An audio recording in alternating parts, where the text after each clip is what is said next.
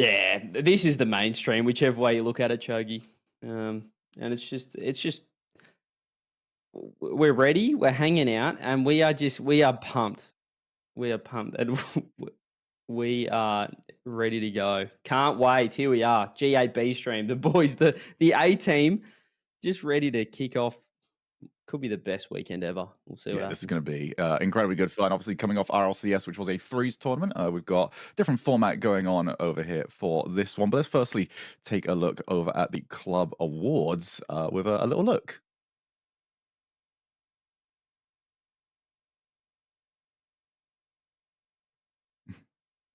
Let's go over the format.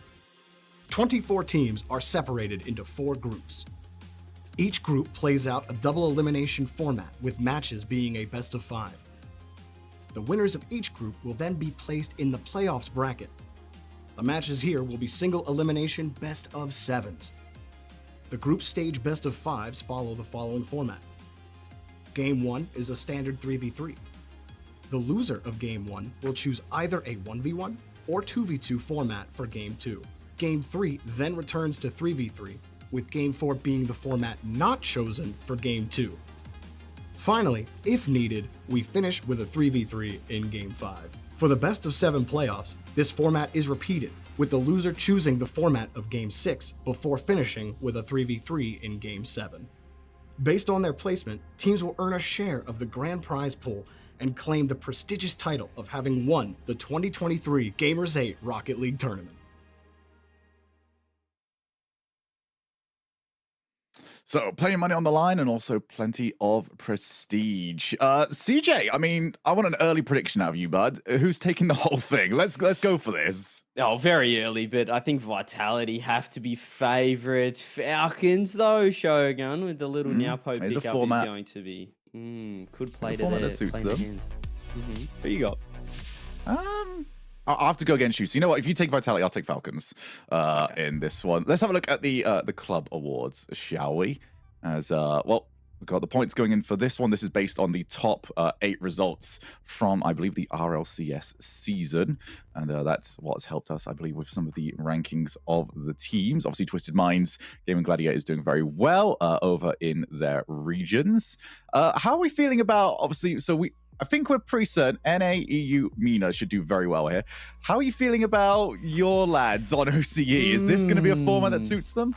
Not feeling great about OCE, particularly our 1v1 stocks are at an all-time low. And last season, actually, myself and Kami... Well, there's 2 OCE teams this time. Last time, it was only us, the Renegades. So, I mean, double the chance, Shogun, of a good performance. But look, we'll have to wait and see. I think that maybe this the world's is the most confident I've heard you. Is that confidence? I don't necessarily know that, buddy. I don't necessarily know. Obviously, over here in Europe, we've got a lot of strong 2s teams. I think it's going to be the interesting one here. I think everyone kind of knows where 1 stands. Everyone tends to know where 3s is. But 2s is always a little bit more of a wild card because despite it being the most played playlists, we don't really have a good grasp as to who is where. I mean, the thing is as well, people can just show up and dominate 2s, and I'm not going to talk about myself the whole time, Shogun, but I didn't lose a single 2v2 last year in the game myself and Kami, so I think that sometimes some surprise packets can show up in the 2v2 format and, use some different play styles. I'm looking forward to that. Well, you like your surprises, but unfortunately there was no surprise when it came to Worlds. It was Vitality who dominated the entire event. The RLCS World Championship defines the expectations coming into Gamers8, and with all the interesting roster changes before the event, it was our first taste of how these new squads will perform. Hot prospects such as Vitality and BDS made it through to the playoffs with relative ease, while some teams fell just short, like Crew, who showed incredible potential for the future. Moving on to the playoffs, the bracket proved incredibly competitive, starting off with a champion rematch between G2 and BDS, with the latter taking the series once again. Liquid started off slow against Space Station, but once the Europeans got into the flow, the Americans struggled to keep up with the scoring power of a Toe and a Chronic. Another notable matchup has to be the French derby between Carmine Corp and Team Vitality in the semifinals. The audience was on the edge of their seat.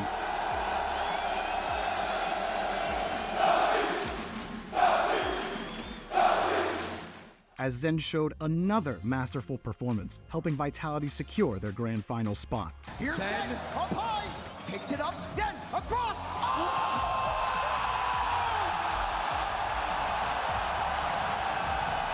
Call him Mr. Physics!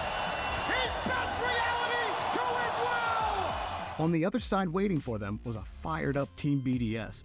With a banging start from Radosin, the French org scored an early lead, and although the matches had been close, once Zen showed up, it was game over for BDS. Zen has not found any sort of purchase on the ball. No, Zen has scored! Here's Alpha off the side, Monkey throws himself in. Oh, and gets two! Tries to get the flip, Radosin just fakes it out, leaves it for the man, the magician, the superstar, it's the signature shot!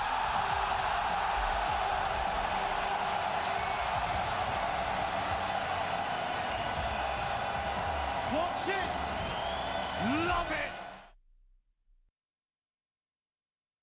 The RLCS World Championship defines the expectations coming into Gamers8, and with all the interesting roster changes before the event.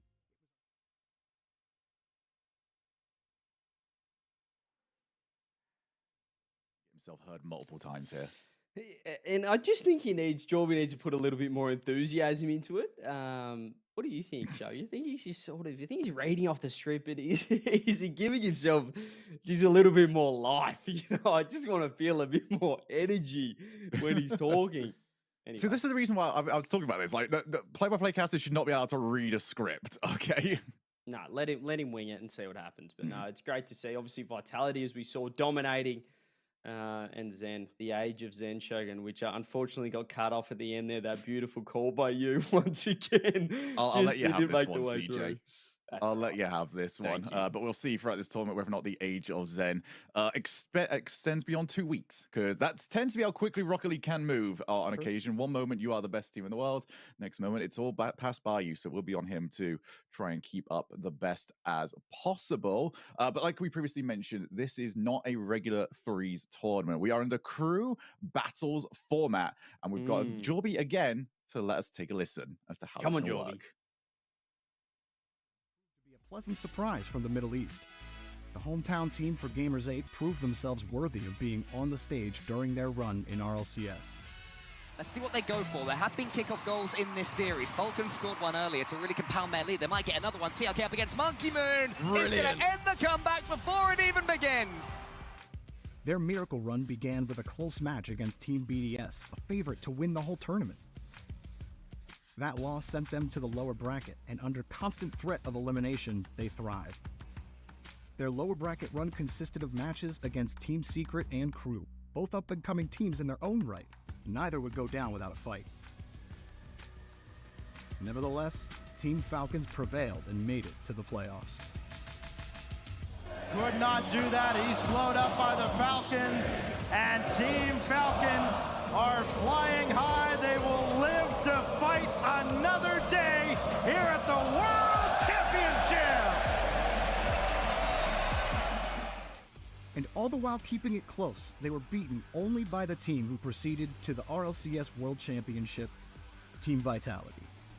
If they show up in Riyadh with this form, there's no doubt that the hometown heroes will put on a show to make the home fans proud.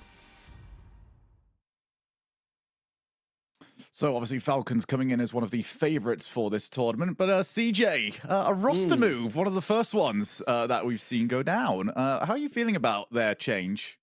Yeah, obviously Naopo coming in for Khaled, I guess, for the future, for the next season of RLCS, and obviously for Gamers8 as well. It felt like this was sort of in the works throughout the World Championships. There were rumors, there were murmurs, and yeah, I can only go well in this sort of a format, as we said. Falcons as well last year, obviously, were the hometown favourites here at Gamers8, making it all the way to the grand final, but they just couldn't get over Furia. So I'm sure they'll be looking to go one better, Shogi.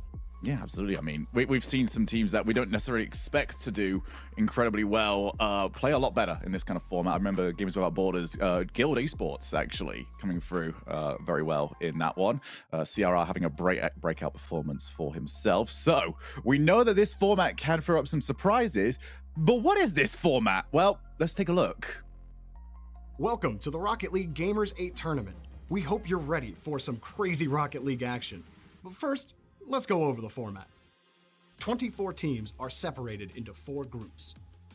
Each group plays out a double elimination format with matches being a best of 5.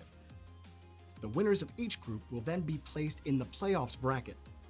The matches here will be single elimination best of 7s. The group stage best of 5s follow the following format. Game 1 is a standard 3v3. The loser of Game 1 will choose either a 1v1 or 2v2 format for Game 2. Game 3 then returns to 3v3, with Game 4 being the format not chosen for Game 2. Finally, if needed, we finish with a 3v3 in Game 5. For the best of 7 playoffs, this format is repeated, with the loser choosing the format of Game 6 before finishing with a 3v3 in Game 7. Based on their placement, teams will earn a share of the grand prize pool and claim the prestigious title of having won the 2023 Gamers8 Rocket League tournament. So there we go then. Everything to play for. We got 1s, we got 2s, we got 3s. I feel like we've seen quite a bit of 3s, but I am looking forward, obviously, to casting some 2s and 1s with you, CJ. I always want an excuse to do more 1s, and never pops up enough. Johnny takes all the ones, doesn't he? He does. There's a serious problem there. I feel like he really hogs that game mode. So finally, Shogun, we get a tournament, we get the crew battles where we can have a bit of fun with it. It's not just a standard 3v3. And I think this is exactly what you need after a world championship. Obviously, everyone's worked towards that in the RLCS season, just to have a bit of a unique game mode to flex your other skills. Yeah, so a short change compared to last year as well is that we have to play all 3 game modes if we do go the full way on this. You can't just go 3s, 1s, 2s, and then 1s again. We'll only see either 1v1 or 2v2, or we'll get to see both of them, but that'll be a problem that we'll re-explain later on. For now, though, let's take a look at the prize pool, shall we, and see what everyone is working towards taking home with them. First place, $500,000, and second place, 300,000 CJ. What are we doing? I mean, we're on the wrong side of the stream here. What do you mean? Why you What am I doing? The That's a most good opportunity question. to do something about this. I would have had to stay on like a decent level for 5 years. What am I doing? Look at that. No, it's fantastic that we can get that on offer. And obviously we saw Furia take the cake last time with the same prize split. So we know how much that can mean to young up-and-coming Rocket League players, what can it do for their careers and families. So it's great to see. And even, as you said, look at that, 17 to 24, $15,000 just for rocking up. So certainly worth the trip over.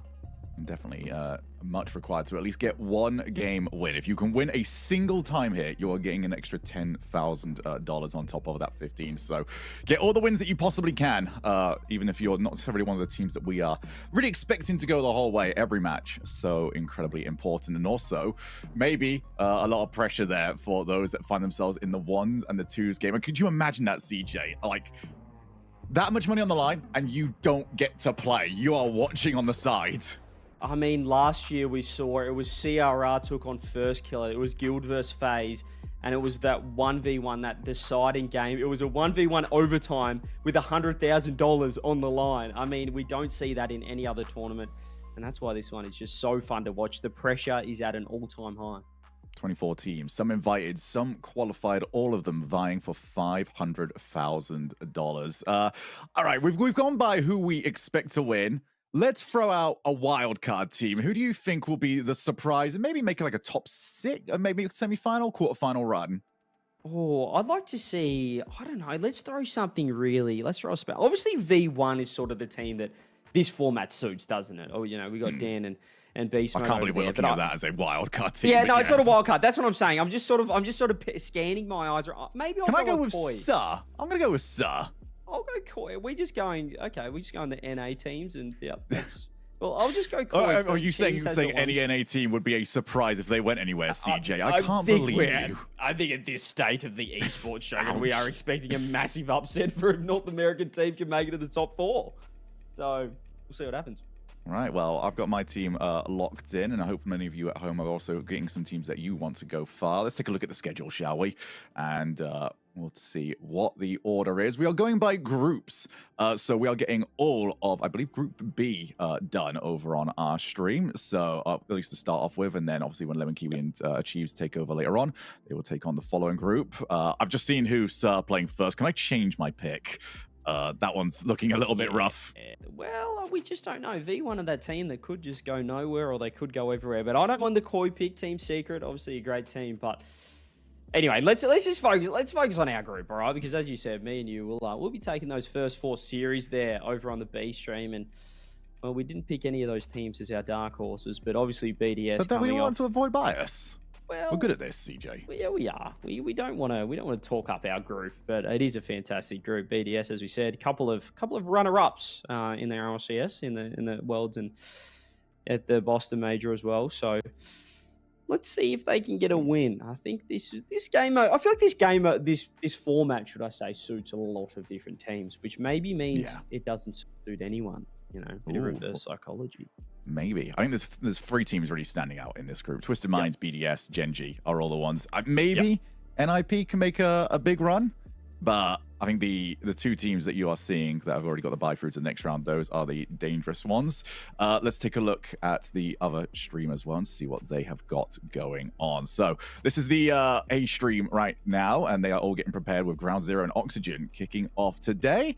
Ground Zero, Oxygen, how are you feeling there, CJ? That I would say that's actually a winnable one for OCE. Yeah, well, Ground Zero, obviously, they didn't make Worlds, so they've had a bit of time to know that they're here. They're going to be at Gamers8. They know the format, so hopefully those boys have been grinding. And I think Oxygen isn't the worst team to come up against. I feel like Oxygen feel like a bit of a broken team at this point. Well, it's a bit harsh to say, but we just don't really know. As we said, it's the end of the season. How are the teams? Are they still together? Are they going to break up after this? No one knows. But Ground Zero, they have a great chance there. But as I said, the 1v1s, I think, will really hurt them. Which, if you don't win the ones, you're probably not going to go too far in the tournament. No, it's definitely going to make things very, very difficult for you. And obviously, FaZe Clan Pioneers going to be kicking off the other group. So those are all the matches to watch over there. But for us over on the B stream, we have got our first match coming up very, very shortly. Elevate looking to take to the field, and they will be up against Twisted Minds, who are going to be difficult to beat in a format like this one. They are, and they have that home ground advantage, as we can see there. The Twisted Minds boys, they really, surpassed everyone's expectations at the World Championships. Senzo with the experience, but SMW was an absolute freak at World. So if he can bring that here, these guys will seriously show up. But on the other side, Elevate, they're a team, Shogun, that I think just keeps surpassing expectations. They nearly made the main event. They were 1 series away. Yeah, it was so good to see that entire time, them playing so very well. But hopefully we'll get even more from them and maybe even go a little bit further in this event. It'd be very nice. I think last time, if we look at Kami. Kami got that 1 win with Renegades, myself, but he want to be looking to going further. I know that we look at the prize pool, but I think winning one of these tournaments, we saw what it did for Fura, what their confidence they gathered from that to take into Worlds. Obviously, this time it's flipped and Worlds has already happened, but I don't think it's a great series early on. Twisted Minds should have the confidence, but Elevate are a team that you have to play well to beat. They are not going to be a team that, you can just walk all over. And, the 1v1s will be interesting for Elevate. I'm not sure who... I don't know who goes up on that. Going to take that one. Virtuoso back in the day has been on a couple of Johnny Boy streams, but maybe not these days. I'd love to see realize Kami is terrible at ones. I'll say it. Kami cannot play ones. I would still beat him to this day. Oh dear. So we're got to get rid of... If we see Kami in the ones, they're in trouble. So I'd like to see realize, I think. They're the boys are there on camera. Yeah, and obviously you can see everyone getting locked in. Everyone's getting way too close to the monitors these days. I don't know how you can see everything. Like, you have to move your head. It takes sort of locking into the game to another level. And I just think that I always sat far away, but maybe that's why I'm bad at the game, Shogi. Have you ever thought about that? Maybe it's. I feel like maybe there's something you've now about become like the default best caster player, so we have nothing to say on this one. Although still somehow fifth in our 4v3s from your limited experience. Well, that wasn't really that fair, but anyway, you got to drop out of the professional ranks to the caster player ranks. It's sort of like big fish, small pond now in terms of Rocket League ability. As you said, these two teams are still right at the top, and Twisted Minds should have to be the favourites here going into this first matchup. Yeah, certainly so. But hey, that's the reason why we play the games, and obviously Twisted Minds will be looking for a quick 3-0. I think that's what they would kind of be wanting, but the 3s games can catch them out. I think 2s and 1s, they're going to have a significant advantage, but we will see very, very shortly regarding what they can do. All right, predictions. Let's get our predictions in real quick. Twisted Minds are going to win this. I think it's going to be a 3-1. I reckon Elevate go 2s after the first game because the loser picks the second game, the format. They'll pick 2v2. They won't win a 1v1, but I think Twisted Minds should be able to get the job done here. All right, so I believe we are loading in to get everybody prepared and see us counting down the moments for game number 1. I'm going to have to join you on this one, Twisted Minds. I think we'll just have a little bit too much. Here we go. This is some serious production quality here coming out. Hang on a minute. We've got the countdown. Terrified. Oh, first time.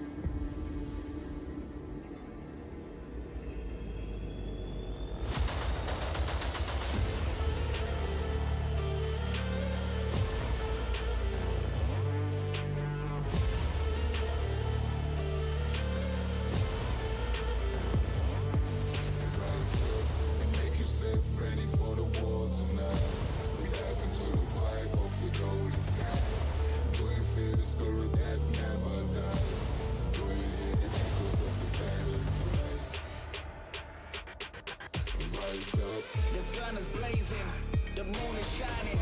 In a land of heroes, where the stars are rising. Nobody can stop me, I walk through the fire right here for fame. Who will us the gusts of the storms in the desert? This is not a game. We fight for glory.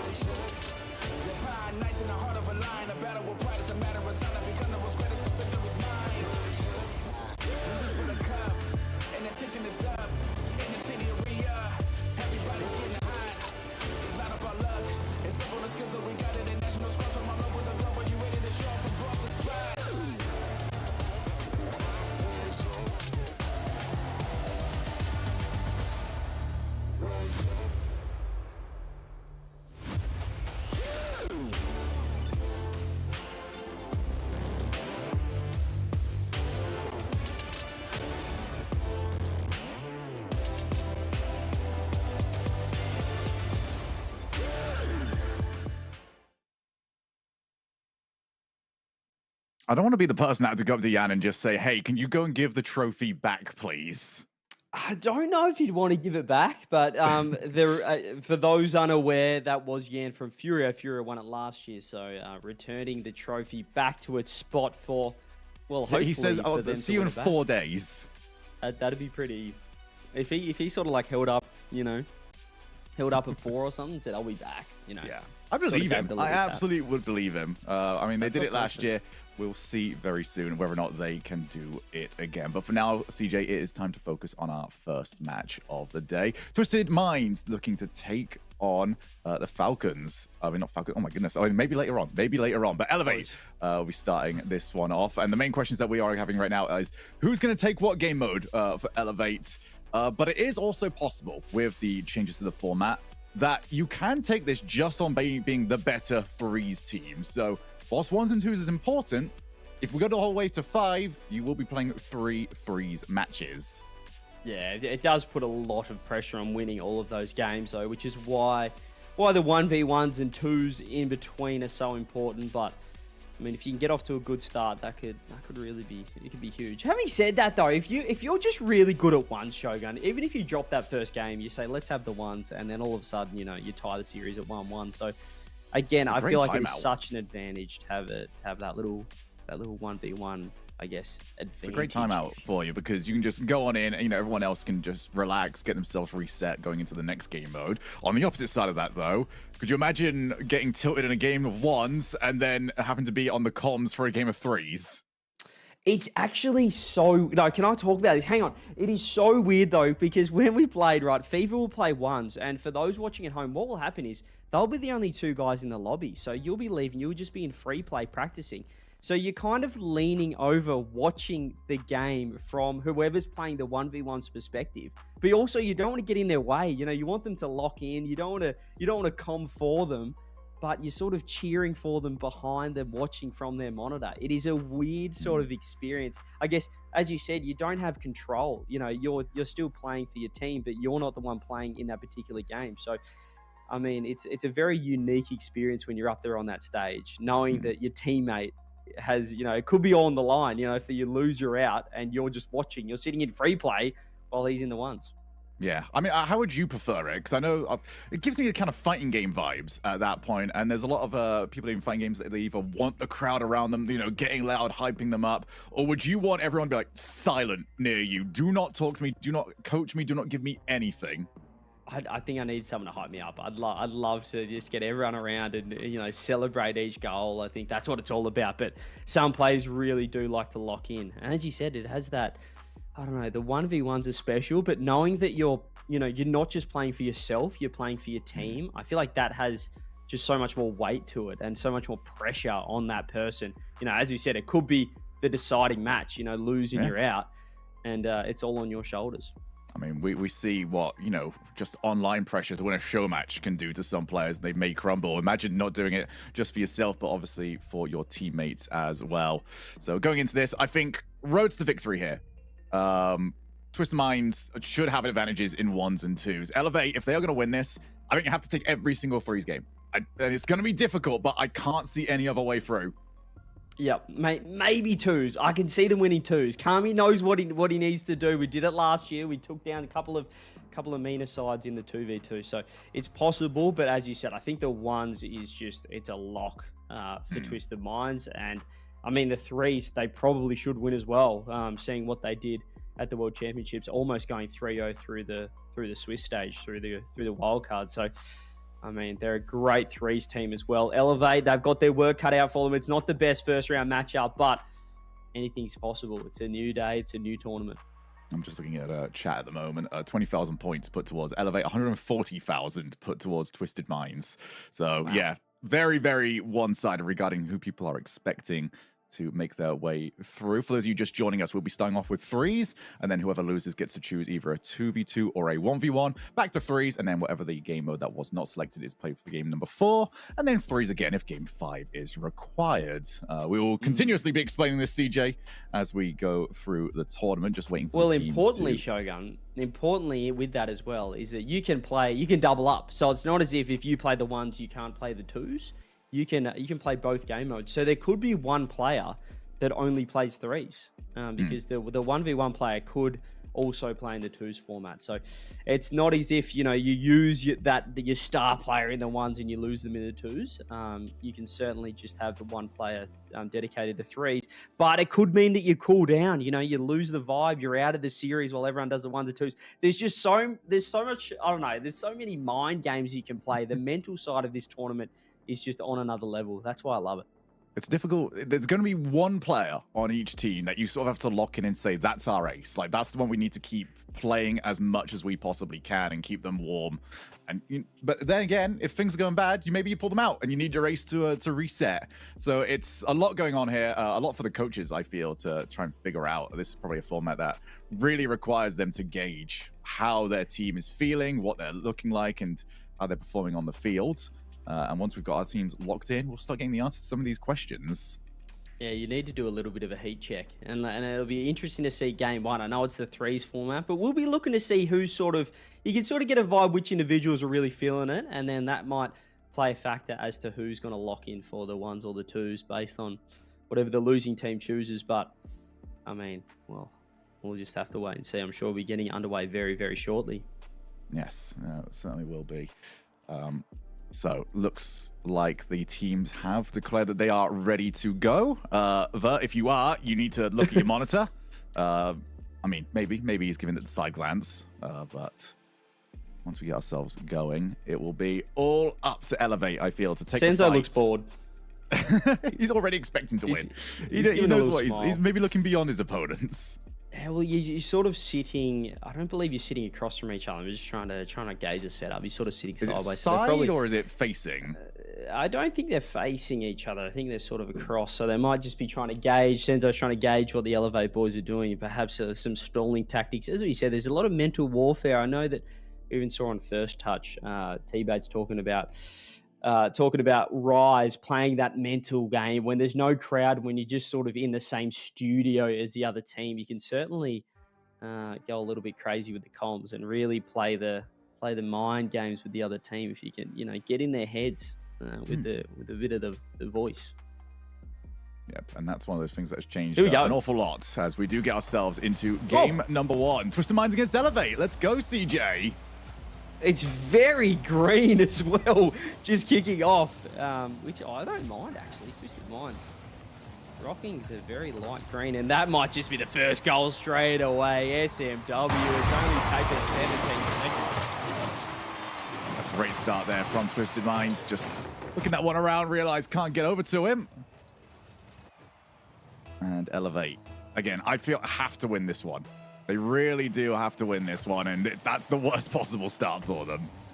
Yeah, you want to really, try and put some scoreboard pressure on Twisted Minds, but this Twisted Minds starting off strong early, but, Kami as well. The mech's not quite warm, Kami, with a little bit of an early whiff. SMW, though, they're looking locked, and the pre-jump's coming through. It's a double fake out as well.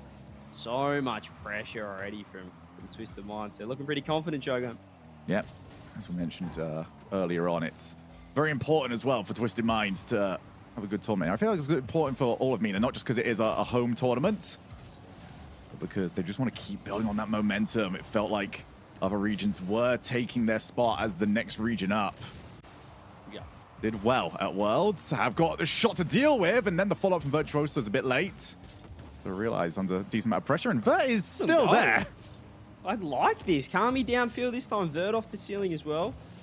That's great confidence from Elevate, but they need to try and find a goal as well. And I mean, you raise a great point about Twisted Minds in that. I mean, MENA has just been put on the map, but it's one thing to sort of have that breakout tournament. It's another thing to stay there. And I mean, if they can come off a really strong World Championship performance and back it up with Gamers8 as well, I mean, the sky's the limit for next season of the RLCS as well.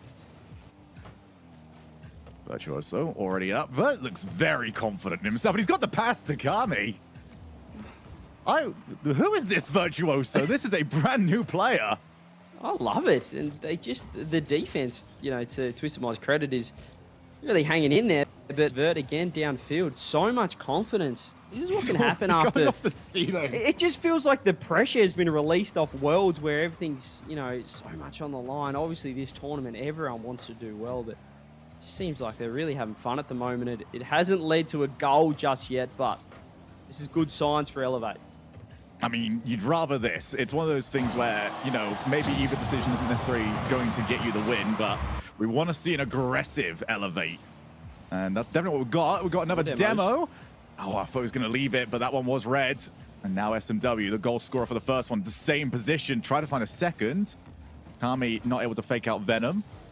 An opportunity. Can they find the bump? Oh, not too far off. We saw that coming, but they just, again, can't find that finishing touch or that finishing demo. Here we go again, Vert downfield, still with boost. This could be a great chance. As Realize stealing boost again. Twisted Mind's having to play a lot of defense. It feels like they're regional brothers in Rule 1. They're taking a leaf out of their book, but a poor touch from Virtuoso is all Twisted Mind's need. Oh, he was doing so good. And now it's all gone horribly, horribly wrong. Virtuoso too far up, too confident, and too out of position, and now finds himself 2-0 down. Sometimes that confidence can come back to bite you into kick-off goal. 3-0. Well, we wanted to let him cook, and they got burnt. Big time there. I mean, Elevate, they worked so hard for 2 minutes, really off that, you know, conceding a goal in 17 seconds. They worked so hard, but one whiff can be all that makes, and all that matters, should I say, is this is what Twisted Minds do. They're just such a solid team. If you're going to make mistakes, they're going to capitalize. Kami now off the wall. Only 90 seconds left to play with here, and Twisted Minds, despite having to play a lot of defense, have got themselves that 3-goal lead. Elevate letting in a couple of very weak goals. One kickoff, one where Vert caught himself out. And you can even maybe make the argument for the first goal that shouldn't have been allowed that level of space for SMW, so Elevate will be disappointed in themselves. Senzo now up, reset, gained, goes for a second. Don't. Even you, I feel like he still had the reset as he went for another reset. He did. He was just showing off, and he had a little bit more boost. That would have been a goal there. I mean, Senzo stepping up. We look at SMW as really the MVP of this side back in the World Championships, but well, that's not a bad pinch as well. Elevate really showing up, but as you said, just a few mistakes have proved costly. Yeah, the pinch was a decent idea. I feel like the pinch is also completely useless when you already know everyone is back. At that point, you actually might as well just take it up the wall and try and at least get a challenge for yourself. But hey, it has been sort of the way Elevate have taken to this first game. They are trying things. Hasn't worked, but they tried stuff. We love people trying as well, and right now they're going to have to try and work out who's going to be going into the 2v2 Shogun, because with 18 seconds left, you locking it in, there's no way they pick ones. There is zero chance that they pick 1v1s. Yeah, they would, I don't know, they're basically forfeiting if they pick ones off this next game. So I'm excited to see who they pick, because it's a very balanced team for twos. So let's see where they go. I would send Vert in. He had a mistake, but he's cooking. He's doing something. He is. He's very active. The question Realize is, you left the water too far away from you, mate. There we go. Does he partner with Realize? Is LBP saying that is not your water bottle? That is LBP's. He's already drunk 2/3 of it as well. I mean, the hydration is a huge factor for Elevate. Maybe that can play into account. I'm trying to figure out here. All right, who's still Realize looks like he's ready to play. There's a lot of H2O on the desk, isn't there? There is. There's a serious amount of water 3 bottles. Oh my goodness, that's 4. That is a lot. They are really working with something there, but definitely twos. LVP's looking. He's looking at Kami. They're working out who's going to be jumping in, who's going to be jumping out. The fingers are getting pointed. I'm going to take a guess. I'm going to say it's Kami, and I think it's Kami and Realize. From what I was seeing there, I think it's Kami Realize as well. I'm not too sure if I don't know if I like agree. it. I think it looks like they've locked that in already going into this, but I would like to have seen Vert given a shot. Oh, it is Realize and Vert. Confirmed. Ooh. I've just had confirmation from the admin. So we're going to have Venom and SMW on Twisted Minds taking on Realize and Vert. Kami sitting out of this one, although not losing a single twos match last year at Gamers8. I mean, this is a massive call. What you're saying is Kami is preparing for the ones game that he's definitely going to win. He's not playing. If Kami's playing ones, You have no faith in Kami at all on this. There's just no way that he is playing ones at all. But this is a massive matchup. Venom and SMW are they're nasty on the sticks. I mean, this is going to be tough. But realizing Vert, if Vert can, yeah, like it's just that. That's it. That's literally it. But Vert has a little bit of the demo, the physicality about him, and that's what I love. Yeah, well, he's going to have to find some of those demos because every time he goes for it, he leaves his teammate 1v1, and SMW is just far too quick. Yeah, SMW gets a beat over the top of Vert. Realize how to rotate it back yet. Just, that's too much aggression. That is a 3v3 play, but it's twos. And it is 1-0 to Twisted Minds in not only the game, but the series overall. We'll get that added shortly. As Venom off the ceiling, goes for the shot. It's hit the crossbar. Follow-up is in. And this is what we were afraid of. This is serious trouble. If the twos aren't competitive, I think the ones aren't going to be either. But SMW, great speed. Venom just cooking up top, off the ceiling. No one back again from Elevate. Just not reaching the speed. It's only been 30 seconds. Not again. 3-0. This is domination. My goodness.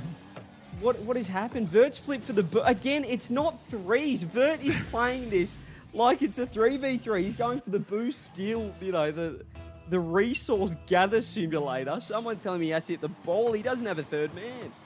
Oh, all right. Well, Vert did have to go for the kickoff here, and now he's got a chance off the wall, but this game might already be too far gone. Vert now taking his time, and that was too much time taken overall. SMW meets him. Twisted Minds are just a step above when it comes to the pace. Long clear from Vert, and he's actually got there first off the backboard. Who's going to be first to it? Oh, Virtuoso not far off. Glimpses. He shows, doesn't he? But oh, this could be a mistake. SMW, you know, does just get back to it again. Elevate, showing some presence. Still trying to get their first goal on the board. They need their first goal of the entire series. They weren't able to find anything, and that demo could be massive. It's just open. Oh, he's that's so huge good. fake. I love it. Well, we said to let him cook. The cookies are out of the oven. 99% of them are burnt, but there's one pristine one, CJ. Well, he certainly burnt Venom there with that fake. Had him going all the wrong way. Broke his ankles. And they do get one back. There's a lot of time. Twos isn't threes as well. There's more chances to score. So much more space on the field. And here's Vert again with a great controlling touch. Does send Venom to the ball, but they've got possession back. Could be a 2-on-1. Where is Realize? He has to be coming through. Where is Realize? It's just Vert by himself. Where is Realize? Venom, great clear. It looks like Realize just expected Vert was going to lose that ball at some point. He was already playing defense. I wouldn't necessarily disagree if it was a tied game, but you need to get those goal back. Venom off the ceiling. Great read of that bounce, and Realize has to go early. I mean, it's now all about being as quick as possible. Pre-jump what you can. Almost found the bump. Realize plays the corner. He knows that he's got to get his teammates some time. That's the interesting bit that you have to figure out in these twos game is actually being that second man. It is always attack or buy time, and it's a very difficult decision to make in a very short span. Yeah, it's a bit of that seesawing battle with your mind. Do you go forward? Do you play the aggression? But I mean, Twisted Minds have given a few windows of opportunity there. I realised could have found a pass before to Vert, went for the solo play instead. I'd love to see a bit more teamwork coming through from Elevate. That's what they could have over this Twisted Minds lineup. You'd have to think Twisted Minds have the mechanics, the individual ability, but can Elevate bring together that teamwork? Or can they just let another open net? Oh!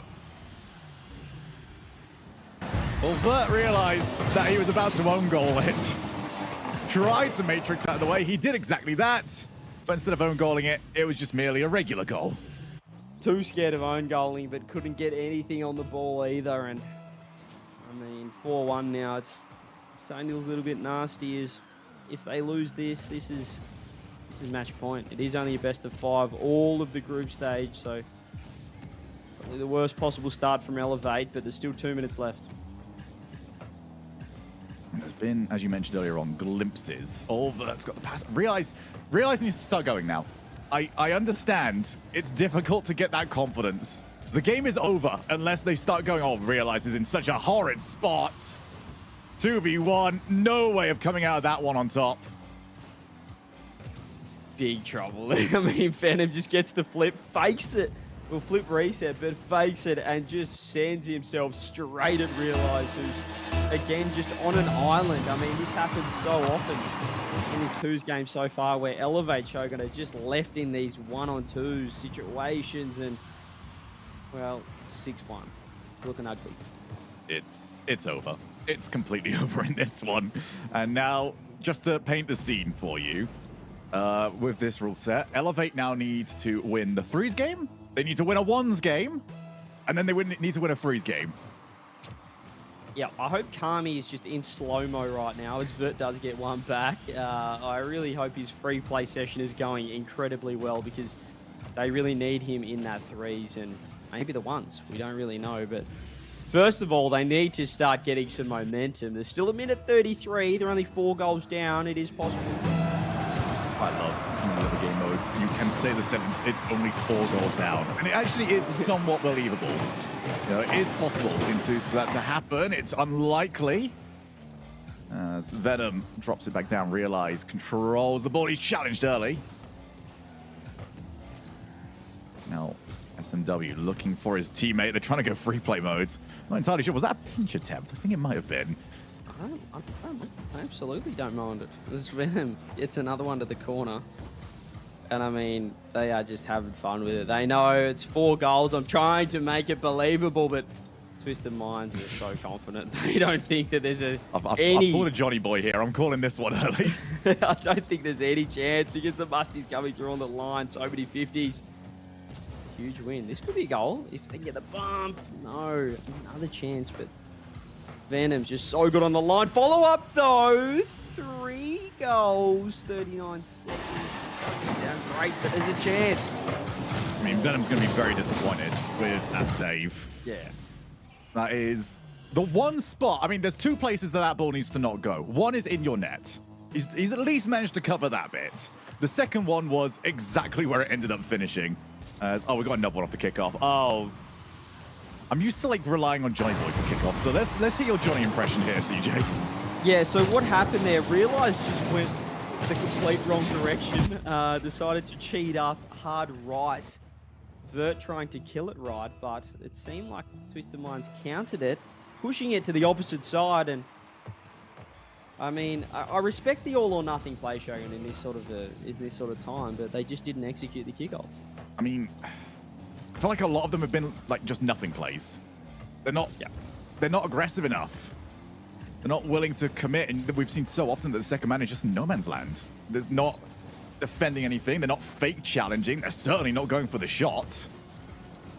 So just cohesion issues, I feel, for Elevate in the twos game.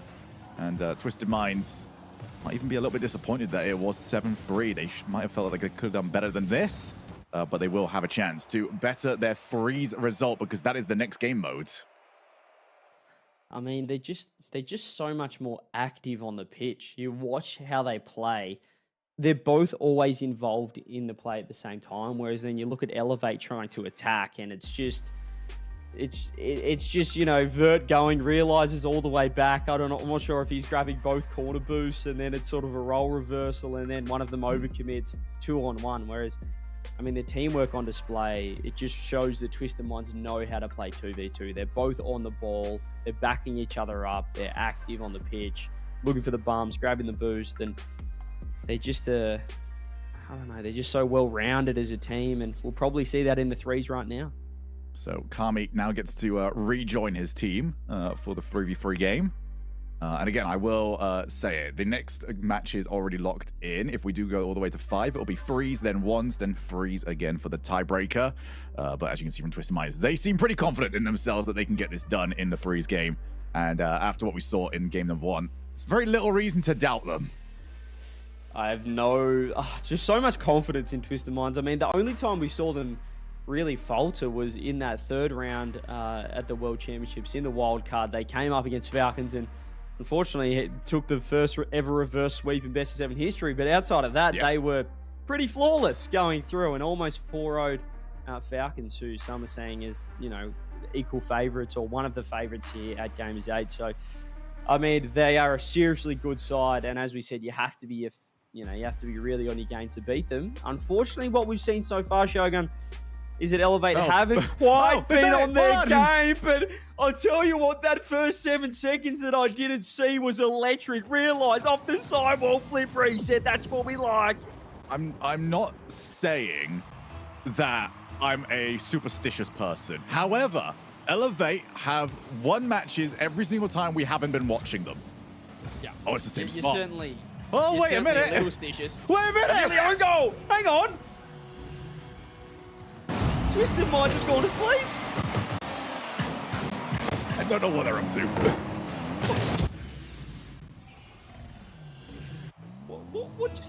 What was that? What is going on, Twisted Minds?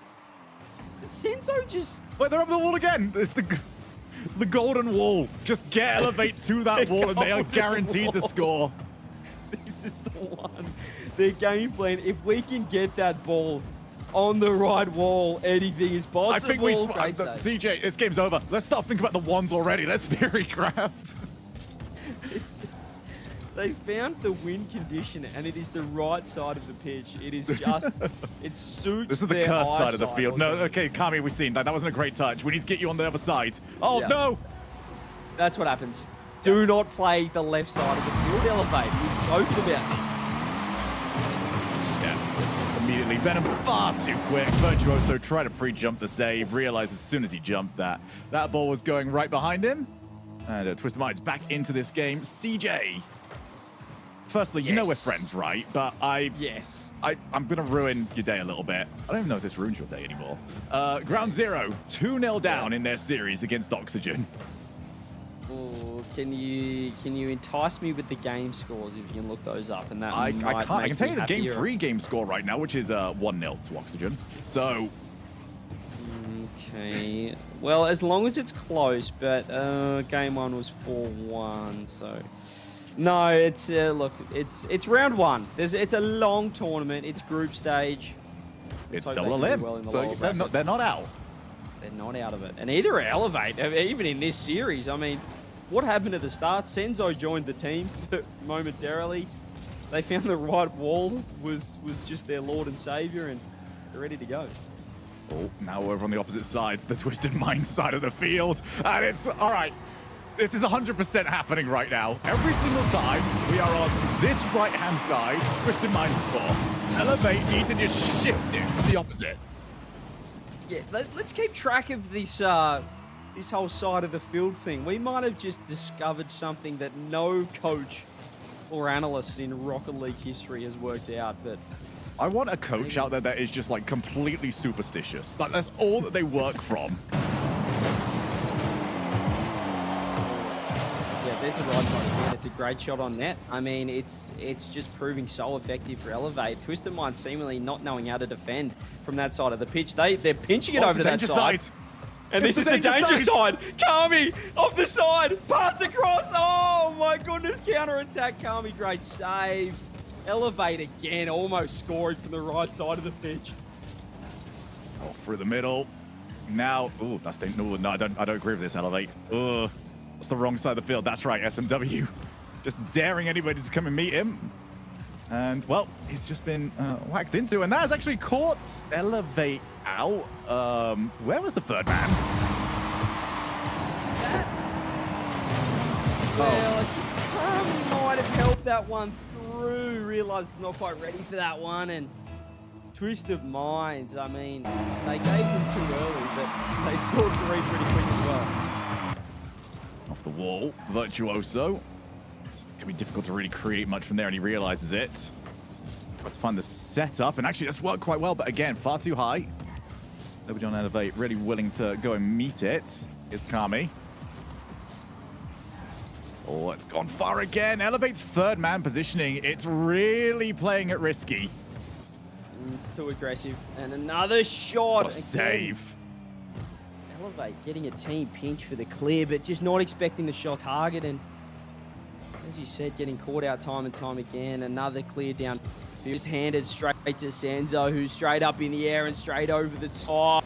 It's coming through another open net. Twisted Minds a minute away from a sweep in round one.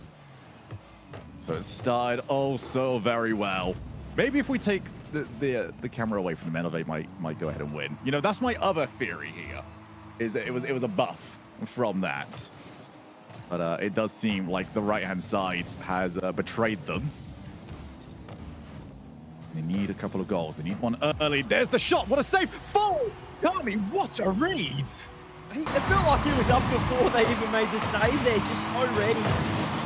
But it's the 50 through. Realise forces back a touch again. That sidewall plaguing Twisted Minds. Venom in the last game, and this time Senzo.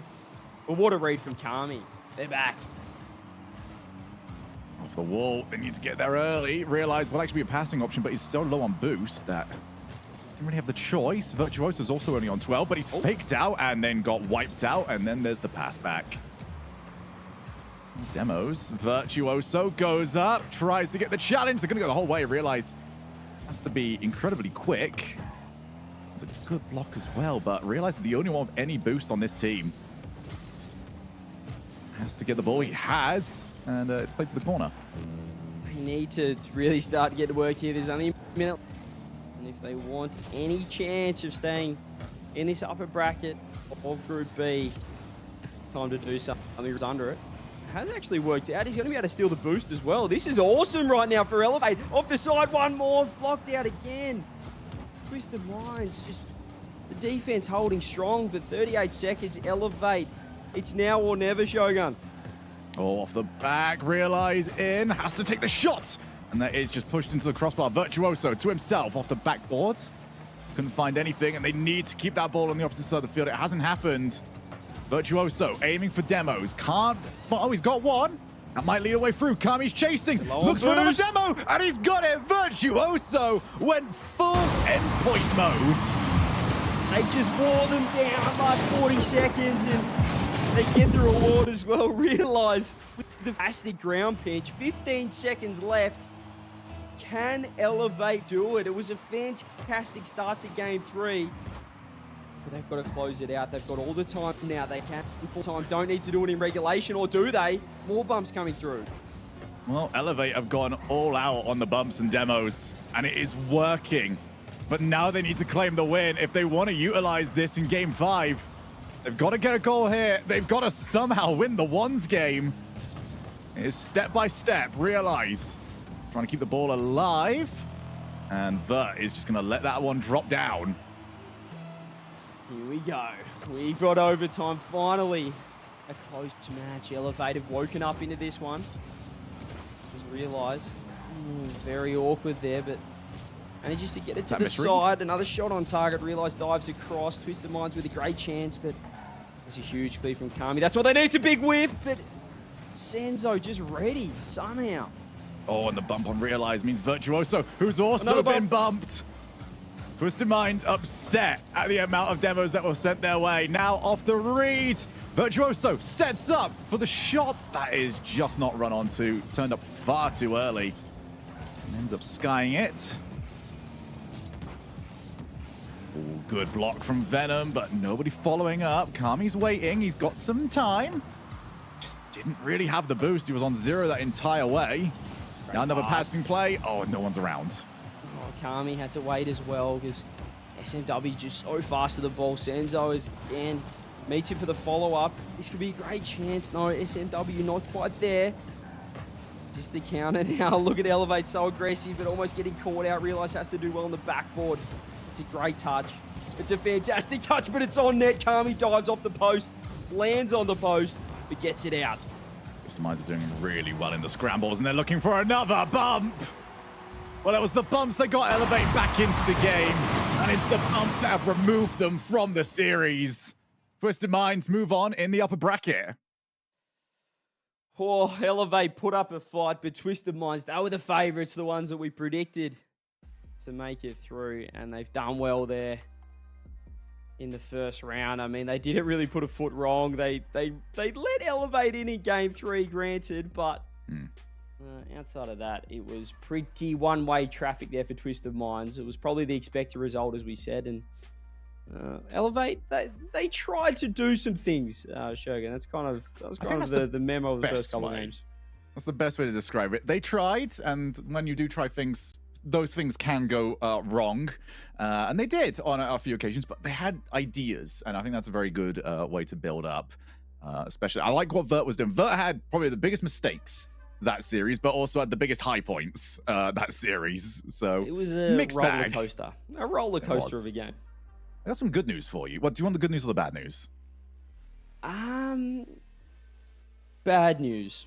Okay, Auction 3-1 up in okay, game 4, which leads to my good news, which is Ground Zero got game number 3 their way. So it is a 1v1 between Jorius and Super Lucky. Oh, well, that's probably where OCE going to fall down is the 1v1. So good to them. Good on them for getting that threes game. Could do them a world of confidence, as we said. It is groups, but it is double elims, so they'll still be alive. They'll just drop down to that lower bracket. Yep, and it was a very, very dominant performance over here by Twisted Minds, who might have even felt like they should have done better throughout all of this. But they'll be happy with the victory, and we'll see more Gamers8 after this break.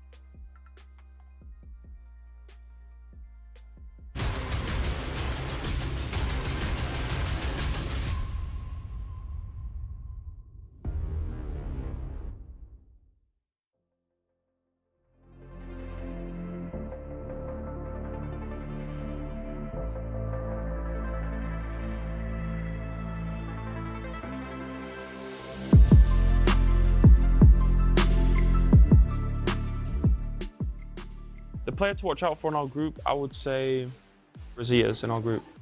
He's like made for this format, you know?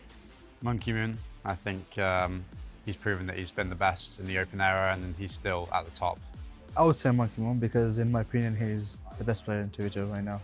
Os jogadores para ficar de olho do nosso grupo, o Aparently Jack da G&G, ele é muito bom no X1, ele é um jogador completo. Monkey Man. When I always play against him, I feel something else. It's probably Rise. He's just crazy. He's always been up there. A partida que eu mais quero jogar é contra a BDS. Queria jogar contra o Monkey Moon para ver como ele joga.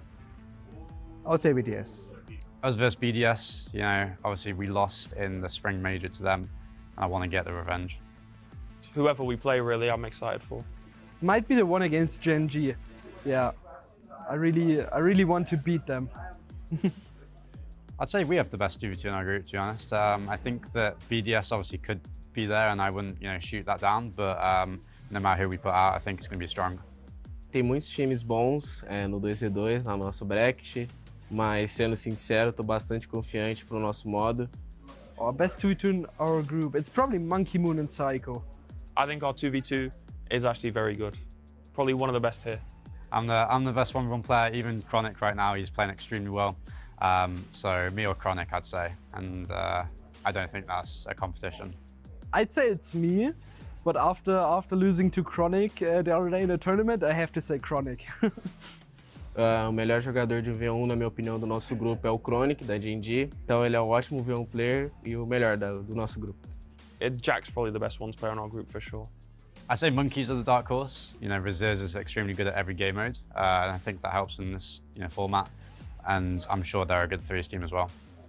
Acho que o Dark Horse do nosso grupo é a gente. A gente tem muito a surpreender, como eu falei. Deixa eu mostrar porque a gente veio, mostrar que a gente tá jogando muito bem.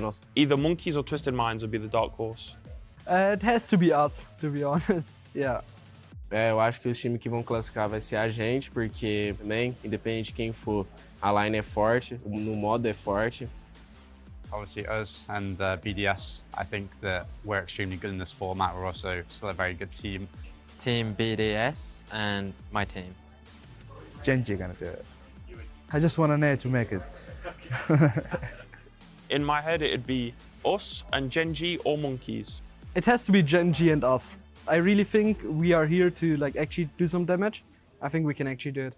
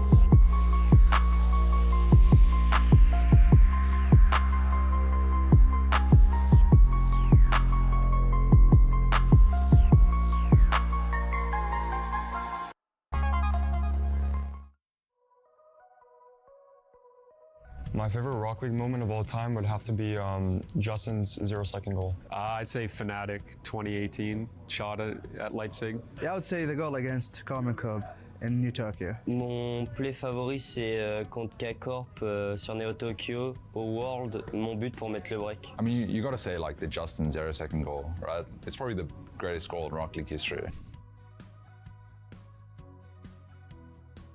Vitality. They never lose in threes. That's it. It's just so hard to beat them. Cloud9, back then with Torment, Gimmick and Squishy. I think it's still Violent Panda, K-Dop and Turbo Pulsar. Je pense que le meilleur roster maintenant, c'est moi, Alpha et Radoza. K-Dop, Turbo and Violent Panda. Cloud9 probably had the most potential. Squishy, Gimmick, Torment. I think they were a really incredible team, so I'll just say them, yeah.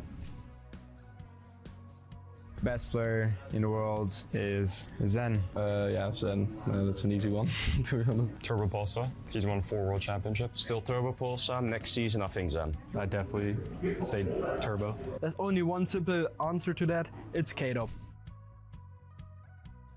I think 2 is my best one. 3v3. I'll go 3v3 personally. I prefer freeze. 3v3, but I like 2v2 as well. I personally enjoy 3v3 the most because it's way more organized and there's a lot of team plays, and I think that's super fun. 1v1, it's all about you. You know, you can't blame your teammates. To play professionally, 3v3. To play in ranked, 2v2. A unique game that's changed my life. Car soccer video game. Rocket League is the game that is the most stressful to watch. This is Rocket League. Rocket League is life. Rocket League is high octane and completely chaotic. Soccer with cars, that's my go-to. Boosto voetbal.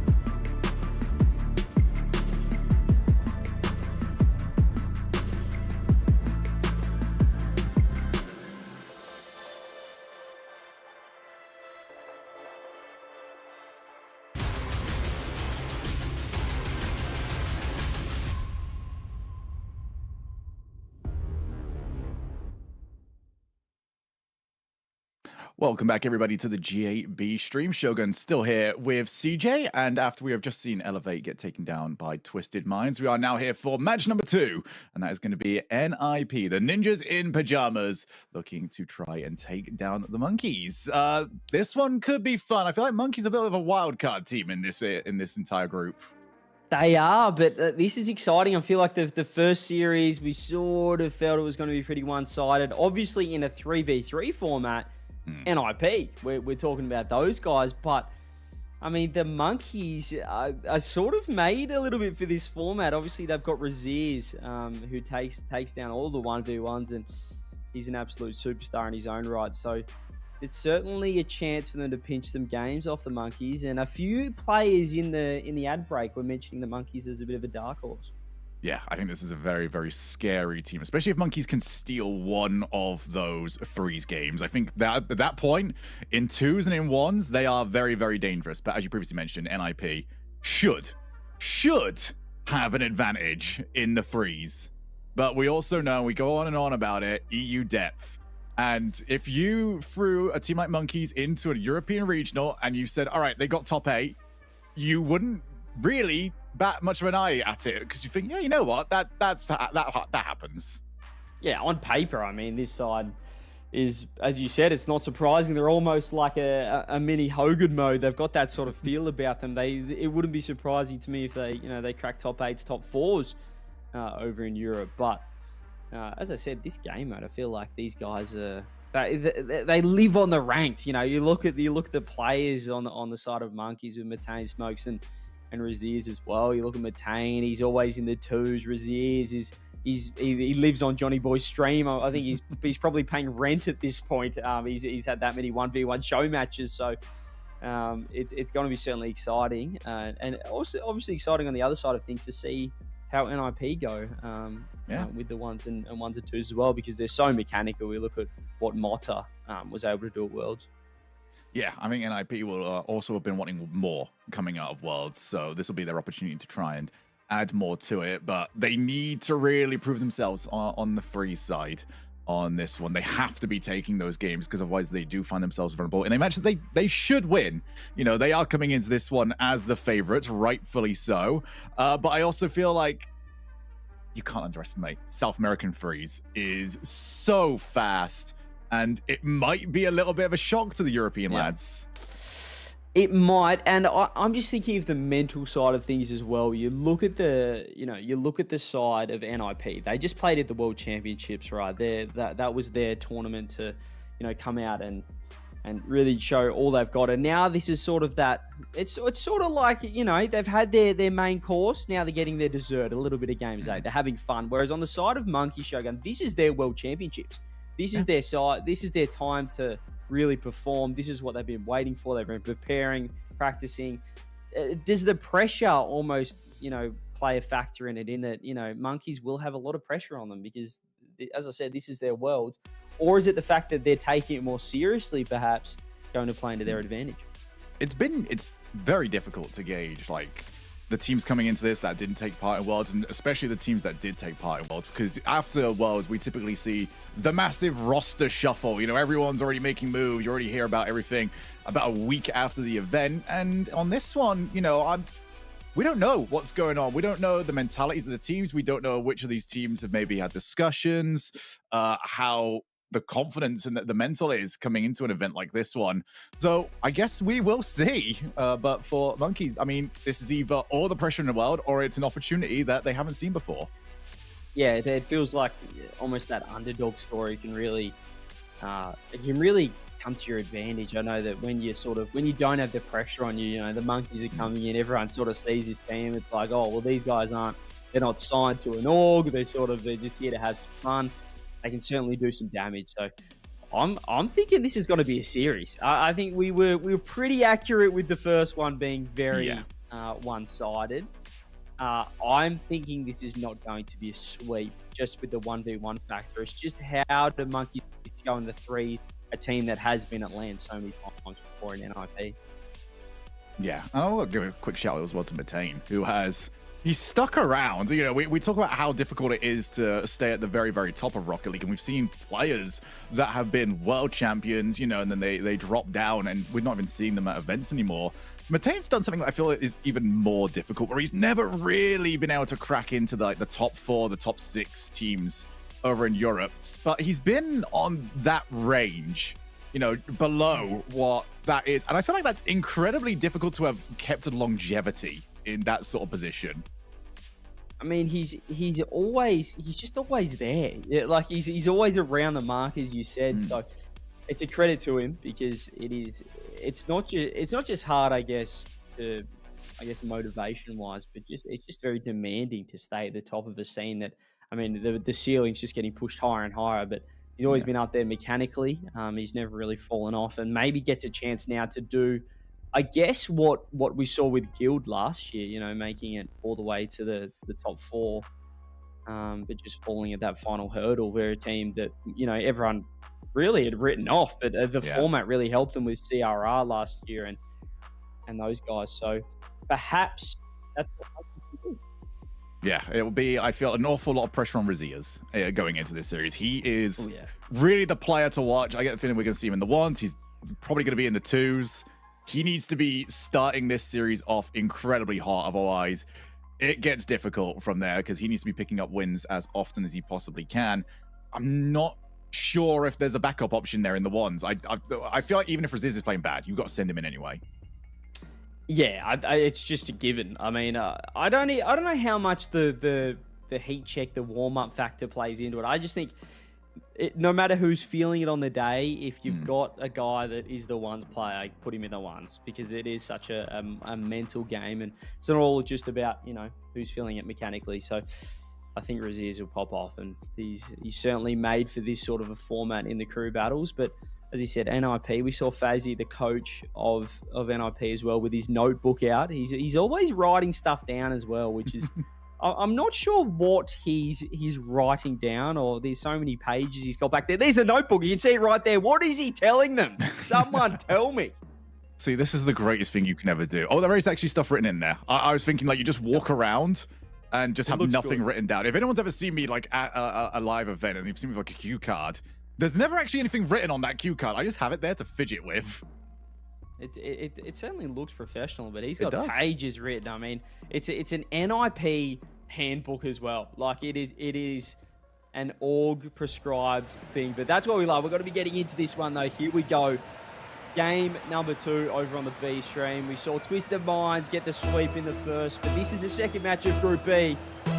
It's NIP taking on Monkeys. Right, I'm going to rush you for a prediction before anything happens. NIP 3-2. I'll go NIP 3-1. Safer. Yes. Oh.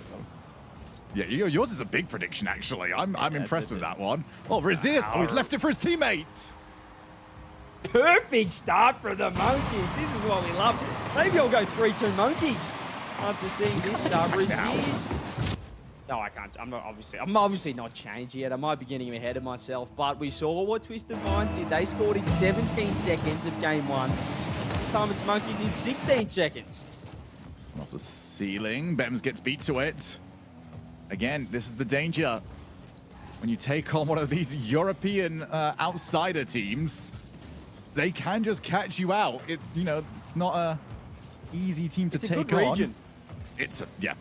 Here it is. It's a great region, isn't it? It is a fantastic region. I mean, I try and stay out of those conversations, but yes, it's undeniable. They just keep showing up on the other side. South America certainly have been pretty strong so far this season. Well, I mean, this season's over, isn't it? But, I mean, for us, until Gamers8 finishes, this season is still going strong.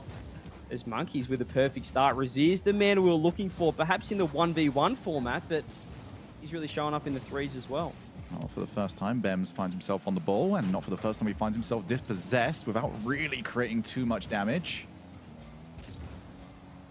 NIP cannot allow Monkeys to stay safe on the goal line. You can already see they are not willing to really push the pace. It's something that has almost been a hallmark of almost every single Matane team. Doesn't rush. He's got the 1-goal lead. He's happy to keep it. I feel like mundane is a hard word to use or a harsh word to use, but really hey, mundane's great when it's winning you games and getting you extra prize money. When you've got the lead, it is the perfect thing to do, just playing safe. And here he is again. Here's Matane. Can't quite get the second touch. Leaves a chance for NIP to get to work. Fake off the ceiling, blocked out again. I mean, they're really just setting up a camp.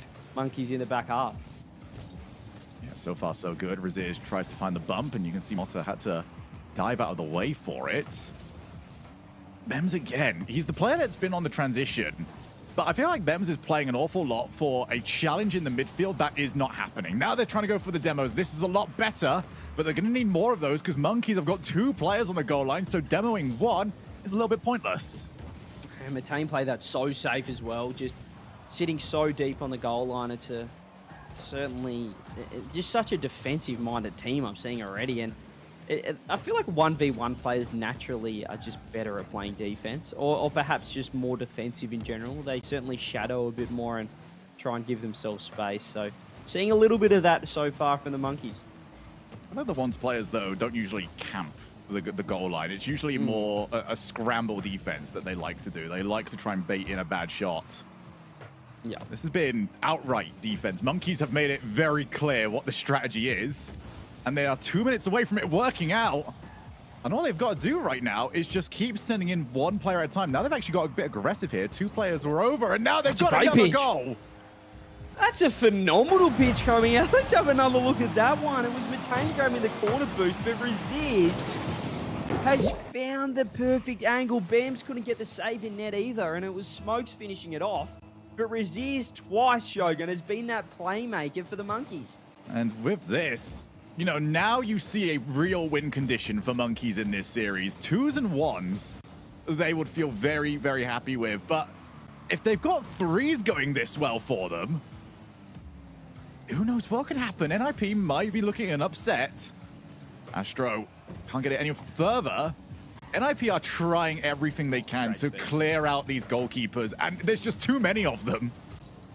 Great speed. They really are adopting that counter-attack playstyle, but I love how deep they sit in net and just fending off this NIP offense time and time again, and that gives them a chance down the other end to grab boost, look for the demos, and set up an attack of their own. I mean, NIP, as we said, a team that is at the World Championships and looks strong as well, just not quite up to it at the moment. Monkeys, the perfect start. As you said, there could be 1s or 2s to follow, and I fancy them. I mean, there's a leave on that one. Matane gets a good challenge. Now, a nice position actually here for Motta. But these positions haven't gone anywhere previously because the challenge has been so strong, but now they can try and build. Monkeys are well set up. Finding challenges on everything, and yeah, Raziz is not going to rush that ball. Look how deep he's sitting. It's honestly perfect positioning and a perfect way to play against an NIP that's getting desperate. There's not much time left. They need to get it down the other end, but here we see again, Bams just has to go to the side.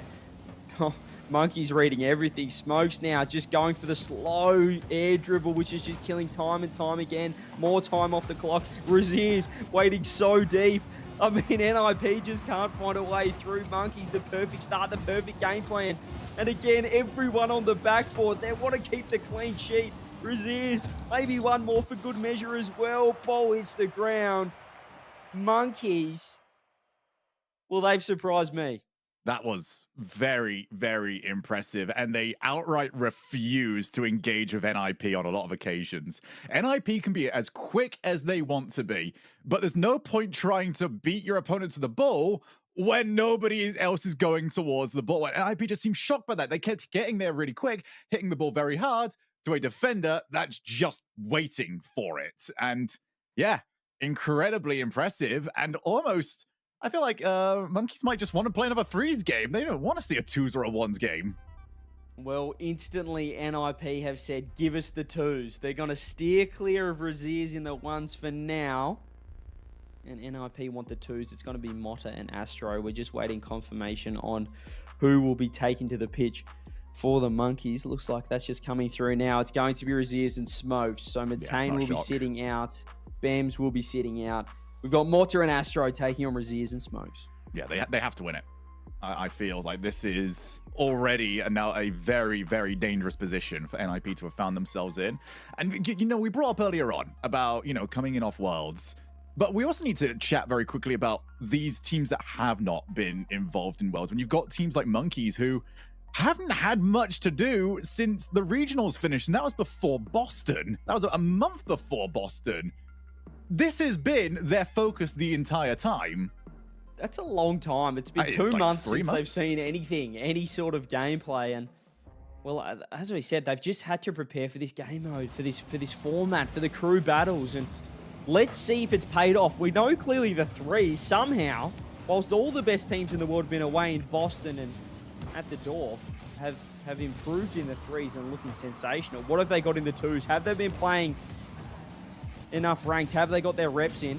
We're about to find out. Yeah, I expect to see a very different play style here from Monkeys, but already they are happy to retreat. The passing option available. Raziz, oh, he'll be disappointed with that touch. It is on NIP here, and now Smoke's looking for the low challenge. Doesn't get it off the backboard, bumped away, and now time to retreat Raziz. I love how Raziz plays, though. It's the long game. It's not committing too hard. He just pops it up, doesn't flip into it. And here we go again. Motta has to get to work. Counter-attack could just be in. NIP find a gap in the offense. And maybe in a surprising way, they found it on an overcommit. Raziz tried to fake challenge. There was nothing to fake. Motta was already the passing option. So 1-0 to NIP.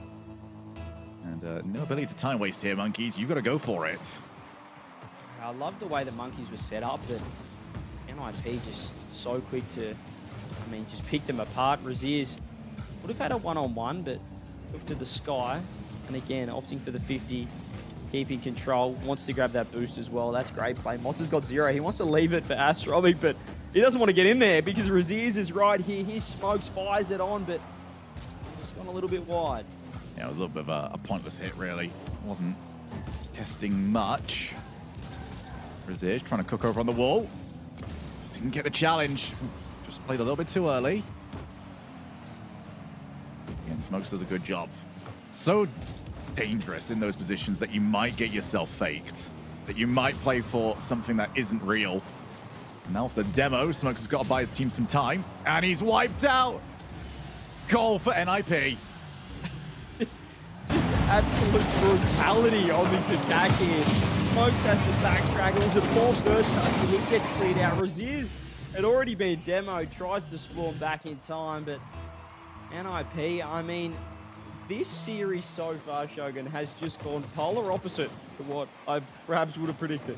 I thought it was 50-50 on the twos.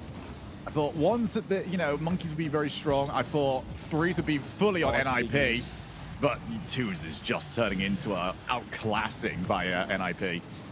That's a big miss from Raziz, just faked out by Mota. Raziz had to cover the extra touch, but perhaps didn't need to go at all. As NIP get their third on the board, there's still so much time in this game, and it is twos. We spoke about that.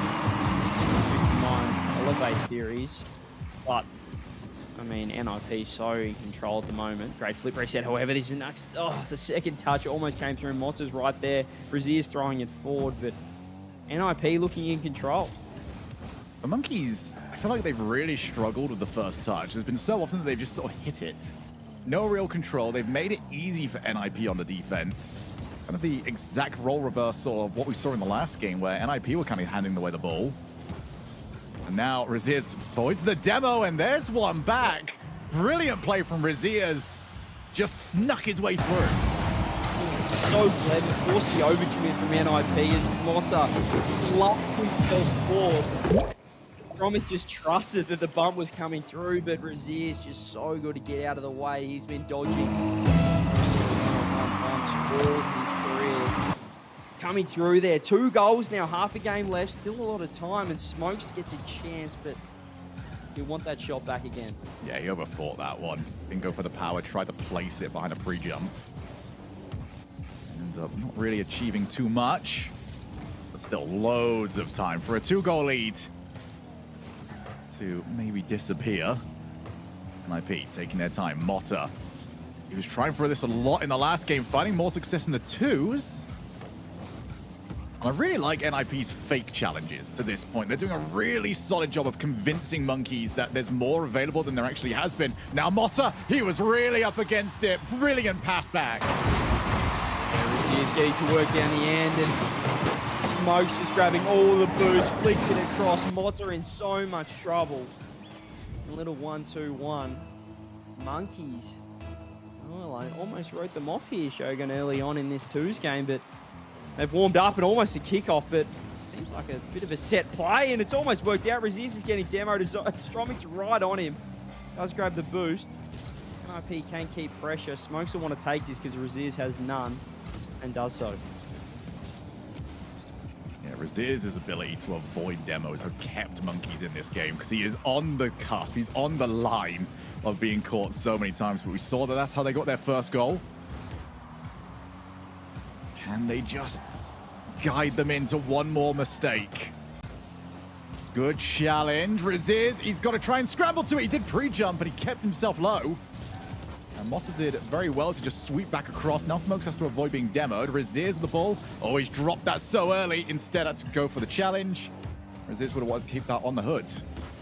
So much aggression from NIP, but could come back to bite them with the counter attack. Here's Raziz, so much boost. Oh, one over the top, but Stromic's there. Extra touch from Raziz will allow Smokes to come in, but Stromic's so fast. Smokes having to play deep. Raziz does grab 100 as well. This is the last chance. It's 30 seconds. Stromic pushing forward. Raziz again. Monkeys. The demos are coming through. Everything coming through. Motta this time plays the avoidee of the bump. And it works out for the counter attack. Here it is. Motta takes it up high, then goes low. Smokes cuts rotation and helps out. Now Raziz off the ceiling. He's got loads of time. Fakes. Oh! Raziz! That was incredible. You are joking. Off the ceiling, face the flip, and then just pogos it. Off his wheels, gets power somehow, bottom left corner, ties it up with 11 seconds left. Someone tell him it's the first day. It's group stage. Save that for the playoffs. There's always a player that steps up. And he was the one this time around. They might even get this in regulation. Raziz gets caught. Monkeys, after looking like they were down and out of this one, are back in it. And now we have overtime. This could just be the storied team of the tournament. Monkeys so impressive. Raziz has been the MVP, at least to the B stream so far. What can he do again? Motta, insta challenge, NIP. They were 3 goals up. but Monkeys Smokes. just wore them down. And Stromic with a fake. Smokes lands. And Razier's so confident. Motta pre-jumps. He's beaten him as Stromic's there. Can he get 2 on it? Yes, he does. Smokes off the wall. Are they going to try and see who gets this one first? Motta to try and meet him. Razier fakes the challenge. He's done so good at keeping himself relevant to the play. And there's been a few demos. The pass across. Is that pass? Is it a shot? Well, it's achieved neither. And it might be NIP's turn. Stromic has to dodge the demo, just forces it down. Oh, it's a huge overcommit. Stromic, open net. Oh, it's gone wide. He's bounced the pass. And Motta hasn't got the follow-up either. Monkeys staying alive. Smokes 0 boost. Just has to get anything on it as Stromic has landed it off of Motta's head there. This is absolute chaos. Razier's just so much confidence. Goes to fake, tries to go low. Motta meets him. Monkeys. The offense is increasing. The level of play is going up. Oh, and he's a missed huge miss. It could be open. Motta's back. NIP are so lucky that Motta spawned on the left-hand side. If he wasn't, that was a goal. No Astro by himself, but now you've got Razier who again avoids the demo. How? How does he keep doing this time and time again? It's like he's got eyes in the back of his head. His game sound's on 350%. Smokes now. Needs a Stromic Razier's. I mean, Smoke's game is just to give Razier space, and I don't blame him. Grab the boost, grab a demo, and get out of the way. But here's Motta down the other end. Air dribble off the ceiling. We saw Zen do something similar at the World Championships. Razier's huge beat out. There's an overcommit, and it's open! Wow. Wow. Wow. Wow. Monkeys are a game off, and they have just been a step too quick. Wow. Wow. What just happened? NIP 3-0 up. Monkeys just clawed their way back, poured their way back. And Razier's with 11 seconds left has pulled off probably top 5 goal of the tournament on day 1. I mean, that's incredible. I can't tell where I stand here between that just being incredible by Monkeys and NIP kind of bottling it. It was a big bottle job. Let's call a spade a spade.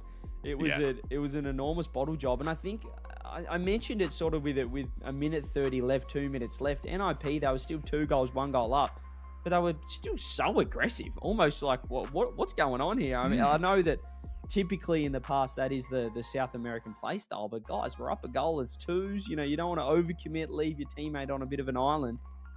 And we just saw Monkeys get, in the end, that overtime overcommit. Smoke scoring that open net shot. I mean, I'm going to claim that won. is positive tilt that just happened to NIP. They got the 3 goals up, and they thought, right, we're better at this. Like, this is our game mode. We are outright better than you. And by the time they knew what was going on, they were already caught and beat. But I want to talk about that Pogo goal one more time.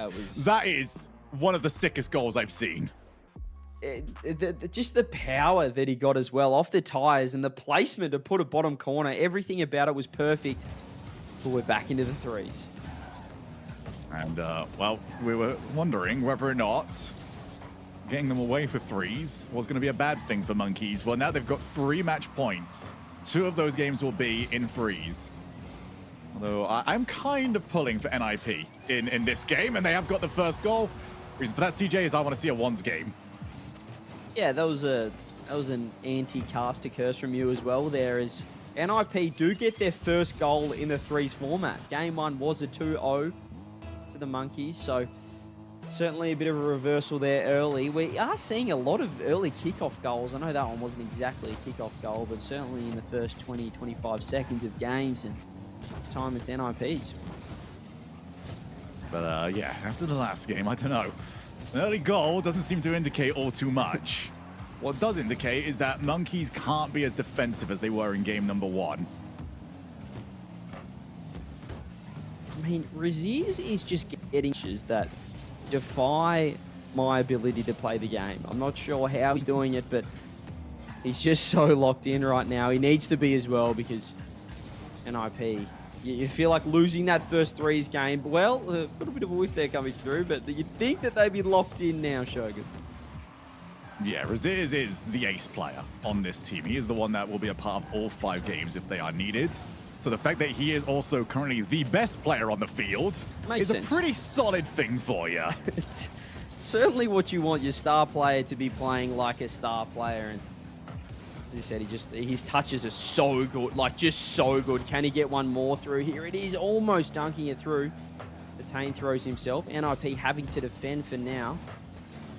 Stromic with a nice clear, but Smokes is right there and does get a huge reset. Motta's in trouble. He's awkward off the side post. Raziz throws himself. Motta recovering. Matane shot on as Stromic just puts his controller down because we got 1-1. I've never seen a car rooted to the ground. Astro refused to move, refused to jump. He knew he was beaten. Monkeys won. NIP won.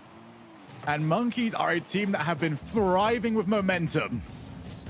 I mean, Stromic just, it looked like he was confused between the accelerator and the brake for 5 or 6 seconds there, and it's a little bit out of position front post, but gets a chance to redeem himself here. Smokes awkward touch. Matane has to go, does well. There's boost for him to collect, and the ball to collect as well. The whiff might help out because Raziz is beaten. The demo's coming through. Bems is there. Monkeys, they want one more. They want to get the lead. Just does die down this offense as Stromic. It's a good touch, a huge bump, but Monkeys, so many players on the backboard at all times, living up to their name. They're just climbing around the walls. Again, no challenge early. They will try and bump a car, but Monkeys refuse to jump. I think that's the big thing. Like, they want to stay as grounded as they can be in defense and only jump if they absolutely have to. That's a bit of a dangerous touch in Raziz. We know he can hit the target, and he also knows how to miss the target, and he had to that time around. Oh, was that just... NIP? Where are ya? Hang on, what just happened? Matane has fired this double jump. How have we managed to go this entire replay, and I've only seen one NIP car? I'm still not too sure how that was open. I know there was a demo, but I mean, fired from the other end of the pitch. It wasn't the most powerful thing we've ever seen, but a little advantageous. An opportunistic shot there coming through from Monkeys, and again, gaining the lead, potentially 3-0ing NIP. This would be, I'm not say a massive upset, but in the style that they've done, 3-0 is a massive upset. It's crazy. A 3-0 in the 2 game modes that I think we both agree we were expecting to be the troublesome ones. Ones, you know, we were expecting Monkeys would have probably an advantage with Raziz. They don't even need ones at this rate. I mean, having that in the back pocket, though, has to give so much confidence to Monkeys, knowing they've almost got a free hit now, and Smokes is playing like it. He doesn't have any boost coming off that flip. Too. Oh, the demos. Dear me. Raziz, no way. Just cannot get demoed. What is happening? They do get a goal eventually. Raziz dodges everything, but Stromic, from the pass off Bems, gets the equalizer. We finally found where Raziz's limit is. NIP back into this game. They've looked good in bursts, but NIP need to get rid of the little mistakes. Need to not give up a freebie because Monkeys do not seem to feel the pressure. They've taken everything handed their way. Raziz is already up. All right, a little bit too confident. And now off the demos, it Smokes, jumps early, and the bump. So Raziz gets one bump, and that gets rid of the pressure. Yeah, would have liked to see the shot straight on net. I'm not sure if the dribble play was the one there. It was open momentarily as now it's open down the other end. Bams has to jump at it. He's missed that by a mile as Stromic then meets him in the air. I mean, NIP, they tie it up, but it looks so shaky in the process. It's a great pre-jump from Motta, however. Raziz, again, just every touch turning to gold. Great beat out. Smokes redirect. Oh, it's trouble for Bams. Matane's there as well. He's got to go off the backboard to himself. 1, 2, 3. More trouble for NIP. Counter-attack maybe, actually. NIP just keeping it in there. 12 seconds left. We'll probably have overtime. Monkeys could have scored. You know, been critical, but NIP defensively were fantastic right there. To get 2 saves in a row on very difficult to read plays. They have kept themselves in this one, and now they need to get this next goal. Here we go. Overtime, Monkeys, a chance at sweeping NIP in a massive result. 3s and 2s could be theirs. Astromic goes high, air dribble. This is it, Raziz. Saves his team once again. So fast, throws it up. Astromic in trouble, gets the read. Raziz everywhere. Matane wants a slice as well. This Monkey's pushing forward. Matane's off the ceiling. Is this a lot in Season 3? What is happening? But I'm sorry, CJ. The angle of the century only happens once per century. I want to see it twice. I want to see it one more time. That completely invalidates the call at that point. The angle we see a couple of times a century, but not quite there. As he is again. Much boost, but almost an easy free beat out there. Smokes goes high. Stromy jumps as well. NIP's defense holding on, but it is awkward. And Raziz is just dancing around everyone. Can the bump come through? No, Astromic does well. And a huge beat. It should be open. No, we've got one back. It's Raziz. He has to dodge every single bump, but every time he steps up to the occasion. Right, that was just a complete misplay, though, from NIP. The idea was correct, but the touch to set up the bumps was so heavy. They just giving away. Now off the backboard, there's going to be no follow-up that's quick enough. NIP are kind of wasting good positions here. Smokes with 0 boost as well, but he gets away with it. Matane off the ceiling, pops one more, should I say, over the top.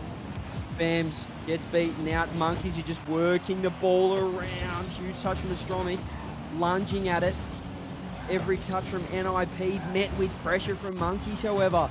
Here's Matane again, just flailing around, but the offense, it's just increasing with every touch. Monkeys, the confidence growing with every touch. I mean, NIP again doing a great job of meeting all of these challenges, but the boost game is now incredibly important. Motta's the only one with anything too much. Be up to them to get the ball over to him. Bam's good win. No follow-up. They're actually onto the blind side here of NIP. Challenge missed. Mitane sets up. And that's in. Monkeys sweep NIP. They've done it in 3s and 2s. Not even the 1v1s had to be a factor in this best of 5. Monkeys with the best possible start. The team that so many pinned as a potential dark horse due to the format, due to the crew battles nature. And they have stunned NIP here in Group B. NIP and Elevate now in the lower bracket. Wowee. Incredible. And you know what? Fair play. That is probably the best Razier's performance I've seen in 3s. We know how good he is in 1s, but the transition of that over into the 3s game, it does look like it has been difficult for him. Up until then, that was incredible. I got another incredible thing for you here, CJ, because I'm just peering over to the A stream. They're in 1v1 right now between Optic and Gladiators. OSM is currently beating AJ 4-1.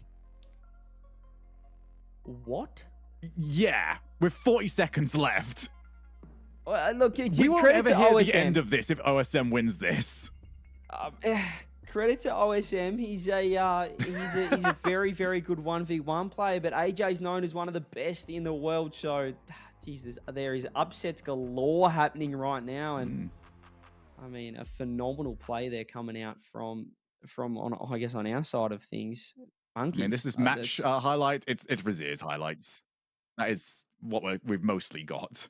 He was phenomenal throughout that entire match. 3s, 2s. I still cannot believe that NIP did not win the 2s game, but I'm sure neither can they, to be completely honest with you. They will find themselves in the lower bracket and a long road to go. It's gonna be a tough one, but it is the lower bracket, so you know they're still alive. If you just make your way through to the playoffs, everything's forgotten about in the groups. Yeah, it will be incredibly difficult for them to get their way through. But hey, they've got plenty of time to try and recollect themselves and set out. But for Mitane and the rest of Monkeys, they move on in the upper bracket, and we'll see how the rest of this group goes after this break. Oh, we have an interview. We actually do. Who we got? Last minute interview. This is what we like. Who do we have for this interview? We're getting word through. We're getting fed through an interview. Hang on a minute. All right, well, once we get them through, we will be able to have a chat. And the chat thought they were losing to Shogun, but we're here for the long haul. We are here for the long haul. Look, Monkeys, I mean, we sort of joked about the European region, Shogun, but it's starting to not become a joke anymore. I mean, whatever European team you send, they just show up. They're just overpowered. It's an overpowered region. All right, well, let's have a chat then. To our interview, how are you doing, my friend? I'm doing good, Shogun. I'm doing good. Thank you. All right, let's start this off pretty simple. 3-0. Were you expecting a 3-0 against a team like NIP? Not really, to be honest. I thought it was going to be a bit of a closer match, but we came out like very strong at the gate, and we like got the hype starting, and we just continued it rolling. So we played really well. Now, Matane, what's going on with the region? What's going on with the European region? Because, I mean, we joked about it during this first game, because NIP, I thought, should be winning the threes. You know, you guys are pretty, maybe the ones and twos could be your format, but have you guys been what's the scrims been looking like? Because the threes is on fire.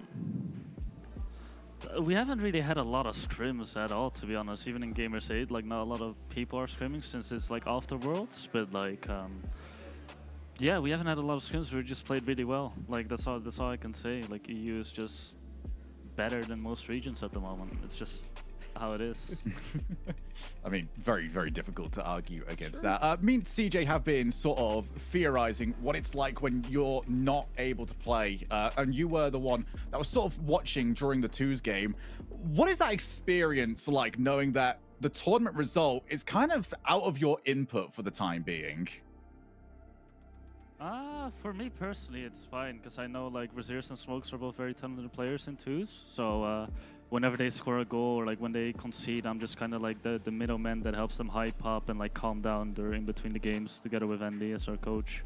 We just like get the hype going, get them calmed down, and like that's how it just kind of goes. For me, it's not really a big deal that I don't play. And what's, I guess, the mindset for you guys coming into this tournament? Because a lot of the teams here have just, played at the World Championships. This is probably that, I guess, we talk about that was their goal, and this is kind of this fun thing afterwards. But for you guys, you've set yourselves for this tournament. So do you feel any extra pressure because this is your sort of World Championships? Or do you sort of treat it as that underdog story that, you've been able to prepare off to the side? I don't think we actually feel any extra pressure against the teams we're playing, because we know we're like capable of like beating good teams, and we know we're like all talented players. So I don't think there's any extra pressure, and I think this is like kind of our Worlds, I guess, to look forward to, since it's like a very big event for us, and of course we didn't make Major and Worlds, so I'd say this is like our Worlds towards the end of the season right now. So I'm going to give you one more question before we let you go on your way. You've got Gen G in the next round. Now, let's say you guys win the first match, the freeze game. What game mode do you think they are more likely to take, the twos or the ones?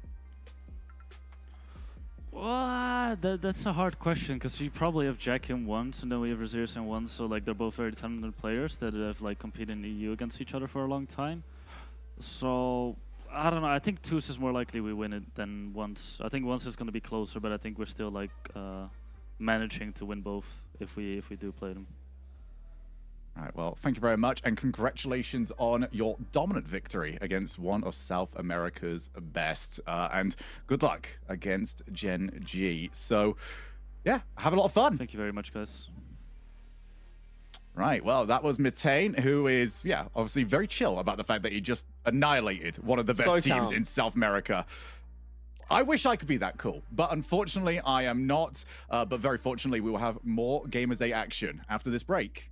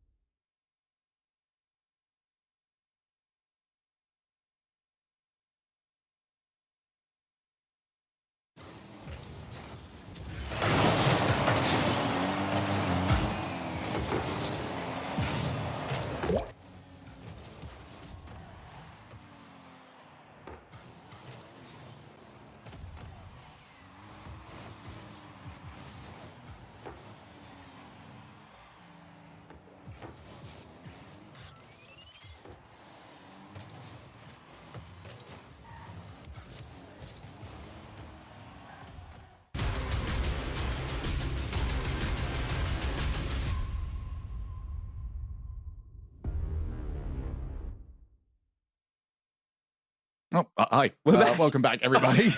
We're back. We're back. We're back. Good thing you didn't go get that coffee, anywhere. CJ. Yes, you are always... You're stuck with us for all of this as we prepare ourselves up for match number 3. Really got me by surprise, actually, coming out of there. I was just having a look at the Liquipedia for the next matchup, and yeah, it looks like we are getting straight in. Look, there's no rest on the B stream. That's what they say, Shogun. We just go straight into it. We get these matches through. We get these players. We keep them warm, and we get the best quality gameplay possible. Well, Twisted Minds will be coming into this matchup very warm. They came in off a 3-0. For BDS, this will be the first time that they do take the field. The World Championship runners-up. BDS looking to maybe right that wrong and go a step further in this tournament. Yeah, they've BDS, and in particular, Rise is a perennial bridesmaid, isn't he? He's always getting second in every tournament. Obviously, he has won a major. He's won the... He won London last year, but I mean, BDS, do you get tired of coming second, Shogun? I know I certainly wouldn't. I'd love to get second in a lot of tournaments, but these guys, they shoot for number 1. It's if you're not first, you're last. That's how these guys, you know, have molded their minds in each tournament. So I think they'll be shooting for that first place here at Gamers8.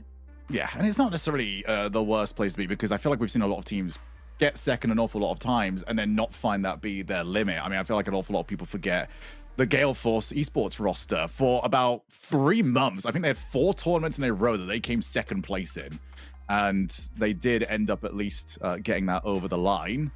So BDS will be going up very shortly, and I do believe this is wrong. I believe it is Twisted Minds. I tell you what, though, if we had BDS Vitality, everyone get over to the B stream. Everyone in. We've got the grand final. We've got a World's Round. No, it's going to be BDS taking on Twisted Minds. We saw Twisted Minds earlier, obviously, in a dominant display. 3-0 against Elevate. It was somewhat close in the last game, but really Twisted Minds were just having fun. But this is a whole different ball game. Yeah, Vitality are, by the way, in the Group A. So, no, we can't see this matchup. Maybe later on in the tournament. But you can see BDS ready to lock in and get to the field. Monkey Moon, Seiko, and Rise in the middle, ready to try and take to it. I love, by the way, Monkey Moon's pre-match ritual. I've only just started to notice this. I feel like I should have noticed this earlier, but I kind of love it. Have you seen what he does? No. What is this? Is this the meditation? He has like a routine that he goes through. It's like, I feel like he like cracks his neck a little bit and then like gets the cracks out of the wrists. Like it's solid. I was scared. You look over and you're just like, wow, you're just another day to him. Yeah, a little bit of routine, a little bit of placebo perhaps as well. But, you know, we just saw the play cams there, and I think that Rise sitting in the middle is a massive factor as to why this lineup is working, because, you know, they spoke about it themselves. Mew spoke about it in terms of just, you know, Monkey Moon and Seiko, they're not the loudest. They're not the guys that are really bringing the most energy, and particularly comms and stuff. Monkey Moon's typically a little bit quieter with his comms, but get Rise in the middle. He'll fire both sides up and they can feed off that energy. And I mean, it's really worked so far. They're only losing to the clear best team in the world, Vitality. Yeah, this is going to be an interesting matchup because I feel like there are 3 clear frontrunners for getting out of this group. BDS are one of them. We've got Twisted Minds as the other, and Genji. I feel like are the 3 main protagonists in this, and then obviously Monkeys, after that last performance, might be able to add themselves as the 4th, but I still feel like outsiders there. Winning this gets you 2 shots at qualifying from the group. Losing it means that you have to win 2 in a row down in the lower bracket. So this is ginormous for both teams' chances of making out groups. And we are just going to get straight into it, I've heard. So this is what we love. There's going to be no rest. The boys straight into it. BDS, as we said, coming off that World Championship runner-up placing. And Twisted Minds, I mean, we did predict them to be one of the big 3, but can they beat one of the big 2 in the world here in BDS? Or is it going to be a continuation of European domination in this event? We'll find out very shortly as BDS against Twisted Minds is underway. Venom can be big in this one. He's going to have to be as quick as he possibly can be. Seiko Oh, I feel like it had a really good performance. We've been waiting to see last season's Seiko again for the longest time, and we saw him again at Worlds. It is I don't want to say it's a rare occurrence, but because he always plays at such a high standard, but when he does elevate to that next level, that sort of almost best player in the world really status, he is something to watch. And we saw it in glimpses. I had a joke with him at Worlds. He missed one of the easiest open nets I've ever seen, and then comes out and dominates the next series. That's what the best players do. They know how to respond. Wait, is this like another one of our theories now? Because we also had the Zen own goal followed up by... Yeah, it could be a thing. Just play bad.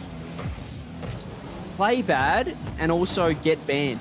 It seems to be a winning strategy. So we'll see how Malpo goes later.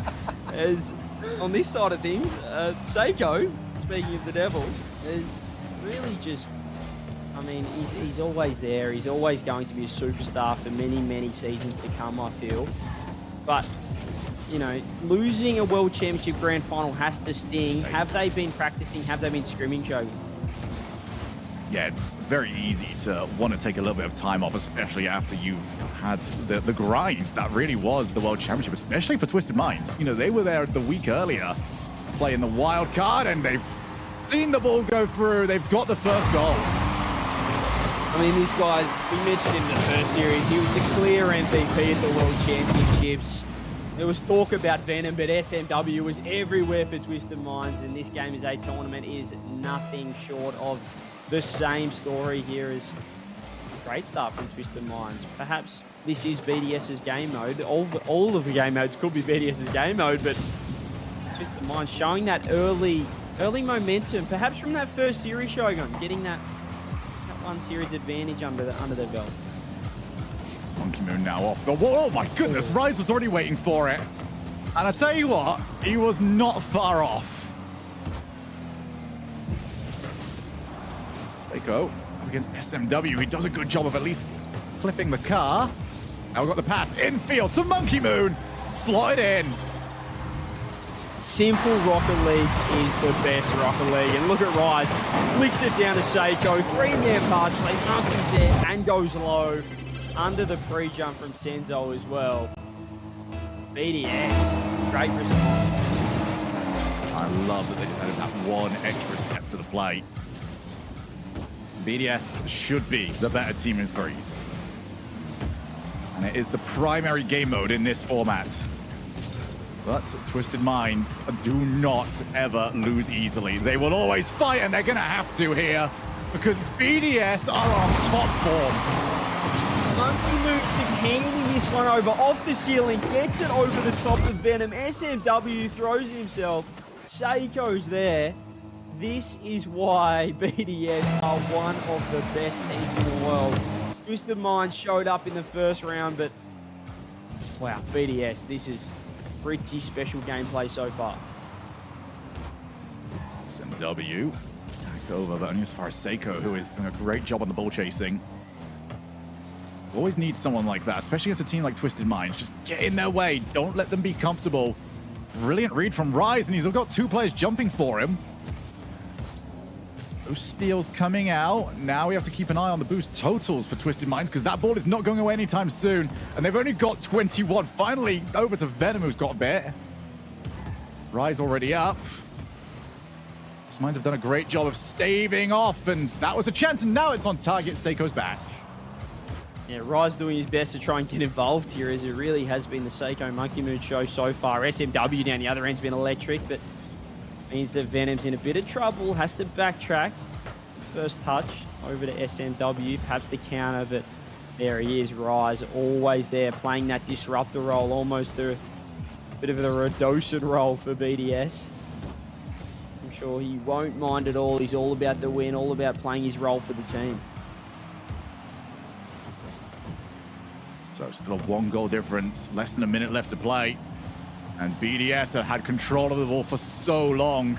Just need to make sure that they don't get caught out too far forward, that their third man does not get demoed. Might be the only way Twisted Minds can get back through, because in this neutral game, BDS are a step quicker. Yeah, that was so smart from Monkey as well. He was last man, grabbed the corner boost, took it all the way around, got a grade 50 and bought space for his team. What the best players can do. It is not always the double flip resets, the ceiling pogos that we saw from Razier. Sometimes it is doing the 1%ers, doing the little things right, and that's what BDS have been doing so far in game one. 15 seconds left. What can Twisted Minds do? Can they respond? Can they find an answer? Can they force an overtime? SMW could be that man, but Seiko's right there. Rise as well, just throwing 50s, throwing the ball forward. Monkey Moon, the low 50 again. Ball hits the ground. A professional game one from BDS and some electric team play to go with it. I feel like this is a prime example as to why I like to nickname BDS as the librarians, because they just kill the game. The moment they get the goal lead that they've got, they just take all the spice out of it. They chill, they relax, and they give you nothing. It's just midfield challenge after midfield challenge. No real need to go and get a 2-goal lead because they know that they're fine. You could say it's boring gameplay, but the goal, in the lead up, they score 2 of the best goals. We see the 3-man pass play, just clean, crisp, ground passes, and then Monkey Moon off the ceiling, over the top, beating 2, Seiko with a finish. So these guys they've got both sides of things. They can lock it down and they can really pick it up, but we are going to have the 2v2 game mode. So Twisted Minds don't want the ones. I don't want to see, I'm not surprised. Seiko, I'm not sure who you'd actually run in the one. Seiko's pretty good at ones as well. Probably Monkey Moon, but Twisted Minds opting for the 2s. We're going to have SMW and Venom taking on Monkey Moon and Seiko. Rise will be sitting this one out and letting the Frenchman go to work. So should be a good one.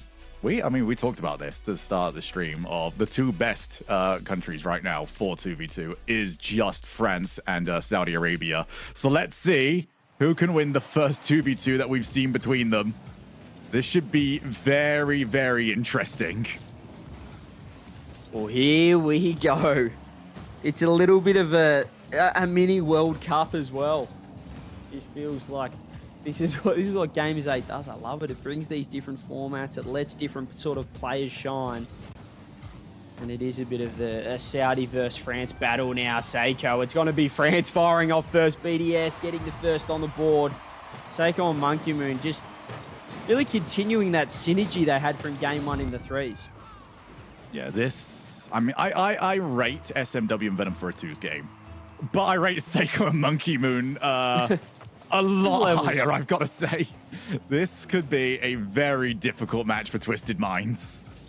Yeah, they're so mechanical, the Twisted Minds boys, but Monkey Moon and Seiko they've been doing this for so long. Monkey Moon's in trouble, pinches it off his own post. SMW has to backtrack, wants to grab the corner as well. Seiko's right there, but we talk about the professionalism of BDS. This is a great edgeable bump chance thrown through as well. Seiko throws himself across, does get the save. SMW's right there. She'll be able to work this one through. Goes the double tap for good measure. SMW showing up. Twisted Minds have decided to go for the bump plays. Maybe taking something out from what Monkey was doing in our previous series. That has worked to get them their first goal, but BDS will now be aware of that. They'll start making the adjustments. Off the wall, and yeah, that's kind of tapped over, but a good boost still actually from SMW. Trying to limit Monkey Moon, who just keeps moving onwards, and Venom had to avoid the demo. He tried to get a bump through, but couldn't quite get it to work. SMW, though, throws it forward. More bumps, or Venom this time opts for a redirect. Perhaps the bump could have been more effective. It's often hard to go for those all-in plays in the 2s format. You just don't have that third man, but here is Venom. Very awkward, no boost either. He just hands it straight to Seiko, and now this is trouble. Venom still with no boost. Monkey free shot. The demo just opens it right up. BDS answer back. 2s is such a difficult game mode to go for, because at any moment, if your teammate even slightly loses a challenge, you are in such a bad spot because the demo is coming for you, and you need to get any way of not only getting out of the way of it, but also staying relevant to the play. Razier's managed it phenomenally in our previous series, but Razier's was also not getting chased down by Monkey Moon and Seiko. Yeah, Razier's managed it phenomenally, and Elevate managed it terribly. It's a good example of what not to do as SMW almost gets the extra touch through, but Once again, Monkey Moon and Seiko both prepared. Twisted Mind still on the attack. More fantastic rotations coming through here. Seiko just firing it forward. SMW has to parry it across, but they lose possession. Monkey Moon driving under the ball might actually help out. Venom's very awkward. Does make a good touch. Oh, SMW also with the bump from Seiko, who avoids getting hit a second time. I need to take a real look at how quick the recoveries are from all four of these players. Have to stay relevant as often as possible. And SMW was expecting some sort of contact from his teammate, and it did not happen. Just a poor challenge from Venom. His teammate wasn't back in time. Had to just shadow defend, really, and at least give a few more seconds for SMW to rotate back. But Seiko's ready. Insta flick over the top. Open net. 2-goal lead now for BDS. Make that 3. Well, they've got the kickoffs down. What a cheat up that was. SMW tried to fake something. I think Twisted Minds had something in their mind. But BDS just played it simple. Kill the ball on the goal line or in the middle, and then just take the shot. Oh, here we go. Seiko's ready for it. Almost working out. I like that. Coming out from Twisted Minds. They're having to really reach deep into the bag of tricks here to try and get at least a goal back here. 3 goals down, just over 2 minutes left. Venom again off the side. Seiko with a great read. SMW, what can they do? Can he just fire it across? Can he find his teammate? Yes, he can, but both of BDS are right there. Monkey Moon and Seiko working in tandem to keep that one out. I feel like that one was covered, if there's any way to describe that shot. Or Monkey Moon, heavy first touch, but he can now chase. Demoed out, so now Venom's got to win the challenge. Does well with it. These bounces are not suiting Twisted Minds at all. Pass to Seiko, goes off the backboard. Not really the bounce he would have wanted. Wanted to get it to Monkey Moon, and now Monkey Moon removed himself from the play. That was a misplay by BDS that was not punished. Yeah, Venom just didn't get that one on target, but still Pointless had the touch. ball. He just threw it away. Seiko's there. Monkey's looking for bumps. SMW just throws it downfield as Venom getting desperate. This could work out. Monkey's had a huge whiff. It's open. SMW cleans up. There's still time left. That was BDS getting themselves into trouble over and over again. Twisted Minds had to take advantage of one of them. They finally did. Loads of time to find 2 goals, and we know they've got the kickoff strats. What are they going to pull off this time? Just a big win, isn't it? Just a standard kickoff, but the demo coming through is going to help out. Venom not the best touch though. BDS should be able to walk this one out. We saw how they killed time in the 3 Shogun. What are they going to do here in the 2s? Is it going to be a similar strategy? Ooh, I doubt it. You can't really get away with that in 2s. Such a demo-heavy game mode where catching one has such a big effect. The BDS keep a hold of the ball. Venom off the wall. Haven't been able to really catch BDS out in those positions. It's the same thing again. And again, the first touch from Twisted Minds keeps handing the ball to BDS. Yeah, they're just losing possession too easily, and very awkward again there was Venom as Seiko this time almost loses possession, but Monkey Moon just reads it. 20 seconds left. They need a goal right here, right now. Twisted Minds, they're about to be 2-0 down, back to the 3s. This could be a sweep for BDS. Coming right up. Seiko wants to put the exclamation mark. Almost gets the bump off the air dribble. 9 seconds. This should be wraps now. BDS, a very professional game. Last touch, perhaps the shot. There's still a chance. All right. I'm the split or steal here. 1 fake challenge or 2 fake kickoffs here. I think both teams might do it. I think you'll see Monkey Moon just sit behind this one. Let's have a look. I reckon he'll just sit behind, play the low 50. He goes the regulation kickoff. Both teams, nothing really shown out of the bag there. No tricks pulled out from Twisted Minds. And BDS 2-0 up. We go back to 3v3 where they looked unstoppable. This could be yet another sweep on the B stream. Can we appreciate the teamwork from Rise there? Just to make sure that he took a swig of water at the same time as his teammates. You know, good work, Rise. You pulled through for everybody.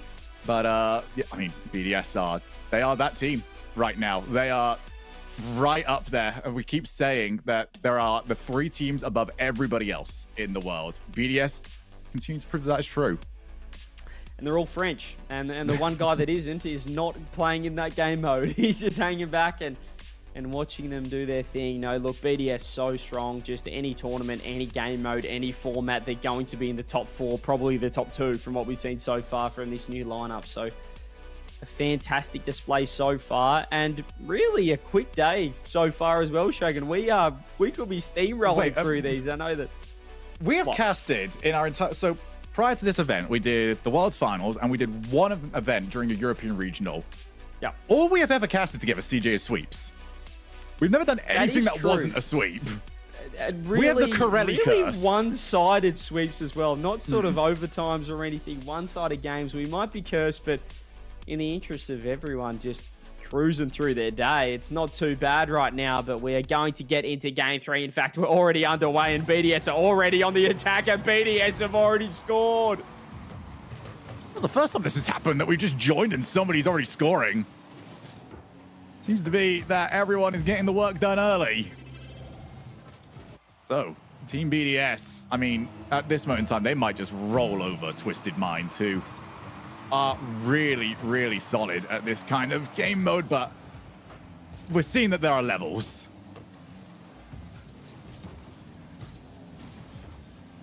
I mean, BDS have just... We question whether they'd just taken a break, but fortunately enough, it's so recent that, I mean, the World Champs was so close that, I mean, they really just feel like they're still on a heater. They're still on such a streak right now. They haven't had any time to cool off, to relax. The mechanics are still on point. Seiko's still dominating. Monkey Moon getting better and better. And these guys are looking so good. But on the other side of things, Twisted Minds, Senzo has a lot to answer for that one. He's not too happy with my little BDS pump up. Did you just nutmeg BDS? That was really, really cheeky. Very, very cheeky indeed.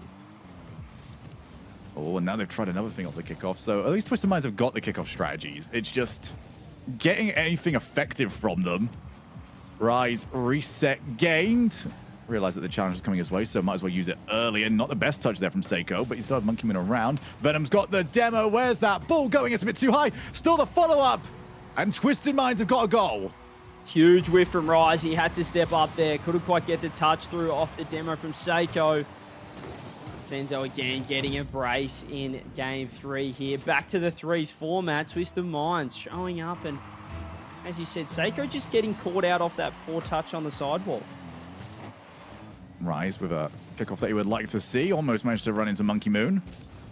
Well, at the infield option, he goes for it. Now off the backboard, on the bump, is that 2-inch? What a save from Venom. Monkey Moon almost managed to go from bump into shot. That was an incredible little sequence. Some interesting stuff coming through from both sides as SMW. That's a poor touch again. Double commit from Twisted Minds. Monkey Moon pushing forward just off the sidewall. It's a great pass. It's regulation. Rise has to backtrack. And now gets a chance for a solo play of his own. Perhaps not known for highly mechanical plays, super consistent, knows where the goals are. However, here's Seiko, certainly someone that can pull out anything. Monkey Moon as well, goes wide though. Venom just throwing the fakes through, no boost on the side of Twisted Minds. Look at that, they've got 6 boosts between them. Finally, they get a 100 pad. They can work it out. Twisted Minds have done very well in those positions. Oh, and they've got the shot. Seiko had to react. With the last nanosecond that was available for that flip. It was used very well. Monkey Moon to his own backboard. Half the game to go. One's maybe looming in the horizon. And that is the game mode that Twisted Minds tried to avoid now that they would do anything to see it. And the game mode that we have not seen yet, Shogun. We just everyone loves we're avoiding twos. it like the plague at the moment. Not sure what is happening, but we love the 2v2s and 2 minutes 20 left for BDS to try and lock in a sweep. Oh, and SMW is just far too quick. Team BDS, they just telegraphed the infield far too much. SMW's already on his way before contact was even made. There's almost too much power off the infielders. Really split Rise and Seiko there. Monkey Moon tried to fire that one across, but BDS caught being a little bit over-aggressive. There was still so much time, but they might be conceding a kickoff goal. Rise back in time again, but 2 minutes left. They need 2 goals. Crazier things have happened today, not just in history. OSM has beat AJ in a match. Like, that is just going to win. That probably wins. All the monkeys. Oh, yes. Okay, it has been, quite the day. How on earth did I forget about that? That was very recent. Yes, I couldn't tell you it's been a long day, but could it be a long series for Twisted Minds? That's what they want. They want to take this one all the way to 5. And we'll have to go to the 1v1s, but I feel like BDS, although confident in the 1s, they want to finish this right here in the 3s. They want to secure a sweep. Seeing what everyone else on Group B have done so far as Senzo takes a couple out. Rise sending it downfield. SMW passing it back to his teammate. It's not the best 50, and that's just going to find the net. Placement personified from Monkey Moon.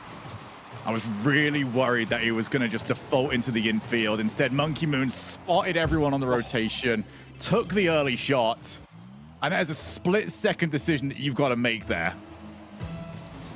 A perfect decision as well. Absolutely perfect. Just right in between both defenders. SMW goes to low flip with the reset!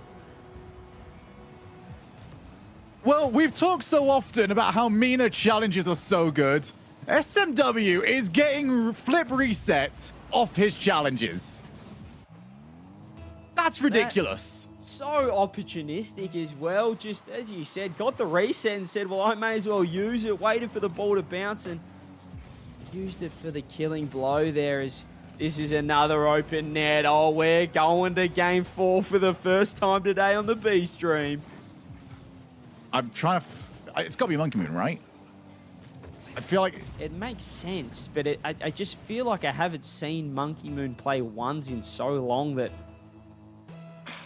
It has to be Monkey Moon, though. It's Monkey Moon or Rise. I can't... It's not going to be Seiko. Yeah. Well, we're going to start theory crafting this. It's definitely... I'm going to say it's definitely Monkey Moon. Ooh. Rise is great at 1s, though, and Rise really doesn't want anyone to play 1s. 56 seconds, 2 goals. Very possible. Yeah, it just goes low again. I mean, BDS are finding a lot of success with just not overdoing the shots. Place it low, place it where everyone that's trying to pre-jump, which is kind of the default defense that everyone does nowadays, is going to have a harder time getting to it. Ooh, let's cross the face of goal. I mean, there's time here for BDS. We're talking about 1s. Twisted Minds need to keep this ball away from them.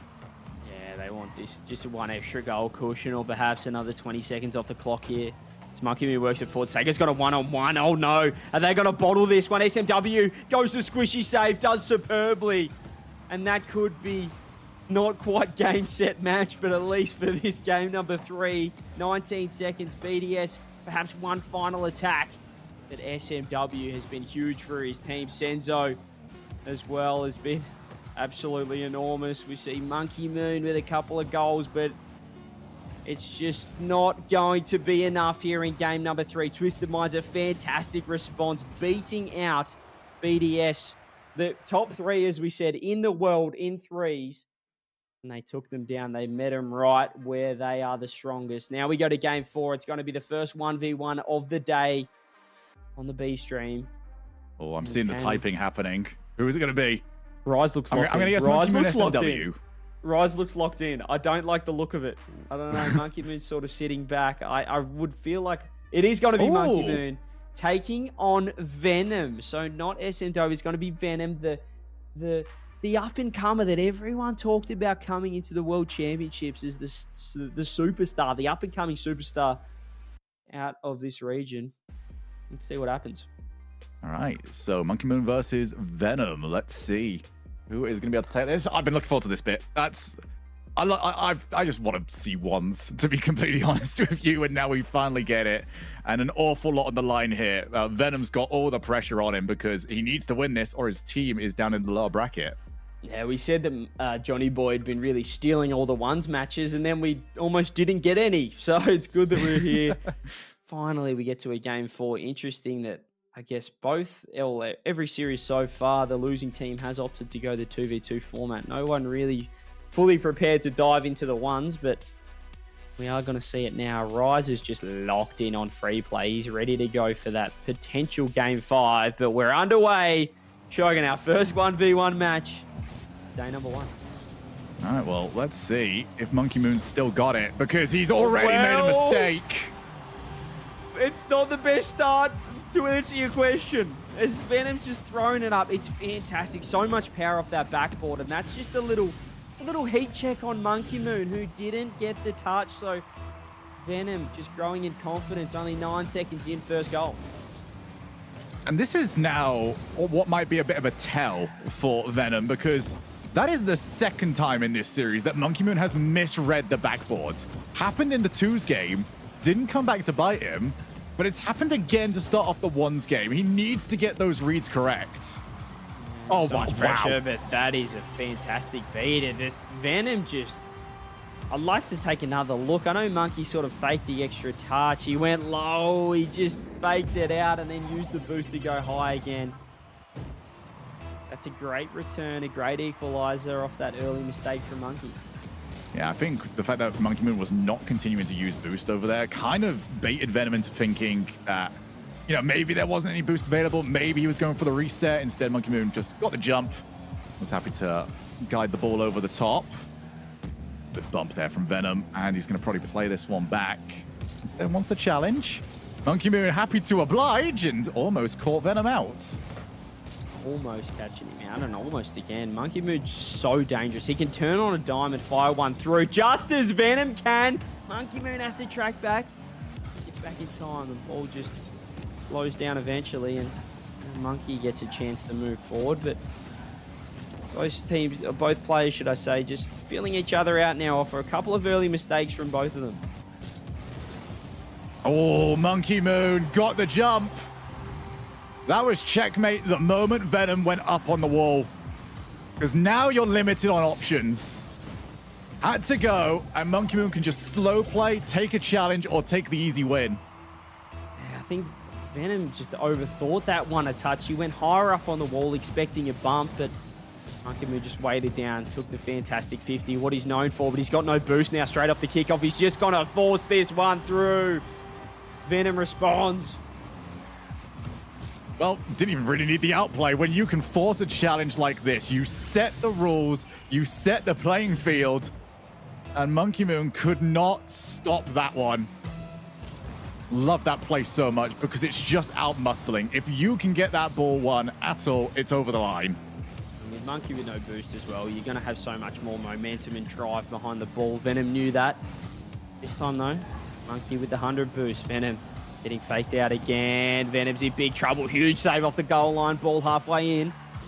Monkey staying in the offense. He just fires it on net. He is just an absolute laser in front of the net. Monkey Moon gets the lead back. Oh, and it's... well, I think Venom kind of got caught out purely because he wanted that boost to spawn on his way through.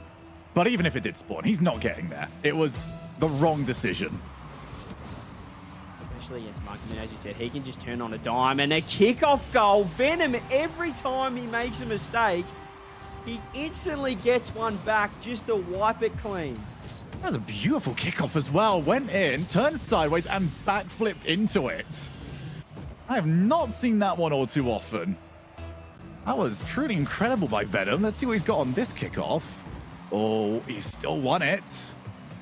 And now time. Monkey Moon's trying to get some small pads so he can get the save, but now he's in a really tough position. And Venom has played early again. I think if Venom can just take like a split second more on some of his plays, he'd be very happy with his position. Oh, he's got no boost now. Monkey's taking everything, but he's just walked straight around him. He only needed pads. Monkey lulled into a false sense of security. And Venom...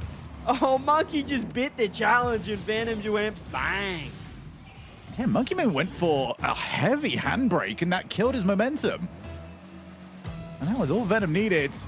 Now got the 1-goal lead. We are very fast-paced when it comes to the goals right now. We might need the tiebreaker. Venom's on 0 boost. Monkey Moon has got a little bit, but Venom might have still been able to get something out of that. Now goes for the challenge. Very good decision for now. Venom has won the vast majority of those challenges. Oh my Monkey Moon, no, you can't do that. This is a tournament for $500,000, and you're doing that to poor Venom. Just completely faked him out. Faked the flip reset, faked the extra touch, and took the best 50 of his life there. Tied up again, half a game left. I mean, some of the 3s and 2s games have been one-sided, but this one's game is just back and forth gameplay. Monkey Moon, it's going to be difficult as well because he's not had the stronger kickoff between the two. So I feel like he's the one that needs to score more. It will have to reset, and he doesn't want to find himself. I feel like he's got the easier chance of being 2 goals down.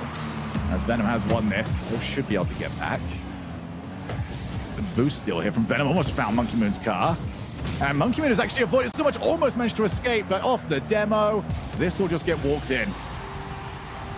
Venom just, it feels like he's playing at that high speed. Monkey has that change up, that precision, but Venom just so active on the pitch. The demo's coming through the bumps, just playing a faster brand of Rocket League, and it's working out so far. He's got the lead. Let's go off the kickoff. Good kickoff there from Monkey Moon, but Venom's recoveries, he is getting the floor reset every single time. Now goes for the flick. Monkey Moon, good fake challenge from him. Again, Venom stealing all the boost.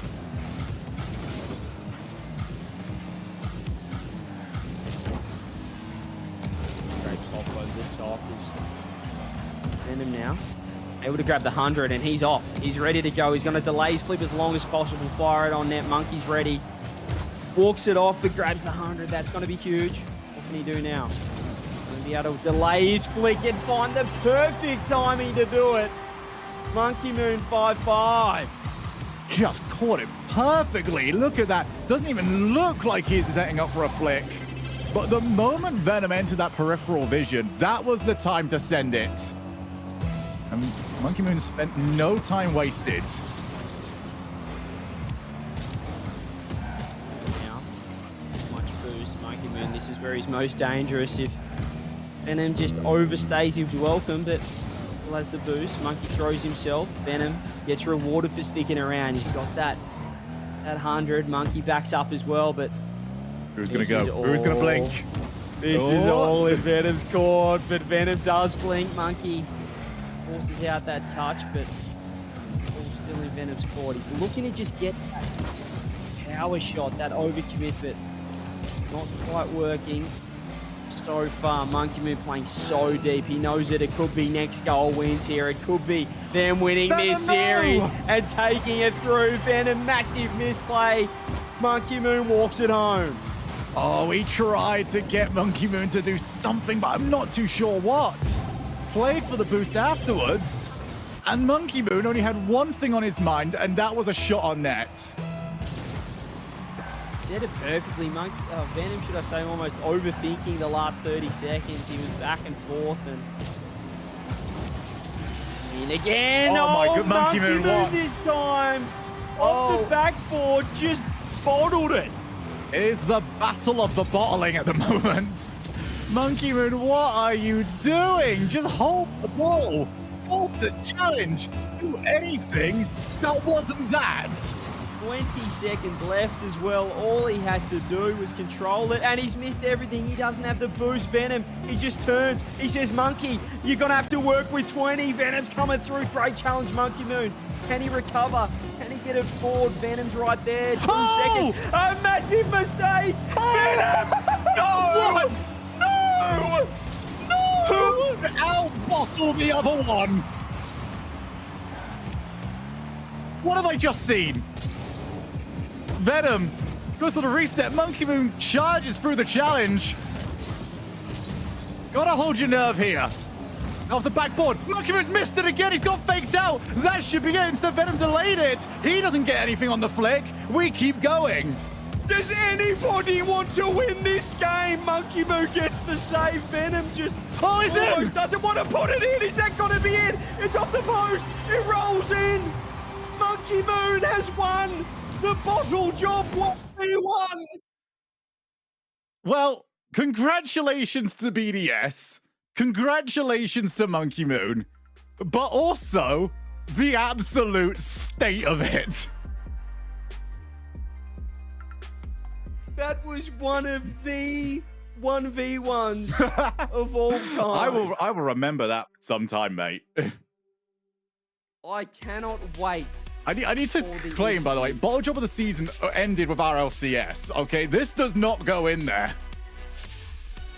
That was absolutely outstanding 1v1, and what you'd expect at the Premier Tournament, 2 million and another 100,000 on the line as well at Gamers8, and we are seeing the upper echelon, the creme de la crop of the 1v1 gameplay. Venom and Monkey Moon just putting on a display that I'd expect in an OCE server in 1340 MMR. Let's take a look at some of the highlights from this series. It was an interesting series. I think Monkey Moon would be happy to have got away with it. He had some phenomenal shots. The backboard reads weren't quite there. And then that 1v1 game was what I've been waiting to see this entire time. I've spoke to Johnny once before about how to cast wands and sort of the way to go about it. And his biggest advice to us was always, don't try and call mistakes. It's probably not a mistake. They probably had something really good in mind that you're just not quite seeing. What? I would struggle. Well? I think he would struggle. There's nothing there really. Yeah, I'm not sure. That honestly was it's the highlight of day one. I'm sure all of Twitch chat will recommend it. You know, forget about the good goals. It's all about watching that. That was fantastic. That was so much fun. But for BDS, I mean, that will go down as banter later on. They'll just go, hey, Monkey, remember that time that you missed the ball? Doesn't matter. We won anyway. But for, Twisted Minds, that one stings an awful lot, especially when, again, where do you want to be on that one? Do you want to be the player that was sat there playing it, or do you want to be the one looking over his shoulder and going, oh dear, that hasn't necessarily gone amazingly. But we now have Rise ready to join us for the interview. Rise, are you there? And congratulations. Yo, how's it going, boys? How are we doing? Appreciate it. All right, we got to start this off. What was the reaction to the end of that 1v1? Because to me and CJ, Mate. that was an absolute state. That was one of the most disasterful games of 1v1 I think I've ever seen in my life. I watched Monkey. I was in free play, right? I'm like in the middle. And I was just in free play, and I was kind of like glancing over every now and again to stay warm, because I didn't after the 2s game, and then I played really bad in the second 3s game. So I was just trying to stay warm. And then I look over, it's like 5 seconds left, and I watch Monkey backflip, and he just stayed like turtled, you know? And then he was just like, dejected, and then he just shot on the ground. So he was like, huh? He was so surprised, and yeah, it was a disaster, to be honest. No, you're right. I'm glad that you saw it the way that we saw it as well. It was phenomenal gameplay. Now, Rise, how do you feel as a player that, you know, we didn't see you in the 2s, we didn't see you in the 1s. You're sort of just over here. You're over here for a holiday. You're trying to win the tournament because you're only playing in the 3s. You know, what's the percentage of Rocket League gameplay you're actually going to get this tournament? Mate, not much. It's awful, to be honest. Scrimming in this format, I play a 3s game, and then I don't know what to do for 5 minutes. Then there's a 2s game, then we play a 3s game, then there's a 1s game, yeah. It's, I'd rather play more, but I think Monkey and Seiko are a better duo than me and Monkey, so, you know, I'll let them cook. Hopefully they do me proud, so, yeah.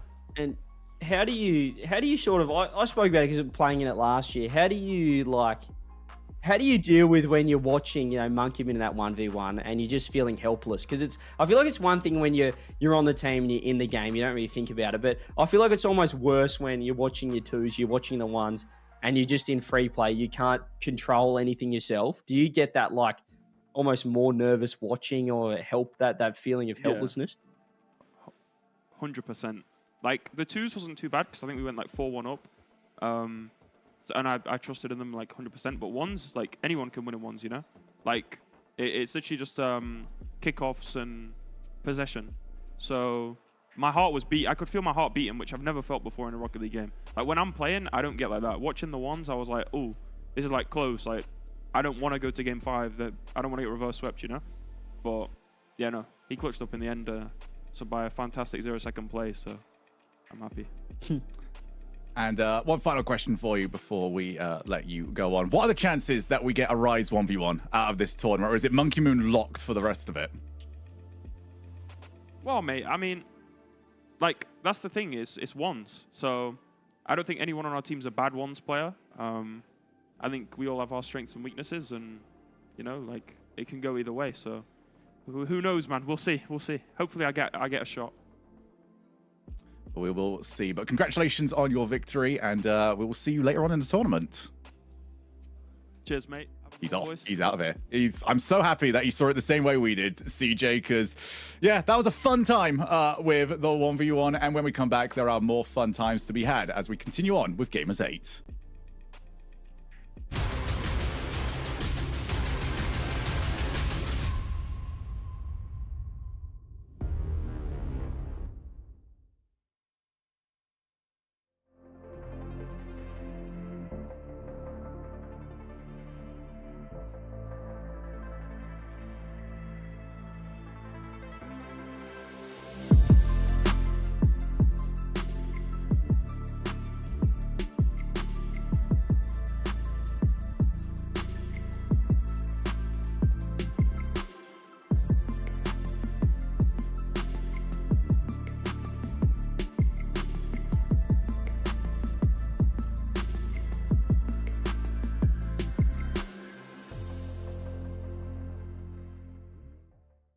All new Honor Magic 5 Pro.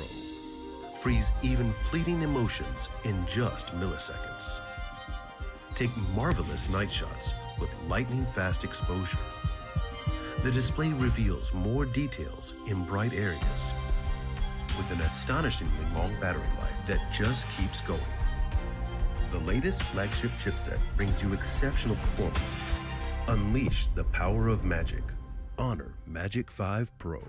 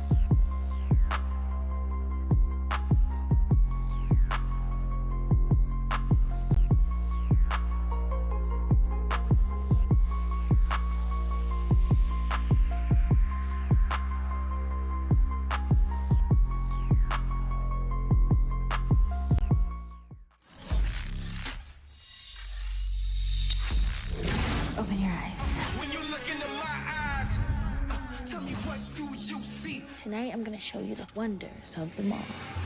I got nothing to lose. I got nothing to lose. I need warriors. So is this what you want in? You wanna walk? Show me what's up then. Now we ready to bust in. Take everything. Take everything.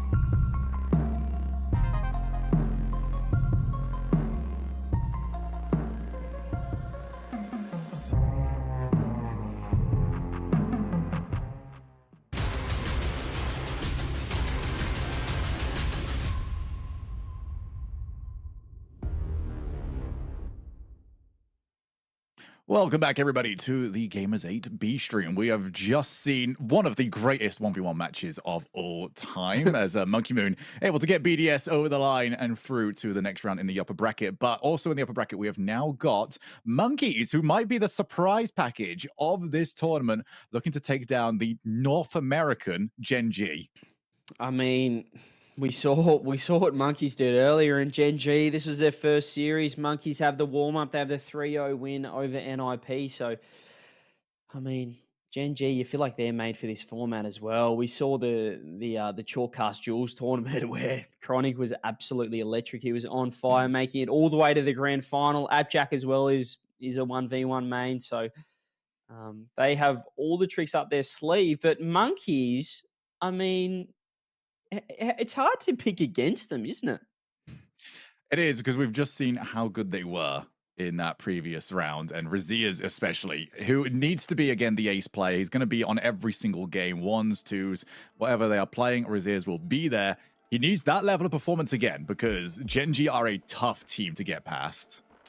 Yeah, it's going to have to take, Smokes and Matane as well to really show up here, but this is a whole different ball game. I think NIP, obviously, with the greatest respect to them, they didn't quite look on form, but Gen G, they were pretty impressive. They had a pretty decent world champs as well. Just think this format as well suits them. I mean, Jack is so good at twos and ones. Chronic is good at twos and ones, and Nolly, I think, will be playing that Rise role Shogun of just playing threes. Yeah, I mean, this is such a huge match as well, because looking at the format of this tournament, you win this, you're a one match away. You lose this, you drop down to take down Elevate in the lower bracket, and you've got to win 1, 2, 3 matches in a row to qualify. It is huge getting through this upper bracket semi-final. Yeah, it's an interesting, I guess format, because you can win that first series, but if you lose, you're straight back to where everyone is. So Twisted Minds, they beat Elevate, but then losing puts them straight back to where Elevate are in the bracket in the lowers. So you really want to win this one. You want to push yourself straight through to that upper bracket final and try and qualify for the playoffs. So I've got a quick question for you. All right, we'll go for both sides here. Depending on which team loses this first game, what do they pick between ones and twos? Oh, that's a great point. I think that, Matane said in the interview that they'd rather twos. I believe he said. So I think if Gen G win, they'll probably go the twos. Monkeys win, I think that Gen G take the ones. I think that you have to back Appjack or Chronic. Chronic might be the one over Appjack in the ones at the moment. He seems to be more in form. So where would you actually go on this? Let's say you've got two world-class ones players. Would you lock one person in, or would you play it depending on matchup? I'd probably whoever's feeling it, to be honest. I think particularly with this one with Jack and Chronic, they're just they're evenly matched, So I don't know. It's difficult. It might be team by team. I don't know. It's like you've got some people in football. It's like, this is the penalty taker versus who wants the penalty, who's feeling up for this right now. That very much is the pressure that ones is on, because everybody is looking over your way, and we did see in that previous matchup what that could do to players, because that was not the Venom and Monkey Moon that we get used to seeing. But hey, you take people out of ranks, you put a lot of money on the line, and you see whether or not it makes them or makes them crumble. So well, we'll see. That was so good. I think we need a whole highlights package of just that last 30 seconds of that 1v1. It was incredible. I want to see a complete breakdown, analysis of every single button press. I want to see T-Bates analyze that whole thing, standing behind the thing, falling over. But look, it's going to be interesting here, because Monkeys, they have the warm-up. I think that's going to be massive. I know Gen G obviously should be the favourites, but this is their first series of the tournament. Monkeys have already played 3 games, and they were looking strong. Raziers was dominant. He's going to have to step up again here, though, as we said. I think that I want to see Smokes and Matane really get active, because Raziers was, I want to say he was carrying, but he was certainly the star player and performing at a higher level than his teammates in that first series. So we'll be able to get into this one very, very soon. For Monkeys, I mean, they've got to take at least one freeze game in a format that should really suit Gen G. they win all the threes games, then they will make it through. But we'll find out very, very soon. I'm getting grand final flashbacks here, CJ. We're just testing the admin features at the moment for those playing along at home. So don't be too scared. It's certainly we've worked. Did out you that know, the by pause the will way, that the resume. broadcast Yes? had gone down at the grand finals? Because I didn't know that until after the event. Apparently everything turned off, but you know things are going swimmingly so far. Touch wood. Obviously, we see Matane in the middle. We talked to him earlier after the win. Feeling pretty confident. Happy with the 2v2 matchup against Gen G. The 1v1s with Raziers could get interesting as well. So I think it's going to be a great series. Yeah, it should be an awful lot of fun once we do get to it. But yeah, Raziers is definitely the one to look at. I think Appjack is also the other one. Are we assuming 2's team is Chronic Appjack? Yes, it should be. You'd have to think so. And are we getting word here right that Jorius beat Zen in a 1v1 over on the mainstream? Always said that Zen was overhyped. That's been my fed through. The age of Zen is over. It's done. Welcome to the age of Zen for 7 days. I think there was an MMA call like that. It was like, welcome to the well, I'll go for this one, the Shogun era, and he lost the title like the next fight. So hey, it's not like I would be the first one to have maybe got that wrong. But yes, you are correct. Jorius did beat Zen. Wow, that's massive. That is huge. Wow, hey, there's some things going on over on the mainstream, but here on the A stream, should I say, but here over on the B stream, we are just staring right at the back of Razier's head. And I absolutely love it. Here we are, though. We are surely going to be getting into it in a sec. A little bit of a delay. The other stream is starting off game number 3. I'm just tuning in right now. Back to the threes. It's 1-1. Yeah. Yeah, that's that. I mean, Oxygen, it will be a massive upset if they can go win that, because they had a really bad time of it over at Worlds. They were kind of, the forgotten team going into it, and they were a forgotten team coming out of it. I mean, even, behind G1 was kind of everyone's real focus on the European side during that. So they'll be happy to at least get some good publicity coming their way. We are now in for game number 1 between Gen G and Monkeys, and already starting off, Smokes wants to get things rolling. Yeah, Monkeys with so much confidence in that NIP series. We need to see it again here against Gen G, against some of their brethren of Nolly and Appjack, formerly from the European region, obviously playing over in North America and the RLCS, but it's a great early shot from Chronic. 1-0 Gen G. Yeah, the North American representative on this North American squad. Chronic could not hit that any better. It's confusing, isn't it? It's very confusing, but Chronic, that's a fantastic shot. He seems so in form right now. I mentioned it before, playing a few early off-season tournaments with the 1v1s. The mechanics are on. Jack fires it across, but no one ready. Chronic just not quite trusting that one. Yeah, I mean, there was a player there, but maybe the pass just wasn't quite standard. Smokes read it. Incredible play by Monkeys. And I feel like Appjack and Nolly will know better than anyone else than to underestimate Monkeys.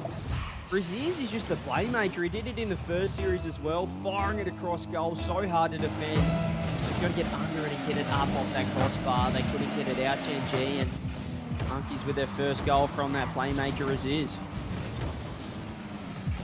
We've heard so often from Gen G how they play for each other. They're not trying to be selfish. It's a little bit more of a selfish format, though. They've got to now sort of rely on their own individual abilities. Being is all about getting this first game victory. Chronic controls the ball. There's anyone to challenge. But I think NIP would inform you, Monkeys don't take challenges that they don't think they can win. They're so defensive. Happy to sit back, let the game play out. But the thing about Gen G, they have that physical side of things. Nolly's absolutely misread that. Chronic's last again, Matane.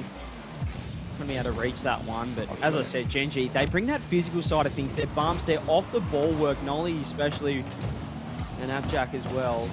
It's going to play a factor in this series for sure. Another big oh, what a shot! And Nolly had to scramble back. I love that he just managed to tilt the car forward, then back, and just sliced it behind the challenge. He'll stay at 1-1, but he's looked very dangerous at the moment. And here's Smokes, the goal scorer.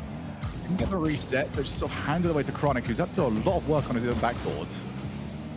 Yeah, he does well, though. And Matane works it backwards, helps out from Smokes, gets 2 on it. No, Nolly's ready for it. Monkeys still pushing forward here is Nolly not with the best clear, but Jack goes low. That's a great touch. Nolly downfield, back to Jack. What can Jack do? He just fires it on. He's got 0 boost. There was no power. GG keep the attack. I think Jack was very surprised as well that nobody was there to meet him. I mean, he's got a potential shot in the final third, and Monkey just stayed back, waited for it. Chronic, nice play from him. He's got time. Smokes has pre-jumped. Does get beat to the ball. Chronic can't quite pinch the ball with the ground. Getting nervy here, but Monkeys know how to play this position, but now they're in trouble. Chronic shot. There was nothing on it, but Abjack with the follow. Just wedges it in there, back post rotation, finds himself forward, the 1-2-1, Chronic puts it on net.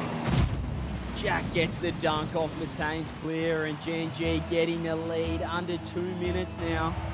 This could be the perfect start. If Monkeys were going to take this series, it would be that momentum, having played already earlier today, but Gen G, game 1's looking pretty sweet so far.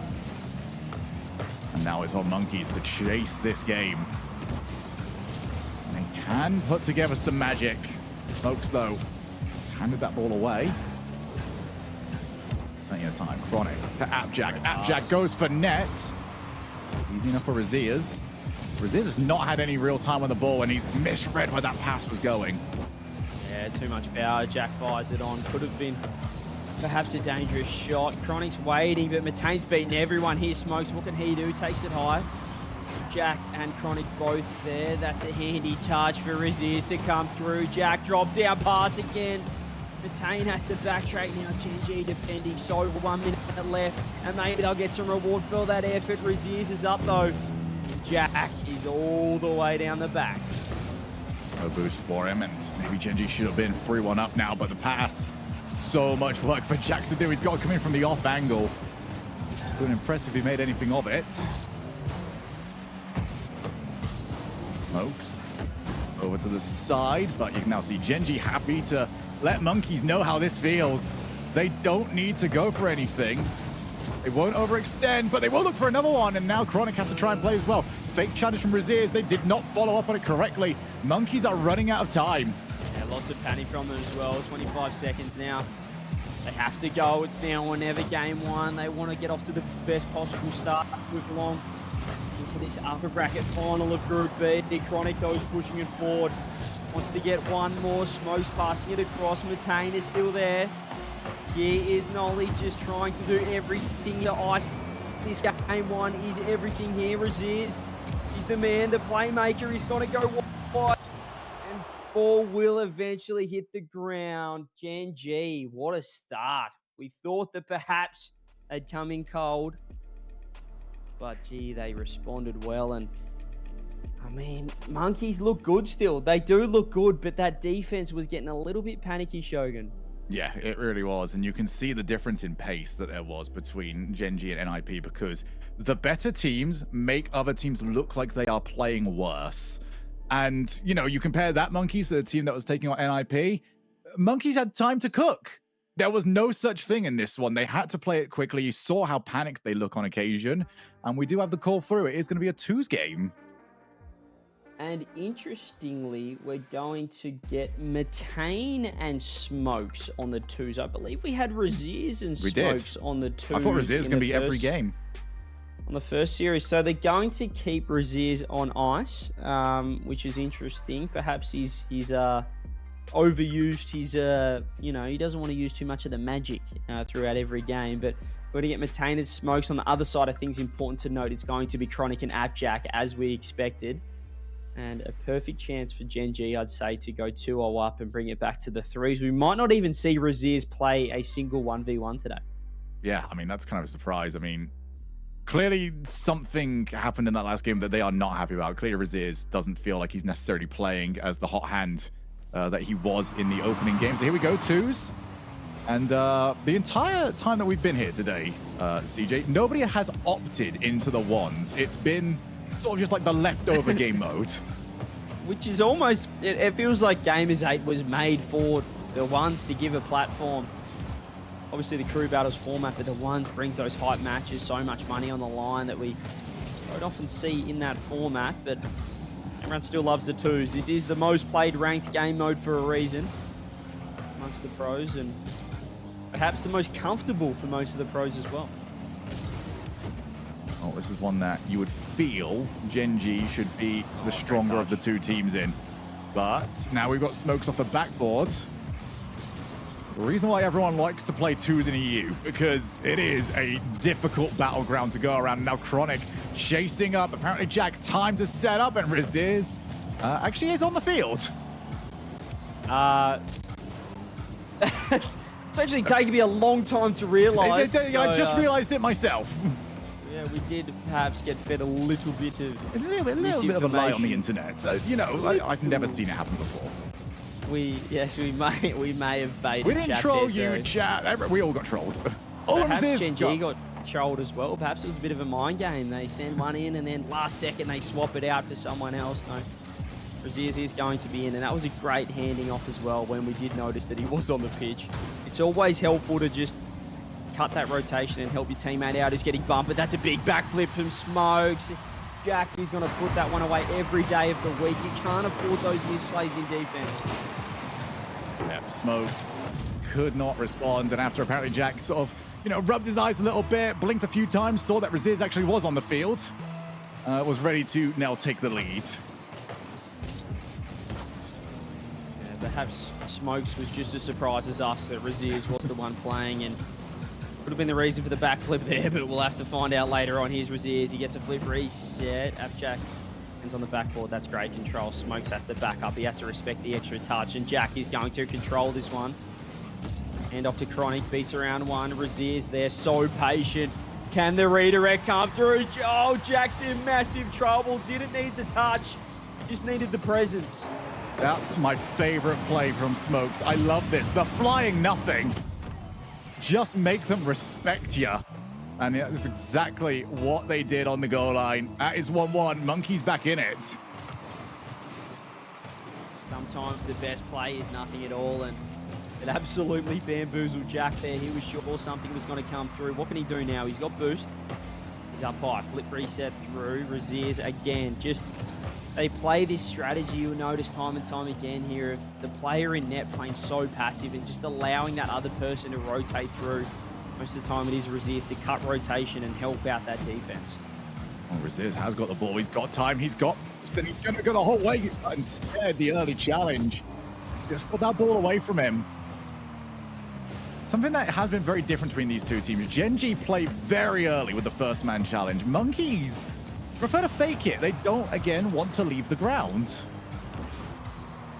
Yeah, very interesting. They love climbing up the wall, but oh, that could have been almost a little half chance for Raziz if he could have managed to get around it. But Jack, great control again. Raziz playing the long game, grabbing boost. Jack has absolutely zero. This could spell trouble for Chronic. Jack can't get back in time, but Raziz is in trouble. That's the big misplay. Well, at this rate, we can make a top 5 out of misplays on this B stream. We'll add that one. Or maybe give it second.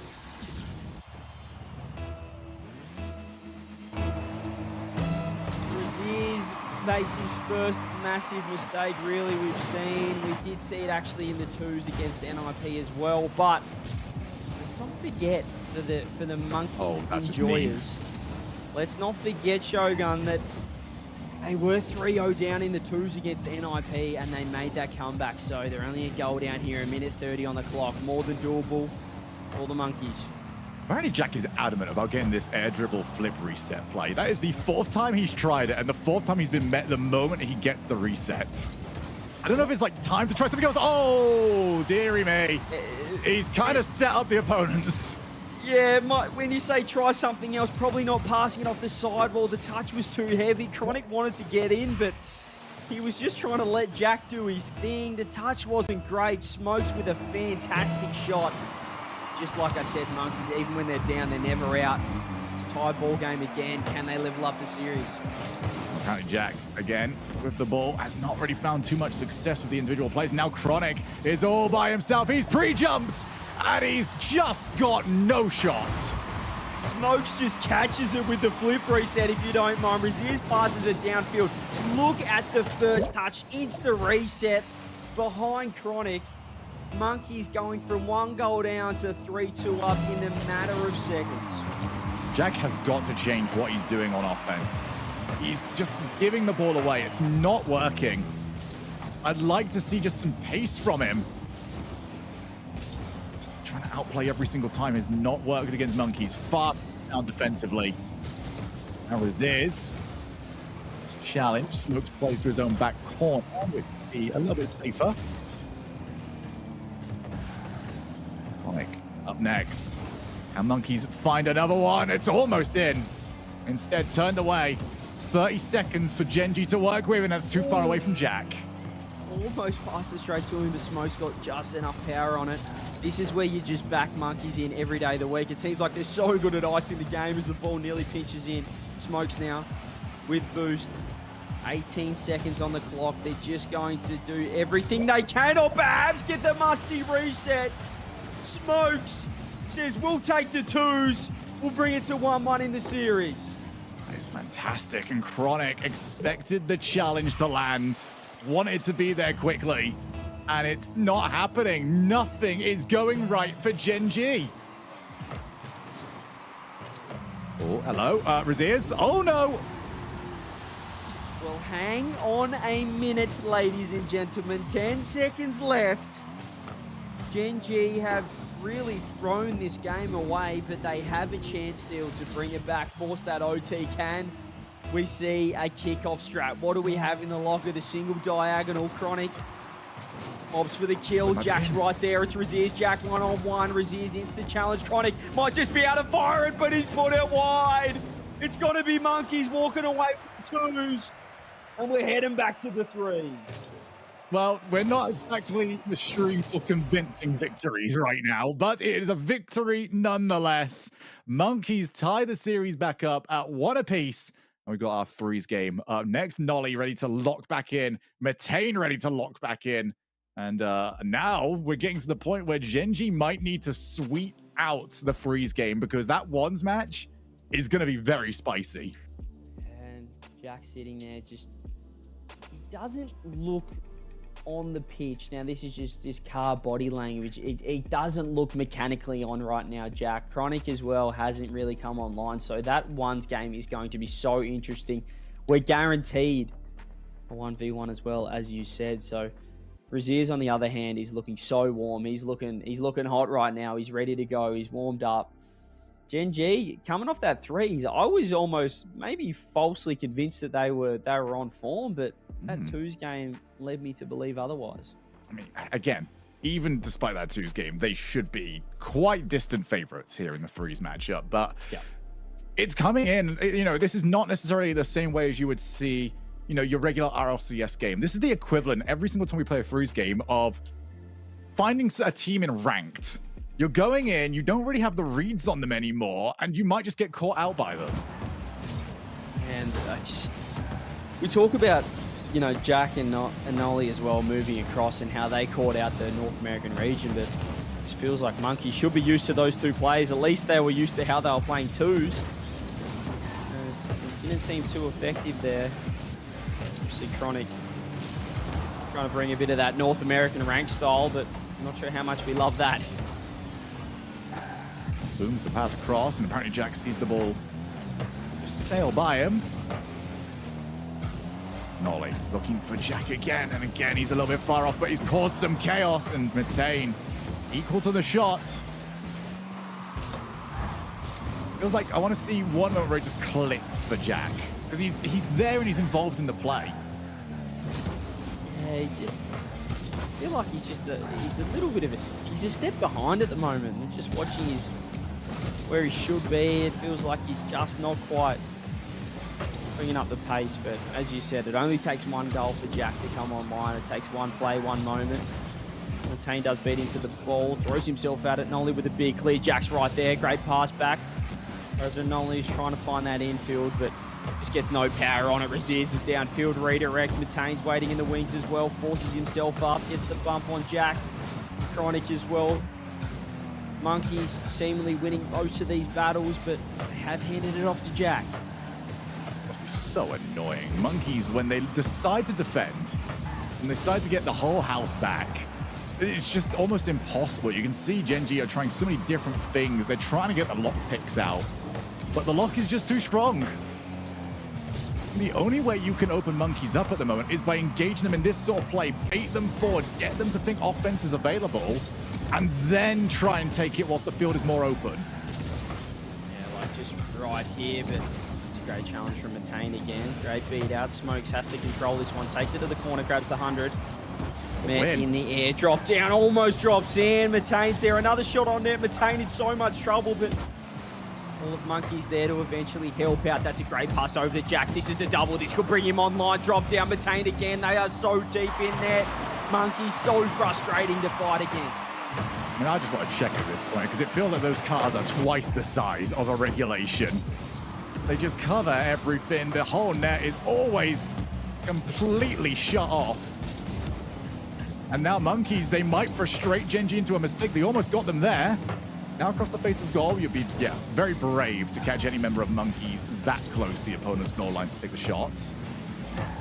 Again, just pulled forward a little bit, and again, almost caught by a quick shot from the opposite side of the field. Yeah, they're getting frustrated, Gen.G. They're getting caught out. Chronic with a huge whiff. Nolly helping out again. Gen.G getting out of trouble, but every attack that Gen.G have that fails, it feels like they're getting more and more frustrated. Like you said, they're getting exposed down the other end. And this could be the perfect chance, the perfect example. Raziers takes it so high off the ceiling, but doesn't quite get it to work. Gen.G now, no boost, another miss from Jack.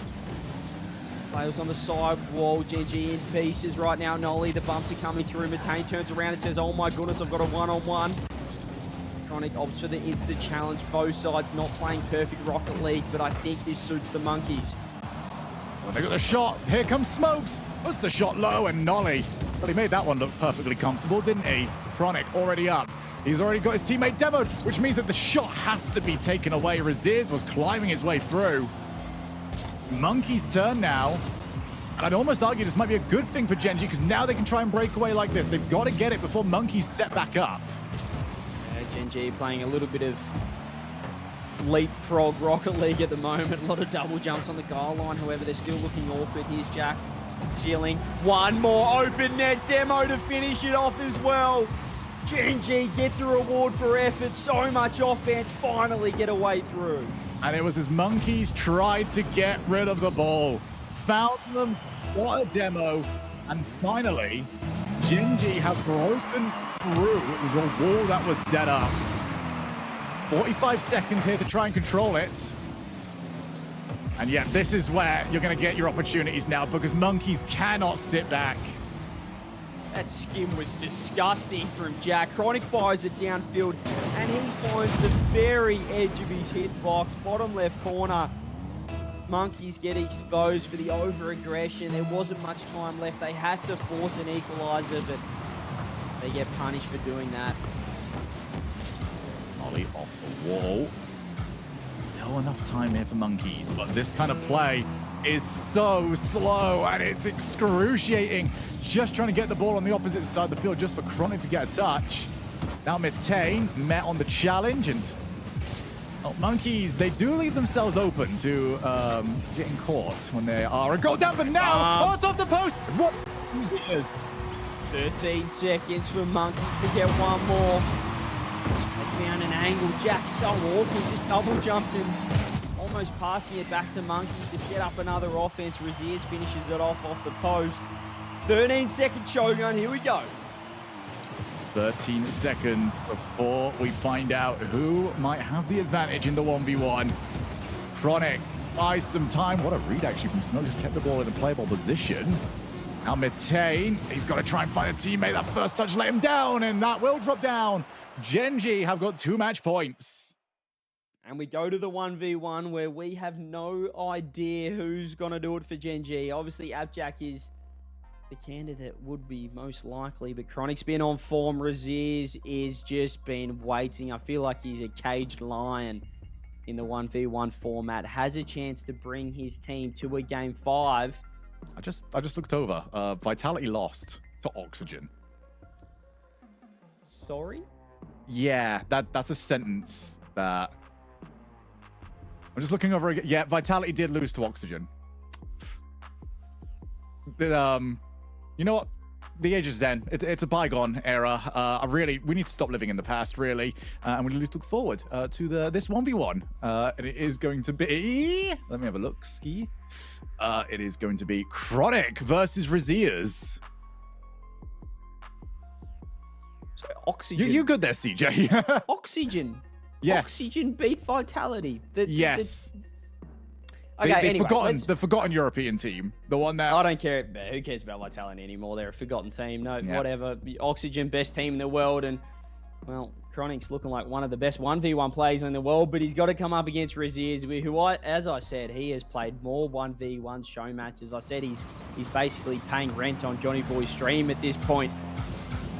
It's Chronic kicking it off here with the first attack, tries to go low. He's just been so in form in the 1v1s. He's been grinding as hard as anyone in the world. Lost to Moxie in the off-season tournament grand final.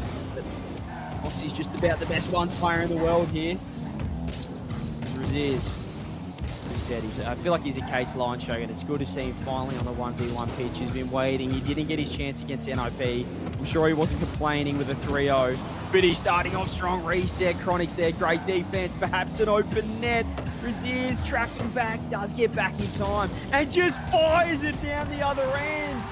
Counter-attack on counter-attack. Raziers gets the first. Oh dear. Chronic completely forgot about the situation he was in. Thought it was the easy play to steal the boost. And I love that in ones, the skill ceiling is so high. You're so worried about the massive mechanical plays. But sometimes people just forget. You can just hit the ball really hard. Just got a pinch off it, but Chronic straight away. Perfect flick. Just sold Raziers everything he had, and Raziers bought all of it. Yeah, Raziers was side on, so he's not really got many defensive options for himself. Played what he thought he had to. And Chronic just far too quick. What I do love is, like, compared to the last matchup that we had for the ones, this is a much faster pace. Both of these players want to be on the ball as much as possible. Like to go for the outplays. Raziers especially, he will just ball chase everything that he possibly can. And he's going to wear down the boost of Chronic. He's going to try and get a bump. Throw him off for his game. Chronic has to force it forward. He's getting bumped off it, but Chronic somehow dodges the bump in one way or another, grabs the mid boost, but Raziers also has 100 of his own, goes high. Chronic's right there, and this could be a chance if he can just fire this straight on net. Perfect touch. Raziers is overcommitted, and Chronic gets the lead. Yeah, that's one of those moments that Chronic just says, yeah, I'm smarter than you. I know where you're going. That was far too obvious. And just swipes the ball, steals it off the top of his car.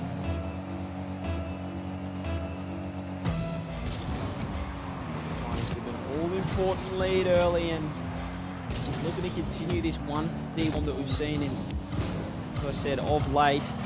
Certainly one of the most informed players in the world, has been outside that top 10 from the unofficial 1v1 rankings, but really cemented his spot right into it lately. As he has said, Jack, you can wait, mate. You can wait for the threes if it comes, but I'm going to try and ice this one out. Game number 4, Raziers, as you said, Shogun, just staying on the ball. Ball chasing. Raziers is that guy strong. that you run into, and you Very just think annoying. to yourself, have you got like unlimited boost on? Just How are you get off. still here? Leave. Well, Chronic's taking it into his own hands, and depending on the bounce, he might have a goal-scoring chance here. Wanted to try and slice across it. And now Raziers off the bump. He might actually have the shot, couldn't find the angle. And off that, Chronic, he'll walk it into the net. Raziers went for a tough angled shot and just cost him. There you see it off the side, just bounced out more than he thought. Couldn't get the car around it, and Chronic walking that one in. I feel like Chronic's playing well, but Raziz has gifted him a couple of cheap goals. Yeah, Raziz is, I think, playing to his win condition. It's just not there at the moment. It is very much reliant on his own mechanics. He asks a lot of himself. And maybe on occasion asking a little bit too much. Oh, what a flick. That's hit this crossbar, and he's got the read. So dangerous that you might get those wrong, but Raziz got it perfect. Just had the ball on a perfect spot in his car. He could flick it on a moment's notice, and as soon as he saw Chronic commit, got the perfect pop over the top, able to follow it up as well. Does get a goal back. Just trying to, as you said, he's adopting that ball chase style, but he's got to try and outsmart Chronic as well, and that's what he did. Faked out the boost grab, stayed on the ball. We're all tied up again. Yeah, that little bump on Chronic wiped him out. And it's those small moments. And the thing is I can believe that Raziz can get the bump plays on Chronic. But over the last, I don't know, how many games we watched? 5, 6 matches of Raziz? I don't think I've seen him bumped once. It's like he just disappears whenever anyone tries to hit him. Some people are just like that. They're untouchable. And oh, there you go. Here's the edgeable bump attempt. What is this? Raziz, again, oh, there you go. His defense is incredible, but you cannot defend sometimes getting removed from the pitch. Chronic walks it in, gets the lead again. Raziz dodging everything, but you can't dodge that. No, certainly not. I mean, I was incredibly impressed that he even got the first one. There was no chance he was getting the second. That was bullying there, Chronic.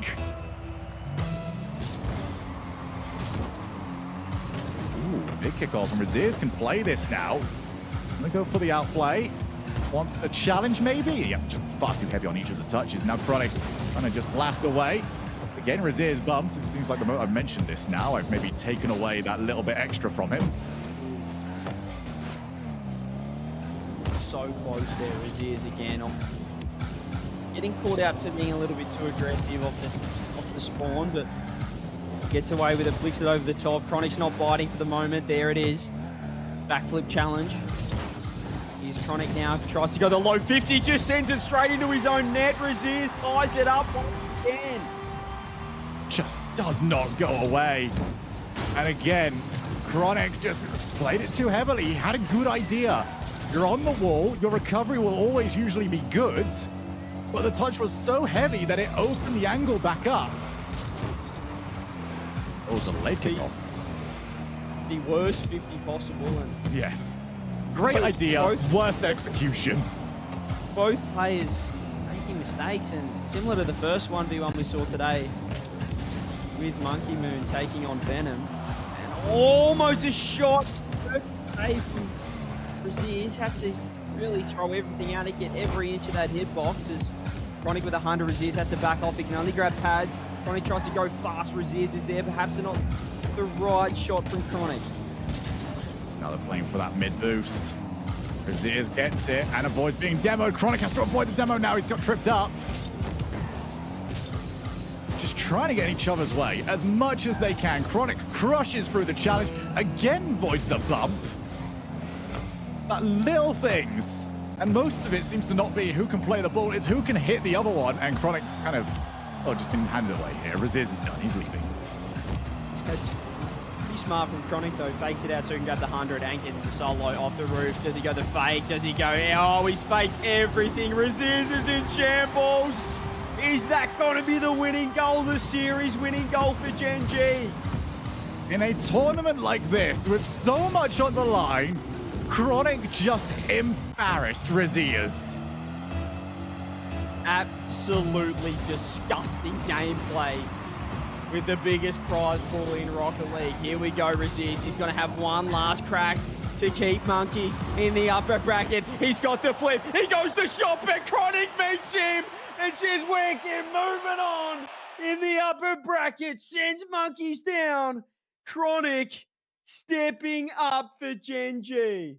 And that locks in Group B. It will be BDS against Gen G for a place in the top 8. The other one will have 2 chances to try and move on. What a way to finish that. That was absolutely incredible. And it turned out Chronic had the ice.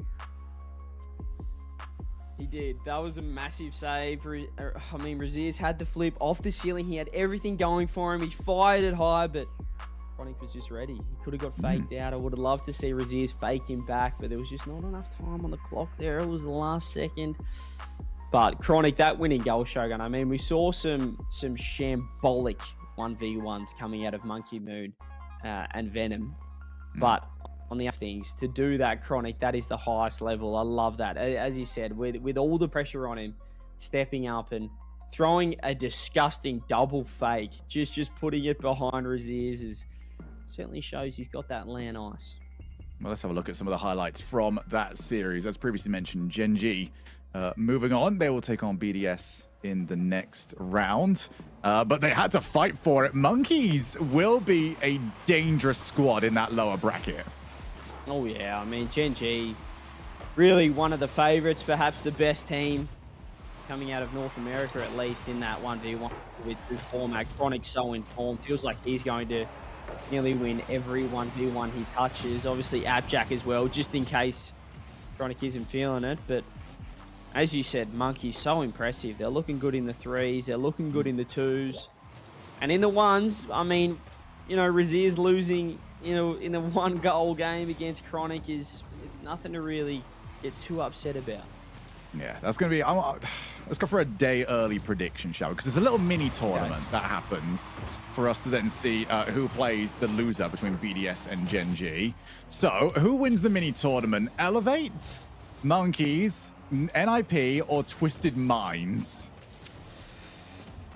Ooh, I think Monkeys look the best of those just in the format, but a Twisted Minds you have to put up there as well. I'll go Monkeys because I know you want to go Monkeys, so you have to go Twisted Minds. No, I'll double down on this. What do you mean? I'm not Wave Punk. I don't need a split desk over here. All right, I know when I see a winner, and I think I'm going to go with Monkeys. But let's also see another winner, shall we? Apparently, Jack. Congratulations on your victory. I kind of want to come over to you on this one pretty early because Chronic played the ones game. Obviously, you yourself are an incredible ones player. What's that like for you, sort of having to peer over the shoulder rather than being on the field? It's extremely nerve-wracking, far more nerve-wracking than, you know, playing myself.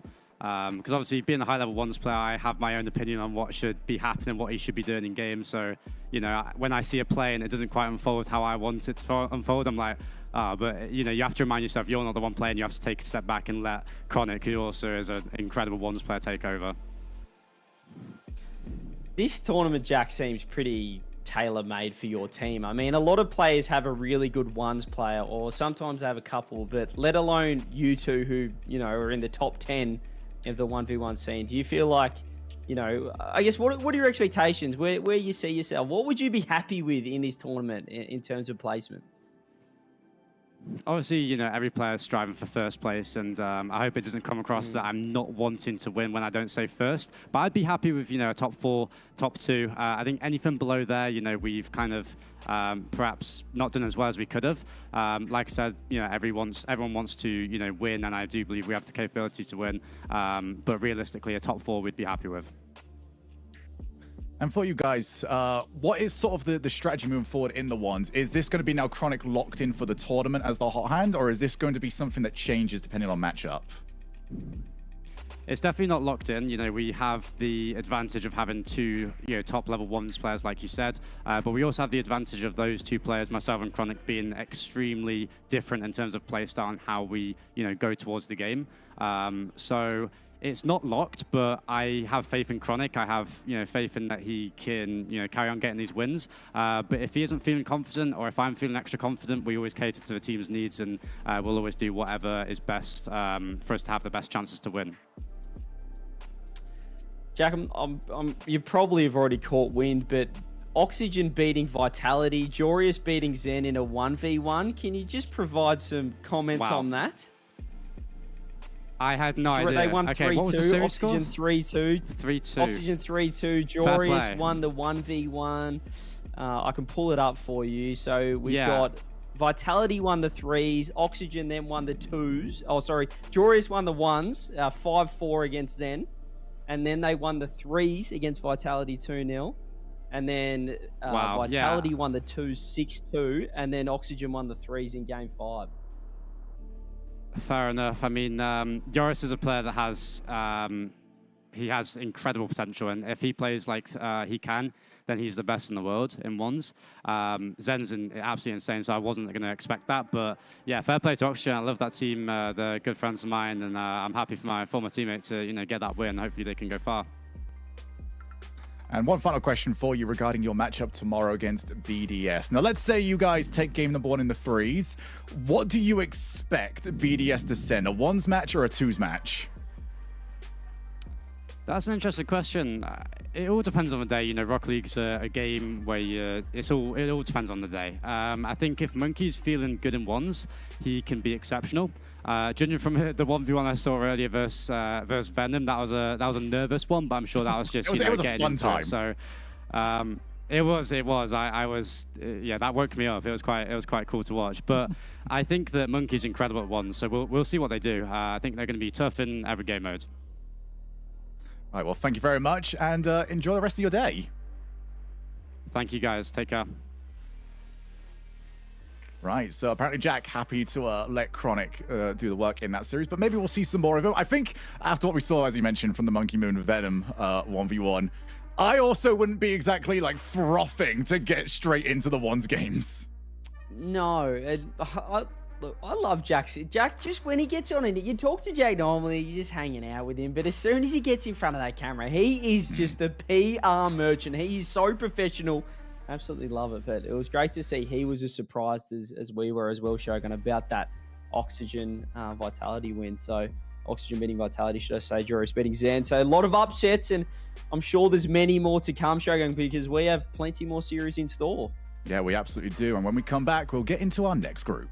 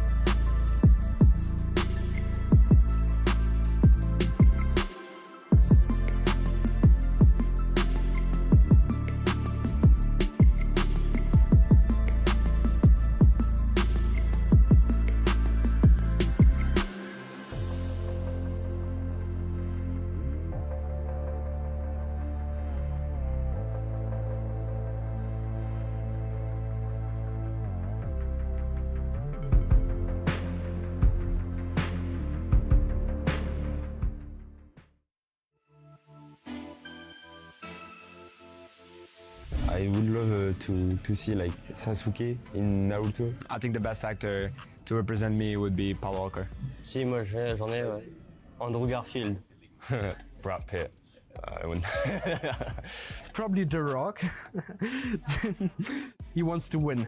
He always wants to win. Rupert Grint, the guy that played Ron Weasley in Harry Potter. I don't really know. It's a tough question. I would say Tom Cruise.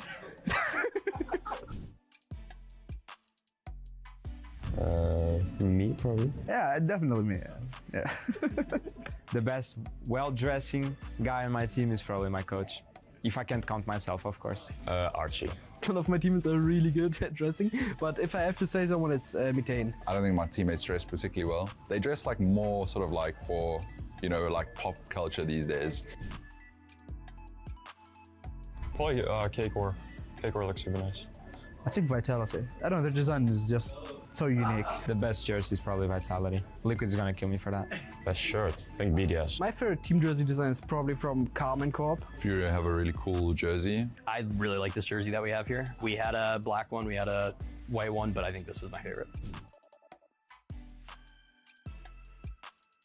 I wanted to be a physiotherapist. I'd really be focusing on school and my future. I think I would study business. very boring path. I would be an English teacher because my major is English. I would still be doing what I'm doing right now, which is probably studying and going to uni. I actually don't know because I've grown up with Rocket League and I didn't really focus on anything else so far. I might be a pilot. Maybe like the Skyline, the Nissan. Toyota Camry. I do have one, but I want another. If I could have the legend car, would be the R34 GTR. Ferrari? Lamborghini. Yeah, maybe a Porsche or Lamborghini. McLaren, but man, it would be cool to have an Octane.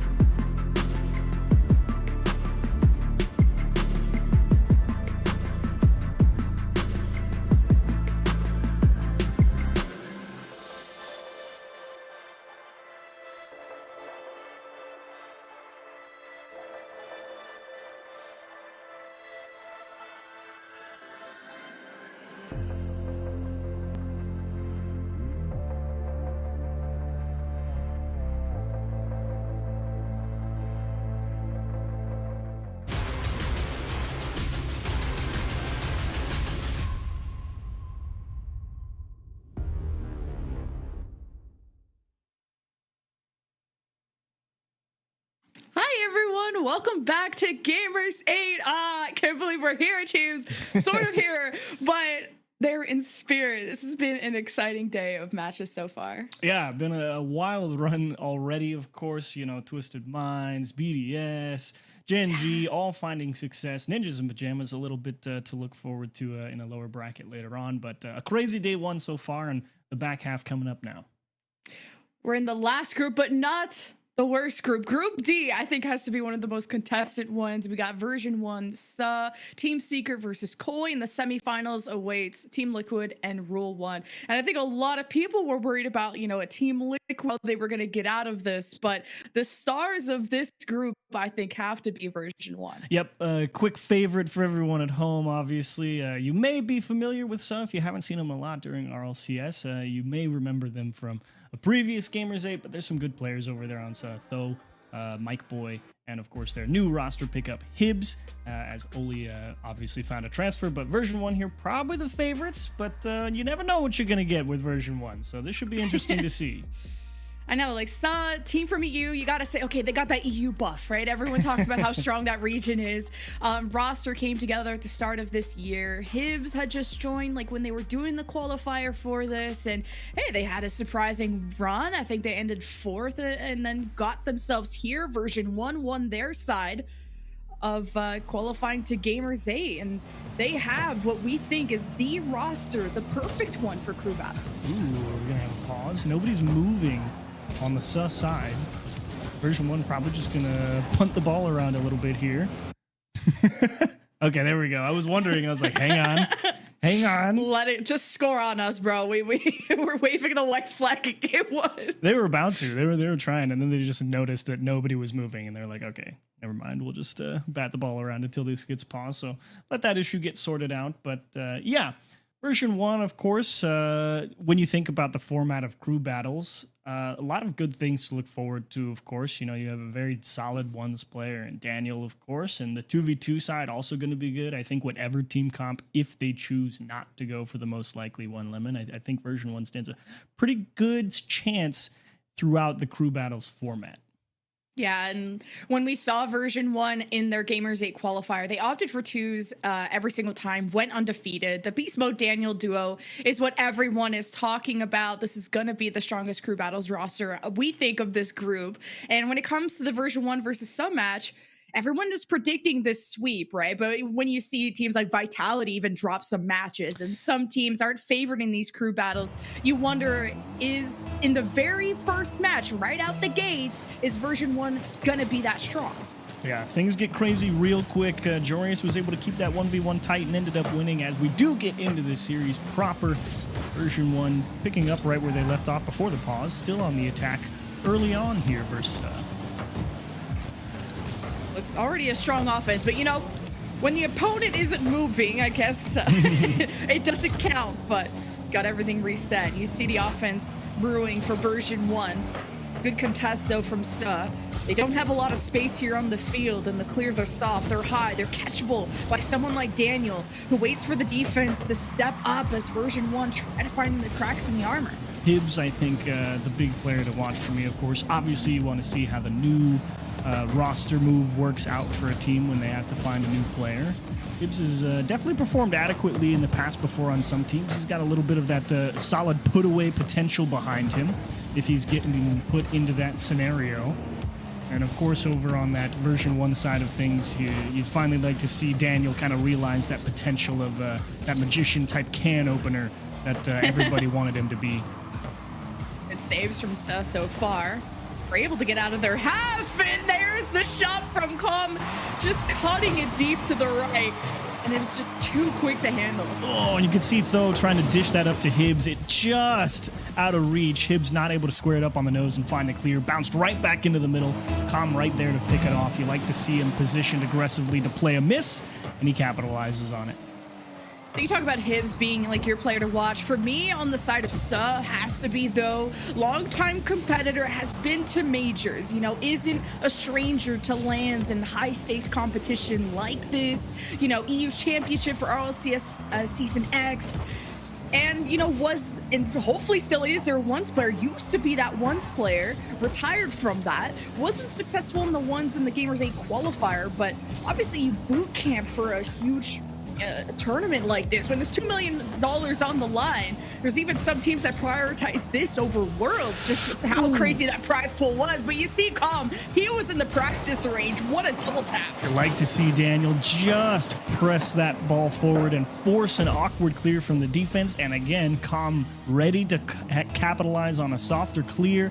Nobody able to rally in the defensive set. That layering is all kind of going all at once. And the extra defense is kind of thrown out the window, hoping to find a solid enough clear on the first go-around. It looked like Daniel was like herding sheep, the way that the whole defense just followed him out of the net. And it looks easy for a guy like Calm to capitalize on this. It's been so much hype behind Daniel in beast mode, but you can't underestimate what Calm brings to the table. And he does great interviews too. Yeah, that too.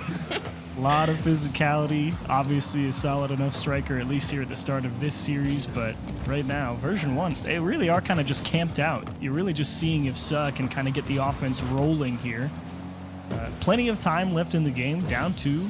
It's really just making sure the defense finds a little bit more structure behind it. Secure your own boost, and all right, find the space, throw the ball, force version 1 to spread themselves out a little bit and go from there. That's really all Suh has got to do to get the engine going. Yeah, winning threes for Suh, I think, is the weak point they need to take advantage of, because are we realistically thinking that someone like Tho can beat like Daniel in ones or beast mode of Daniel and looking like the best twos? Like, you never know, because Gamers8 Joreous beats in, that's all I'm saying. That's, it has been wacky thus far, but I just gotta say threes would be the best mode for Suh to take advantage of when it comes to version 1, at least quote unquote being their weakest inconsistencies we've seen out of RLCS. Version 1, when it comes to Gamers8, they do look untouchable.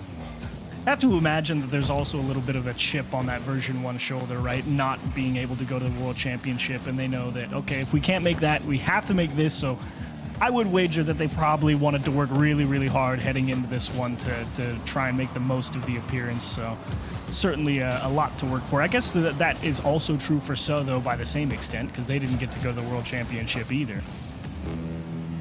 Yeah. Version 1, I think, want a comeback from just missing out on majors and worlds just barely. And this is the tournament where they can have a good send-off on their year, and hey, wouldn't be too shabby of a prize pool to win. Yeah. I think you could wipe your tears away with the dollars after that. With 40 seconds left, you haven't seen Suh score a single time. The defense has held strong. Version 1 only scored twice. The challengers from Suh have slowed version 1 down enough, but how do they ramp up? That's a good shot. Double commit saves for version 1. Suh keep the momentum going.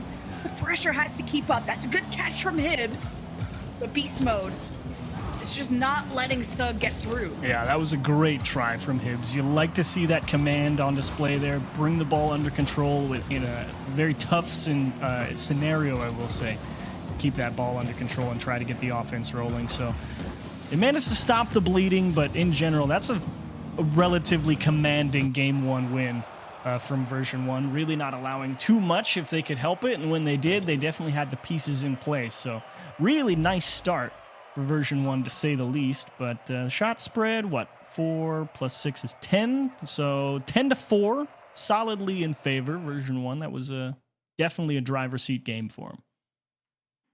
Now we go into our the choice of format being picked by Suh. And this is where, do you want to go to ones where usually, version 1 really like their twos? That's their bread and butter. Do you pick ones, or do you want a teammate? Are twos technically maybe a little bit easier for Suh to handle? Who knows what they're going to go for? If I'm Suh right here, I think I might actually go for the 1v1. Just by nature of, I think any twos combination on version 1 is likely better than any twos combination over on Suh. So, I feel like you want to flip that coin a little bit, and if you're going to have to do it, you might as well do it now rather than later. And I think there's at least a playable matchup there if you end up going Tho versus Daniel or however they decide to split it up. Yeah, I'm wondering what Tho's potential is. because they faced BDS Oxygen, which was at the time Monkey Moon and Jorius, which are very, very solid ones players. I mean, you just saw how Oxygen Jorius won against Zen. So it's, though, how do you do against Daniel, who is, I would say, at that peak of one's competition too? So there's that 1v1 you thought of. It did go for it. I like it. It's really also an opportunity, I think, because imagine Tho like crushes Daniel here, right? You can maybe capitalize on a potentially shaky mental game over on version 1. Let's see, Daniel obviously comes into this very confident. How would you not be?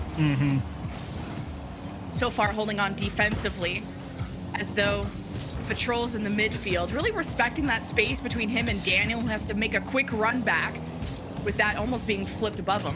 Yeah, and a lot of 1v1, it does come down very much to proper spacing, you know, positioning, respecting a lot of what the opponent can do, and you like to see Daniel turn this one in.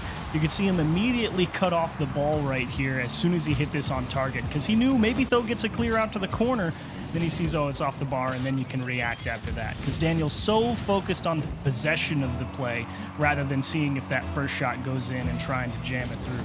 Because that's the real valuable part in 1v1, is possession of the ball is everything.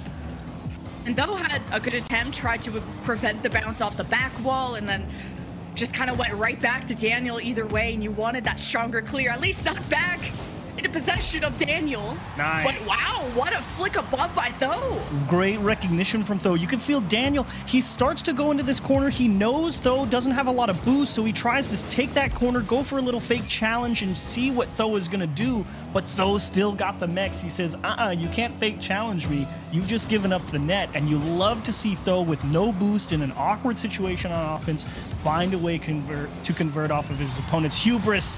Daniel does the exact same thing right back to him, though, just a straight flick over him. Yeah, Daniel forgives that right back. And when it comes to the ones of version 1, very solid as well, like beating everyone but Complexity. And the everyone's, you know, are they competition to someone like version 1? We're thinking about Koi, G2, Boulevard. At the time, G2 opted for Atomic, which is a very solid player. And Daniel really, I think, only was made sweat by Razebull, and it was like a 1-goal differential, I think, at that point. So Daniel was definitely one of the favorites in 1s, 2s, and that's why you look at version 1. They're the reason why they won the Gamers8 North American qualifier. Oh boy. And favorites to get out of this group. Oh, he dropped it. Oh my gosh. He's faking it. So I do have to say, I love Tho's ability to just create something after flubbing the initial push. I like to see that kind of improvisational play come out in 1v1. That's part of the beauty of it. Daniel gets a cheeky challenge. Look at him manipulate the timing of this as he comes off of this flip reset. Just comes all the way down and just lets Tho hit it right into him. Beautiful stuff from Daniel. Just Daniel is so good at just manipulating the result of the challenges in his favor every single time. Every time Suh has tried to block a shot, contest the challenge, the bounce is either gone in the back of the net or right back at Daniel, who takes that open net shot. Here comes Daniel right in front of Tho, 4-1. Tho got absolutely tied up here. He picks up a boost and thinks, ooh, maybe have to defend a flip reset, starts to cover the near post and doesn't think about the instant catch from Daniel with a quick shot off the nose into the middle of the net. Daniel pulling away pretty strongly here. But 3 minutes is a lot of time in the 1v1 game, and Tho trying to get cheeky. I actually really liked the idea. He wanted to see if he could catch Daniel overcommitting to a challenge by letting the ball bounce and just score the open net. And Daniel says, yeah, no, I just demo you, and then I score for free. I was about to say before the demo that I was like, though, you know, he looks really good when he has space to work with, when he has time to think, when he has time to see what Daniel's cooking before he hits the pan. But Daniel is either demoing him or putting Tho against the wall, and Tho has just not been successful in these close quarters challenges. Ooh. But now that Tho has space, see how he kind of catches Daniel trying to control the ball, and Tho approaches and kind of shakes that up a bit. Oh, he might score again. He won the physical battle. You can see a little bit of saber rattling as they pushed through the middle here. Tho trying to retain possession, and Daniel just shunting him out into the middle of the pitch, denying him the side boost. And a nice, easy one again for Daniel. And that very likely should be the end of the 1v1. I mean, a 5-goal comeback, 2.5 minutes, totally possible in the realm of 1v1. But Daniel has just looked in control and not really phased by too much throw is thrown at him, as that one actually got through. Kind of playing squash with the net there as Daniel at least stopped the initial push and then knew he couldn't get the full clear and just tried to stop the rebound shot from coming in. And Though has placed these shots really high, and it's worked out from the 2 goals he's had. Yeah, it's really great placement, I have to agree. That's definitely the idea, especially in that scenario when you can shoot to either the left or the right side of the net. And look at Tho, he's starting to change the tactics. He's just saying, look, I'm just going to come and smash the ball into your body and see if you can retain possession, because me sitting here trying to play defense against you has not been going well. So I'm just going to come at you full bore and say, now you got to beat me with speed. Although gave so much space and then didn't get like a boost advantage or just anything out of it. So no boost and no hope as Daniel can just play with his food. Yeah, that's exactly the problem, though. Only 16 there in the net. Yeah, he kept off the initial attack. He had to go and grab that little 12 pad right in front of goal, and unfortunately he knew that was never enough to make the 50. Decided to take his chances in the net. Proven dead wrong and just denied off the kickoff. Daniel cruising here in the 1v1 section. Oh gosh. Well, the small denizer is what kept Tho in the game at the first minute or two. Oh my Daniel goodness ramps gracious. up. Look at that control. That's not even fair. Like, I don't know how you're supposed to defend that. He hit the ball out towards the middle of the box, used a bunch of boost to get back to it, caught it with a flip reset, and then just turns it into the corner? Yeah, we'll see ya. Well, the biggest thing we had about version 1 was first match of the day. How good were you gonna look? Well, the 3s they won without giving up a goal. You're looking at an 8-2 for Daniel with 90 seconds left. I'd say version 1 are setting themselves up for a sweep. We'll be going back to 3s after this, where still have a chance to bounce back. But out the gates, they needed to kind of take advantage of everyone being cold on the hands. And, you know, it's land, so the environment is different too. Yeah, and I really thought this 1v1 might go at least a little bit better, but that's kind of the unfortunate reality of, yeah, Tho's the ones guy on their team, but as we did mention, hey, huge 50, great job. Just put the big part of the car right behind the center of the ball and just wins the physics battle right in front of the net. But that's kind of the unfortunate reality in the 1v1 world. If you kind of stop playing ones and you don't really keep up with it, you can kind of see what someone who plays it all the time can do to you. Now it's high score time. I know 5 goals is doable against Daniel. He's putting that thing in reverse. He just reversed it to the net, I think. Tho thought he got away with this. He's like, ha, I've bumped him, and now I get the ball. And Daniel's like, nope, I've recovered cleanly. This is easy. Tokyo drifts in it. Now he gets the style on him. Okay, freestyle tournament now. Easy goals for Daniel. Cruising. This... Oh, not a 10th.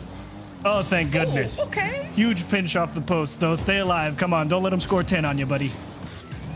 It was like 75 boost to 0. So Daniel has the speed, as the mechanics had the space. What does he not have? Unfortunately, not enough time to score more goals.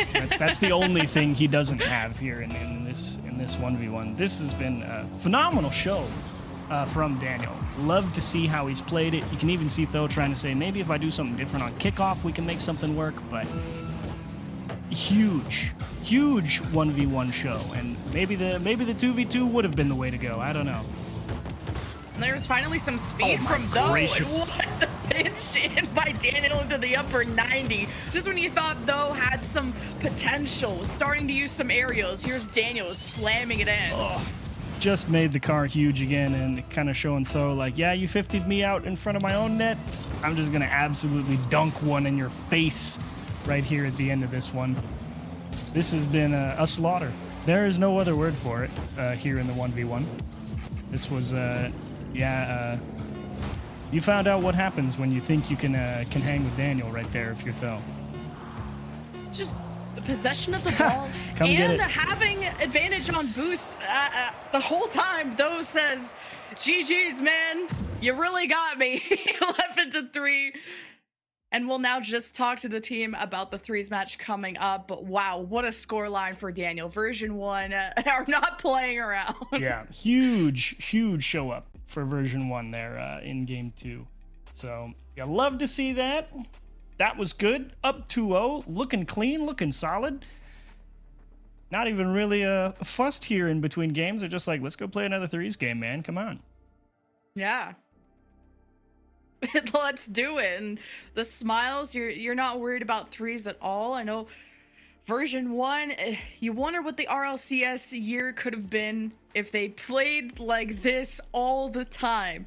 They're the favorites in this group, and in the next, I know that this is a long times away, but Team Liquid are on the other side of this win, whoever comes out of it, and that's the big match of whoever comes out of this and how Team Liquid have looked consistently. That would be a real test. I have to agree. Liquid consistently seems to struggle for some reason when they get into the LAN environment against just about any team, especially North American ones. So we'll see how that plays out. 2v2, 1v1. Not really sure how that one's going to mix up in that scenario either. They do have a Toe who's a very capable ones player, but back to the 3v3 here for version 1, and Suh try to regain a little bit here. Trying to regain. Had a good warm-up in threes. Suh held up a defense. Kept version 1. Stopped a lot of shots. Kept them mostly at bay. But version 1, just the way they corralled Suh and just manipulated their position. Now you see version 1 going for bumps to physically move them out of the way. And Suh couldn't stop someone like Calm from cleaning up, you know, what Daniel was setting up a lot of the time. Version 1 looked clean in the first threes match.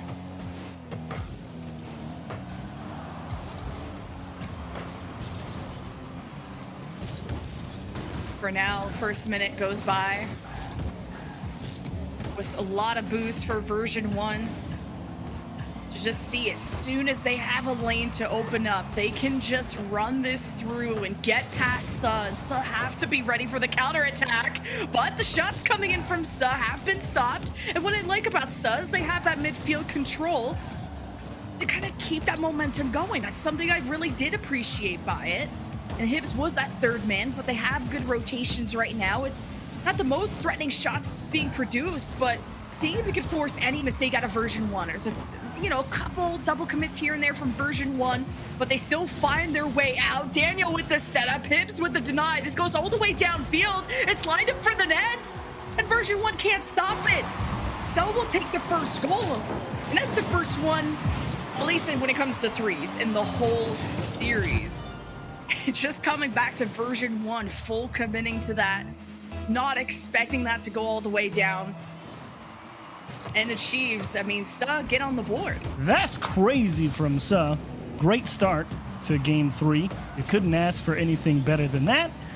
You've kind of regained a little bit of confidence here after having to watch Though kind of get beat up a little bit in the 1v1.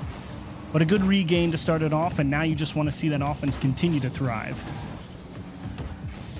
Yes, we're able to negate that counterattack from version 1 that looked deadly after that Daniel setup. They've watched it, but Beast Mode makes it happen pretty much all by himself. Life isn't fair. Calm with a massive 50. Beast Mode on that tight support plus demo. Get a few bounces off the crossbar and post and stuff, and do your thing, man. That was huge. What I like about version 1 is when they go for challenges and setups, the follow-up from their team is so quick. Suh have just had that one deny from Daniel. They've been keeping their eyes on him after what he was able to produce in game 1, but just didn't know what Beast Mode was up to. That bounce was too fast for Suh to keep up with. Cheeky bump as well. Daniel, you can see, obviously just pressuring, forces the defender to take a line, and there he is. Calm the demolition machine. He doesn't get credited with one, but that one counts in our hearts. That's a demo assist right there. very physical, kind of bully version 1. It didn't feel like they needed to use that much of it in game 1. We're seeing demos, we're seeing very critical bumps by version 1. Last 2 goals have come from a bump and or a demo.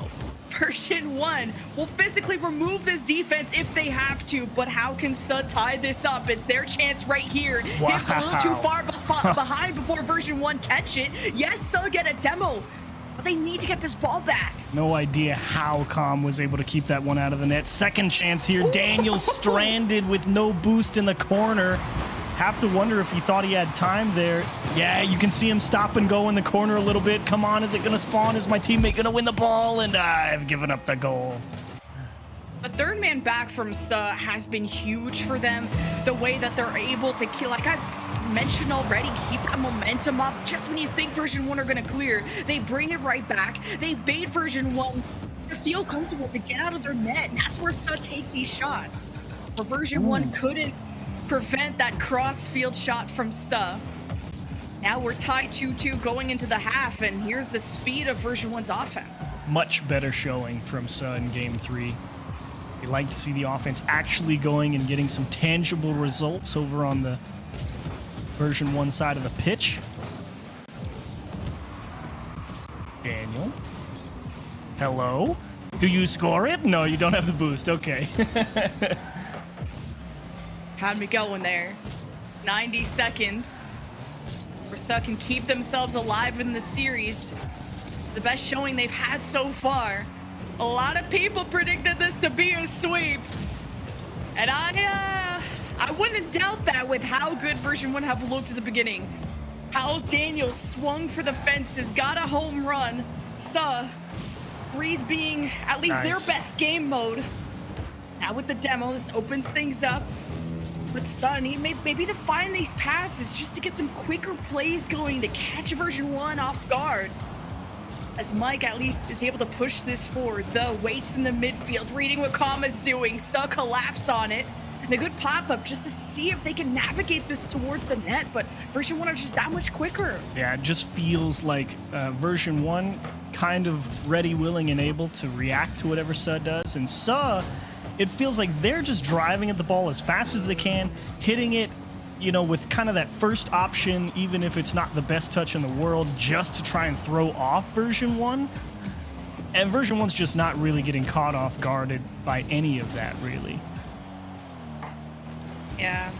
And it feels like even when you go for these random challenges, as you're saying from Suh, they don't have the boost to kind of quickly reposition and have that immediate follow-up that they so desperately need. The way that version 1 have the resources and the situational awareness to position to get ready for that second shot. We go into OT to determine our version 1 going to the semifinals against Team Liquid, or so gonna force a 2v2. Oh, with the bomb. Can you get back to it?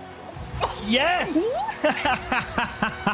Well, just because it doesn't really feel like it's the greatest strat just to drive with the ball, every now and again it keeps you in a game. They get to an overtime, and boy, did they nail that kickoff. Straight out to the side, continued through to the version 1 half, cut back and demoed the man on the ball, and then a nice open net. And at that point, you just have to say, okay, don't miss. And they nailed it. What a quick OT. Didn't even have time to kind of tease you guys how this is going to go down. Can Suh come back? Our version 1 going to be perfect? Well, no perfect. But 2s is where I think version 1 could be perfect. That is the most fearsome game mode we're worried about. But Suh, with how good they looked at 3s, you just never know how the series is going to go. Yeah, I think the 2v2 will go a little bit better than the 1v1 did. I think a little bit of extra stability of having that added layer of defense is quite invaluable. So it will be a little bit more of a, I think, what kind of offense are you able to bring to the table here? And I think you do have to give the edge to version 1 in that environment. Of course, very likely the Daniel Beast Mode combo here versus the Tho and Mike Boy. So I think there's going to be a lot of pressure on Tho to consistently get up there and take the ball off of whoever's carrying it, be it Daniel or Beast Mode, and then it's going to have to be a very difficult positional game for Mike Boy. He's going to have to be spot on if he wants to try and keep that possession, I think.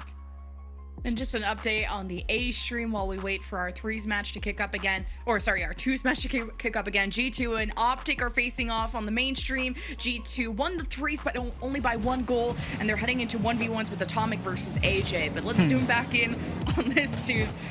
Like that giggle from me. We'll see what that's got cooked up. But hey, version 1 already with pressure. Not too surprised, but Mike Boy, great dribble and trying to freeze Daniel. Look at him go. Slap that boy around. You ain't called Mike for no reason. I would say Mike is like that bully from high school. Look at him just slam it to Daniel. Remember me? It's Mike from high school. Slaps him around. That was huge. That was big Mike energy right there. Oh, did they get it right back? Oh, they do. What a shot. The perfect kickoff from version 1. Look at Beast Mode just draw this ball back. Gets on the outside of the ball. Lets Tho try and hit it into him. It just skims perfectly on the right line to Daniel. They catch cheating and straight into that top left corner. It just reminds me of that meme of that one gamer who's like sweating and trying like super hard to get something done. That's like demoing, bumping, like doing all this stuff. And then there's Daniel singing, vibing, and just perfect placement to the upper 90 right off kickoff. So 1-1 with version 1 on match point. And so force the game 5 though. It'll take all the effort in the world. And there's Mike Boy just trying to slam it in, but Daniel tried to back it up but didn't have enough spacing. And so just overwhelmed them. Really great 50 from Mike Boy here on the line. Just put it out to the open space, and Daniel, he honestly, he didn't do anything wrong there. He was just rotating into the back part of the net that was undefended, and unfortunately, as the ball came across, he just didn't have a good line, and Tho just had a lot more momentum behind him, just powered it right through. We have a game on our hands, everybody. With an advantage in twos? For now. To be one of the crazier upsets compared to, you know, of course, the Zen upset when it came to ones. But can they hold on to this? The way Suh have just been out-pressuring version 1 thus far has been great to see. The bounce back. Here is Tho just trying to curve the bullet below. And the shot, the follow-up from Mike puts Suh 3-1. There does come a time when speed is not necessarily your greatest asset. There's been a few challenges where version 1 have been up early to a ball, definitely beating Suh, but sometimes that speed they start getting taken advantage of, as you see on that last goal. Just a little bit of a fake from Tho, delays the touch, lets Beast Mode go by rather than trying to win it straight through. And that's a comfortable 2-0 lead, and in 2v2, 2 goals feels a lot more valuable than it does in 1v1, because now you know you don't have to do anything too crazy. Kind of just make sure, I kind of like the imagery of drawing kind of like a stick between you and your other player. And you kind of just always keep that stick between the ball and the net, and it's really hard for anybody to score. Yeah, leave enough room for the Holy Spirit between the two of you. As version 1 haven't had that space whatsoever, but now they're trying to do the same thing. But Daniel didn't have the follow-up. He's too far forward. Has enough boost to kind of reposition and not let just run through and get a free 4th goal. That would start to get out of hand. But here comes Mike Boy, has the reset. Couldn't get the bounce. Or couldn't receive the bounce after Beast Mode redirects it away. Now Suh have been really good at stopping version 1. Yep, and all they have to do is just keep a decent spread of the field. All they have to do is cover clears. And you have to force version 1 to be the mechanical wizards that they think they are to beat you. And that little bump might do it. In 3v3, it could have potentially scored with an extra person, but in 2v2, Tho on the counterattack and almost able to jam in a 4th. Wow. 2 minutes left. Version 1 is dry when it comes to goals. This is landing in the backboard, and Beast Mode protects it well, connecting better too with Daniel.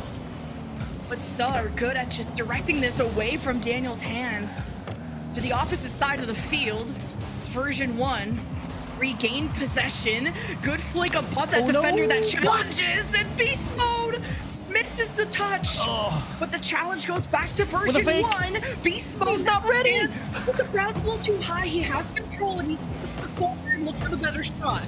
How in the world did they not score right there? Daniel, that was such a great setup with the misdirection and just not communicated clearly. Beast Mode was in position, but he just didn't think it was happening. And now they do not give up a fourth goal. But boy, did they not get themselves closer either. But I do like to see version 1 always finding a way to take the space.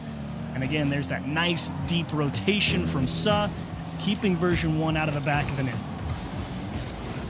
Well, Scoob, it's been just quite a mystery if Suh can get away with this 3-1. These meddling kids of Mike Boy and Though are really doing it, but Daniel keeps version 1 in the game, only down by 1 with 48 seconds. I have to say, this one has to be in. If that's not in, I don't know what we're doing here. So nice recovery from version 1. 48 seconds. It's a decent chunk of time, but not a lot. But with how much possession version 1 have been able to find in the 2v2 game, give them a pretty decent odds. I'll give them about 40% to find the equalizer. The Chiefs stats of the match. Really did like your breakdowns at Worlds. You brought the stats. I like this one. Is it imaginary though? 31 seconds. I think version 1, they gave themselves hope, a pat on the back. Daniel bringing breathing sides of life for version 1. Beast Mode.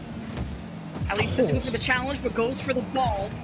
Now passing this to Daniel, sees the approach of Suh. This goes towards the net. Thankful that post is there in the way. But now with the pass? The last play for version 1 to flip the save by Mike Boy. Wait.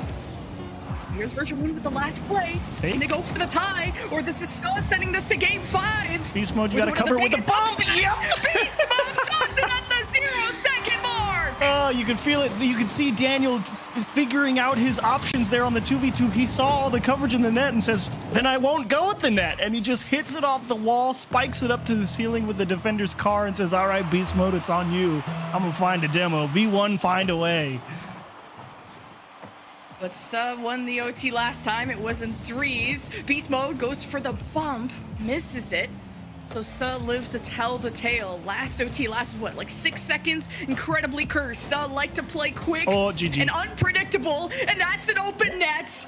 And you won't be upsetting version 1 today. Not in 2s, and not now. Version 1 move on to the semifinals. Great show from version 1 to recover in a 2v2. That's gotta shake the confidence a little bit, obviously. You know, with the win, you could be like, cool, we get the nice 3-1 dub. The things got away from us every now and again in the 1v1, but they recovered quite nicely here. So tough break. You kind of ran into the brick wall. You thought you might have had him in the 2v2, but couldn't keep him out of the net forever. Version 1, huge start to the series. What can you say? That was great. Hey, and commendable from Suh as well. A lot of people predicted the sweep against Suh, and look, we almost had a game 5. We almost had a game 5 there. It went to 2 OTs, but yeah, version 1 will be moving on to the semis, as I said, to face Team Liquid. That's got to be the most anticipated match of the group, I gotta say. And then Suh will be dropping down to the lower bracket. And up next, we're going to have Team Secret versus Koi. But of course, we have to have an interview with version 1, see how things are going. We're getting that set up. But hey, the Chiefs Gamers8 has been a bucket of surprises. Yeah, good start for us as far as I'm concerned. You got to answer some questions about version 1. You know, how are they going to look? They came out pretty strong. Obviously, what can you do? Sometimes you get taken to task in an overtime off a cheeky kickoff goal, but that's the way she goes sometimes. But here's the highlights. Game 1, oh boy, absolute masterclass. If you guys think you know how to play 3v3, this is how you play 3v3. And then the exact same scenario for the 1v1, of course. That was so nice try, my guy. Maybe in a different series. Yeah, like 11-3, quite a stomp, but I'll throw a bone to Suh or to Though. I think the placement of these high shots were difficult to block sometimes for Daniel. So he got some on the board. I think that's difficult. You got this Tokyo jerk, put that thing in reverse goal by version 1. That was sick. And then we got the second 3v3. This time, so we're able to come back through. They got a lot more aggressive in that game 3. You like to see him figure out a way in that beautiful kickoff strat. Out to the side, have Mike Boy cheating up, find the demo, and Daniel's just not in time. But it all came down to the 2v2, and you thought for a second maybe we were going to 5. Out to the early lead, but then the mechs came alive for version 1, Lemon. Yeah, and then we went to the 0-second goal. We knew this series was going to produce entertainment.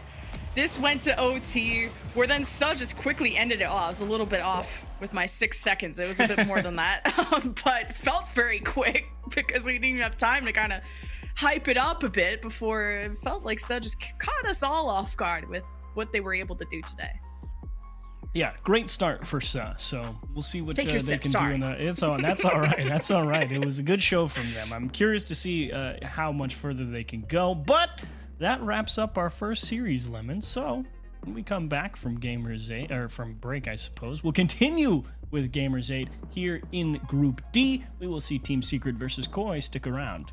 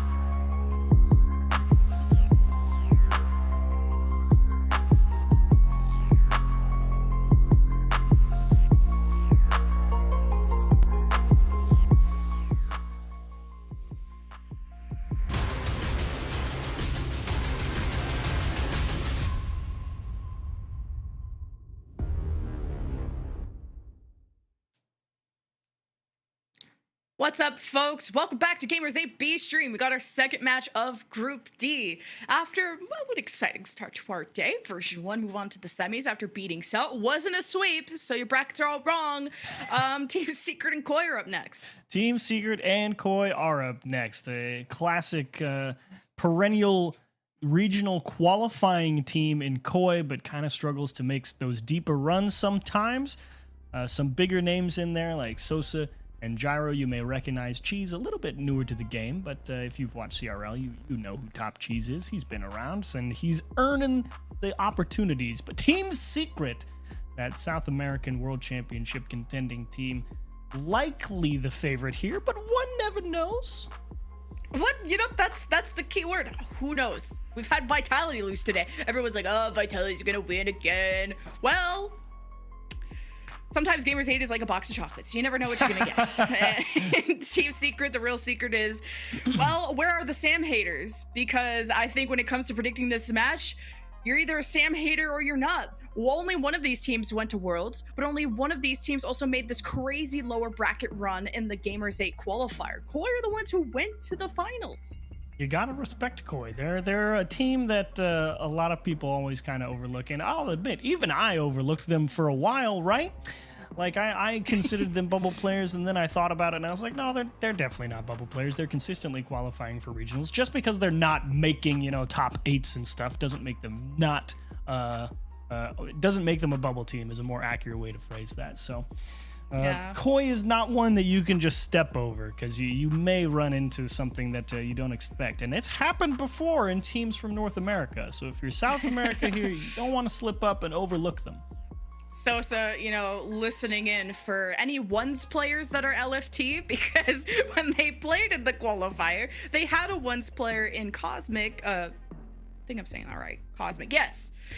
Cosmic, who was their substitute that they played in ones, who handled all of those, but he's no longer on the team. So Koi, who are they going to be playing in ones? That's the secret. Speaking of which, we got the all-star squad from South America representing Brazil here. I love these poses. You gotta get it hyped up. I mean, if you're Team Secret, you're like, I know we just did all this for Worlds, but the hero shots are fun. I love them. I don't know why I thought Top Cheese and Cheese were the same person. They're not. One's on top, one's not. But Cheese, I think has gathered a lot of respect. You're looking for Cheese to have that performance of his career here, had prospects of joining Space Station in the spring split. You know, Reddles and other pros have a lot of respect for someone like Cheese. And you gotta hope that maybe he could be the one who steps up for ones. At least that's what you thought. Yeah, I wasn't certain who Koi would pick for one. I mean, it's probably Cheese. He's played more ones, I would say, than Gyro or Sosa, but he's kind of been out of the 1v1 game for a while, kind of like Tho. So, like, maybe. I mean, I would have to imagine they go with him or potentially Gyro. Maybe Sosa. It's you know what? Just play 3-card Monty. Pick your favorite. Rock, paper, scissors, short yeah, exactly. straw, Yeah, draw lots, however you want to do it. I am not 100% certain who Koi would pick for the 1v1, but I think there's no question over on the Secret side. They will very likely pick KV1 and say, all right, go to work. And I think that's the right way to do it. Yeah, I think if given the choice, Koi would want to avoid ones, which is something they should definitely do. They preferred to choose 2s, and that's where Gyro and Cheese played. And this was interesting because they only lost to Complexity. I don't know, Ray's Bull was the GOAT when it came to that. But they beat Optic and G2 in their 2s, which was impressive for a team like Koi. So see how that goes. 2v2 is kind of a fun, I will say, equalizer, right? Because 1v1, you know, obviously if you play a lot more ones, you just have an advantage. 3v3, I mean, it is such a tightly controlled area of things that, like, there's so much defensive presence in 3v3 that sometimes it can be quite difficult to really crack people open. But 2v2, every player is responsible for so much of the pitch, and there's so much more operating space to work with. So even if you have players on Koi who I think in a 3v3 against Team Secret, at least in my opinion, may be outclassed, 2v2 does open up a lot more avenues for success, because sometimes that's all you kind of need in this environment. If you're a player like Gyro or Cheese or Sosa, you get a little more room to work with, and then you start to flourish a little bit more, and you can really press some of the best people in the world. So 2v2 is a pretty equal playing field for a lot of people, I would say. And Koi are that team, that press. That's exactly what they did in the Gamers8 qualifier. They dropped in the very first round and beat huge teams at the time, like Optic and was it G2 or something like that. But this was a tough match to predict because of Team Secret. How much you have respect for the region and this team in particular, where I think they produced a lot more respect after how they performed at Worlds, which typically maybe Sam or just this team struggles of getting out a wild card, but this time they did. They had wins over Elevate, over Oxygen, took games off of SSG, and had a respectable fight against Carmine Corp and Falcons when it came to the group stage. And you really lean on someone like KV1 from Team Secret to excel in a format like this. Yeah, I always look for KV1. I think when prepping for the World Championship, he was definitely the player that caught my eye the most on Team Secret, but that's just because I really appreciated his approach in particular to the game. He's a very dangerous type of challenging player out there in the midfield. He really makes teams work hard to get the ball around him, and even if you do get it around him, he's done it in such a way that it makes it very playable for his team behind him to make a play and get out. So there's a lot of really good structure there for that Team Secret roster. It was a disappointing World Championship, obviously going 13th to 16th, ended a lot earlier than they would have liked, but you don't want to sleep on them. That is for sure. And just because they went out 13-16, it doesn't mean that you're going to just be able to be like, yeah, we're North American Koi. We're gonna come in here and smack on South America. That's what we've done for years. It's just like that's a terrible mistake to make if you think you're gonna just walk over here and steamroll Team Secret just because they're from a newer region. That's a big bonehead moment, and you are waiting to be disappointed if you do that. Yeah, get called a bonehead by a Chiefs. Yeah. Take that.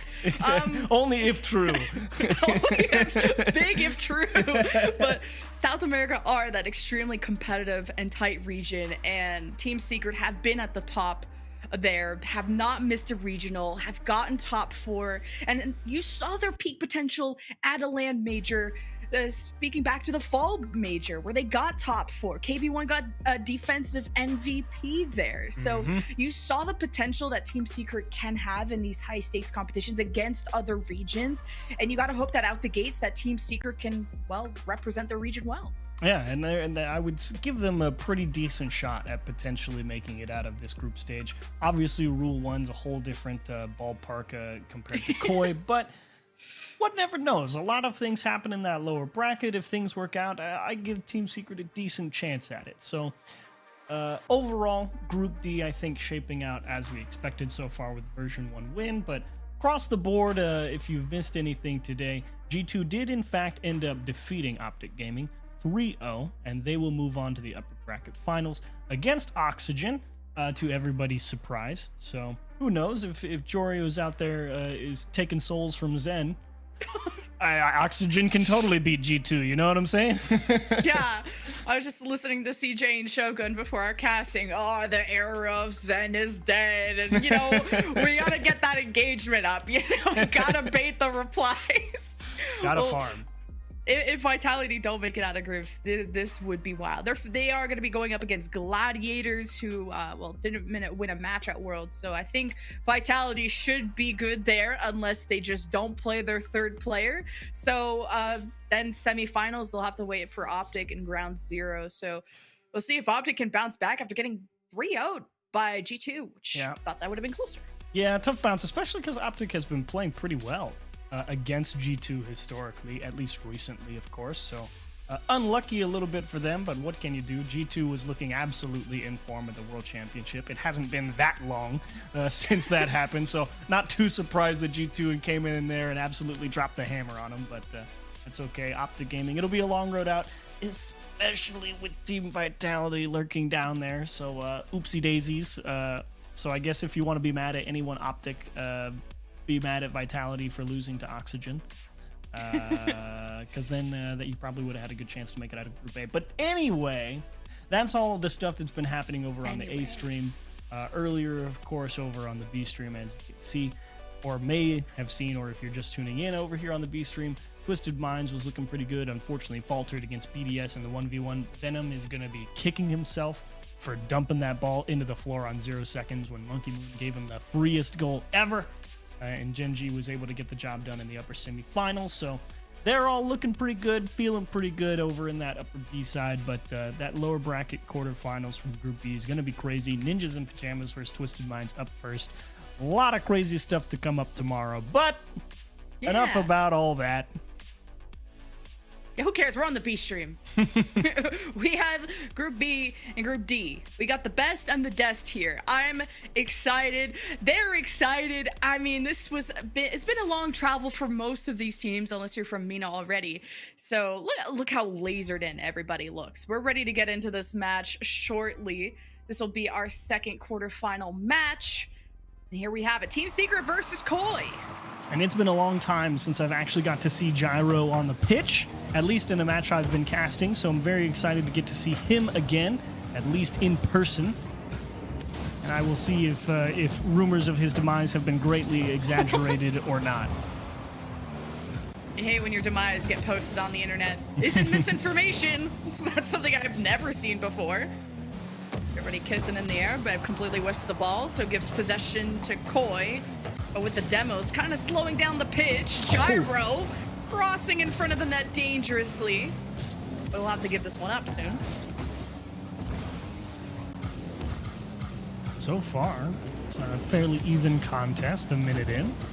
Nobody really able to find any type of solid footing. This really just does feel like the parry riposte exchange of blows from both teams, just seeing if anyone's going to make a misstep that will really allow them to come through and take a lot of space. This match is going to be cool. We got kind of that dark horse, the dark fish of North America versus Team Secret, who are on the up and up since their Worlds qualification, since getting into groups. Boy, you know, they didn't go to Worlds, so if you didn't do enough research, you'd have been, okay, Team Secret went to Worlds. Koi didn't. I have Team Secret in my bracket. Well, Koi have upset a lot of people in their Gamers8 qualifier. Like I said, that lower bracket run, beating teams that on paper were much better than them. Gotta expect the unexpected when it comes to Koi. That Canadian of Sosa almost driving that in. Well, he should be putting in the grind. This is definitely by far and away their biggest tournament of the year, very likely. Best opportunity to cash in on the long season. Team Secret looking to regain a little bit of respect. I'm not sure if respect is the word I want, but belief in themselves, perhaps, heading into the next season. Maybe Koi not going to Worlds. You got that edge because you got to practice your ones and your twos. Yeah, for real. Secret just obviously only focusing on threes, but they put the edge where they put international LAN recently. So the nerves hopefully not getting to them. Bounce from Cheese, hits the cross. Team Secret hope to generate some space here. Kind of crazy. But are just trapped. Yeah, trapped is the right word. Team Secret completely unable to find any type of room to maneuver here on the defensive side of things. And finally, you can see Knight just forcing that ball on a dribble, and he scores! Oh, that's devastating for Koi. Imagine being on the attack for 90 seconds, and then you get crushed on 150, and you instantly concede. The self-pass from Knight, and Cheese didn't know where that was going. Maybe she should have just gone for a bump or something. Was caught lacking. Team Secret not lacking in offense, despite barely having one thus far, as you mentioned. Sosa has Gyro to his left. KV1 on the wall. This ball goes right into Team Secret's lap. Or at least haven't been able to have too many amazing clears. But it's just the one counterattack. The one counterattack to rule them all is maybe all that Team Secret need. So far, that might be the case, because it's kind of surprising to see them still get pushed back. When they just missed that midfield boost. He's going to let Gyro see if maybe he own goals it. Little cheeky idea there from Team Secret. But if you're Secret here, you want to, as soon as possible, stop getting boxed into your own half. Because I don't care who you are. If you're letting a team press you for too long, you will eventually concede. Yeah, you were about to be called a bonehead again by Achieves if you were getting baited into own goal. I didn't know that was a thing, but didn't happen. Thank God there. Team Secret on the offense this time, finally able to break out. They're sad, almost setting up KV1, chased away by Sosa, and Knight steps up and strikes true. You can see everybody on Koi, out of boost at a critical time. The ball's floating in front of the net. They all get scared. They all dive at anything that they think they can get their hands on to find a clear. And KV1 just says, yeah, I'm just going to pop this ball straight up and let my teammate come shoot it. Good start from Team Secret, despite us being worried about how shaky they look, just being so out-rushed there by Koi at the beginning. Both offenses that Team Secret have had haven't been stopped, or maybe three. But Team Secret looked good. AV1 pushing through on the right side, ready to cross in front of the net. It's a long pass over to their third man of Sad. Steps up, good rotations from Secret to kind of just try and fake where the play is coming from. Koi able to stop it in time. Man, Gyro so frustrated right there. He was in a good position to try and capitalize and take possession, but he didn't have the boost. He had to let the play develop a little bit longer, and that resulted in some extra time being wasted off the clock just because he couldn't go and win the ball. And Secret very likely now to close this out. Sosa open net will convert, and maybe not just yet. Great spot from Sosa too.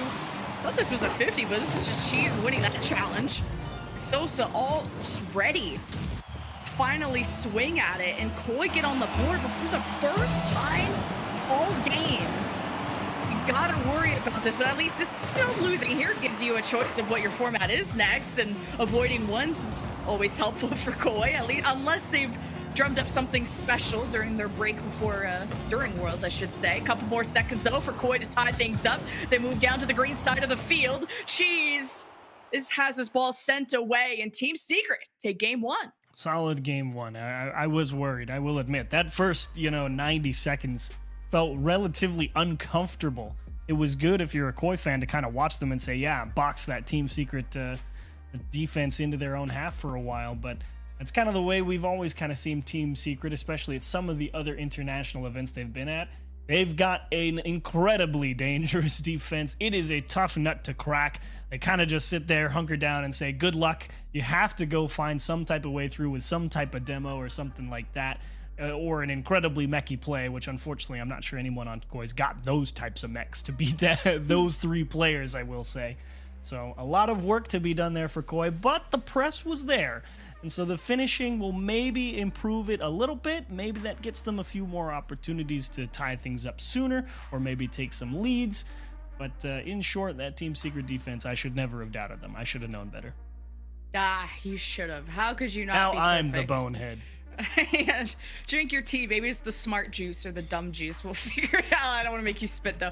But we're going to be spitting some facts, because our next format, guess what? Twos. We guessed it, chat. We had our little crystal ball and script put together. Cheese and Gyro playing twos, where they looked very solid. They'll be going up against Sad and KV1.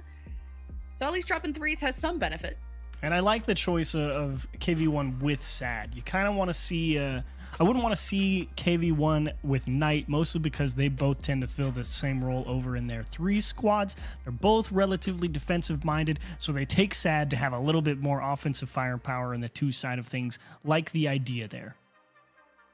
Yeah. It's kind of interesting with Koi, where they opted for Cosmic in ones, but then didn't play him in twos. So most teams that I was seeing play their ones players in twos. So Koi feel pretty comfortable with this being their format. Of course, if we do to go to game 4, you'll have to play ones. You'll have to cook something. Team Secret, how will they do? Oh, man. In their twos, where they usually prefer ones, but this is an opening for Team Secret. KV1 cleans it up. You got the Chiefs just freaking out, guys. They scared me, man. I thought that after KV1 absolutely annihilated those 50s and got Sad the ball, he was just going to score. And even then, after he missed, I thought KV1 might have just hit it off the inside of the post. And thankfully, all of that was incorrect, and it was able to go in, because I was going to be very sad to see all that good work go to waste. Just a fake, bro. I didn't whiff it. Just a fake. Team Secret on the board first. Good passes between KV1 and Sad. Koi trying to read it, trying to slow it down. Last layer of cheese. Gross. In the net. It stops it, so that's cool. The last layer of cheese here gets absolutely devoured. KV1 wins another 50. How about a second one? Cheese just thinking he can just take the ball off him. Oh, that's a rookie mistake. KV1, he's just moving it on you. Yeah, Koi playing a little too close.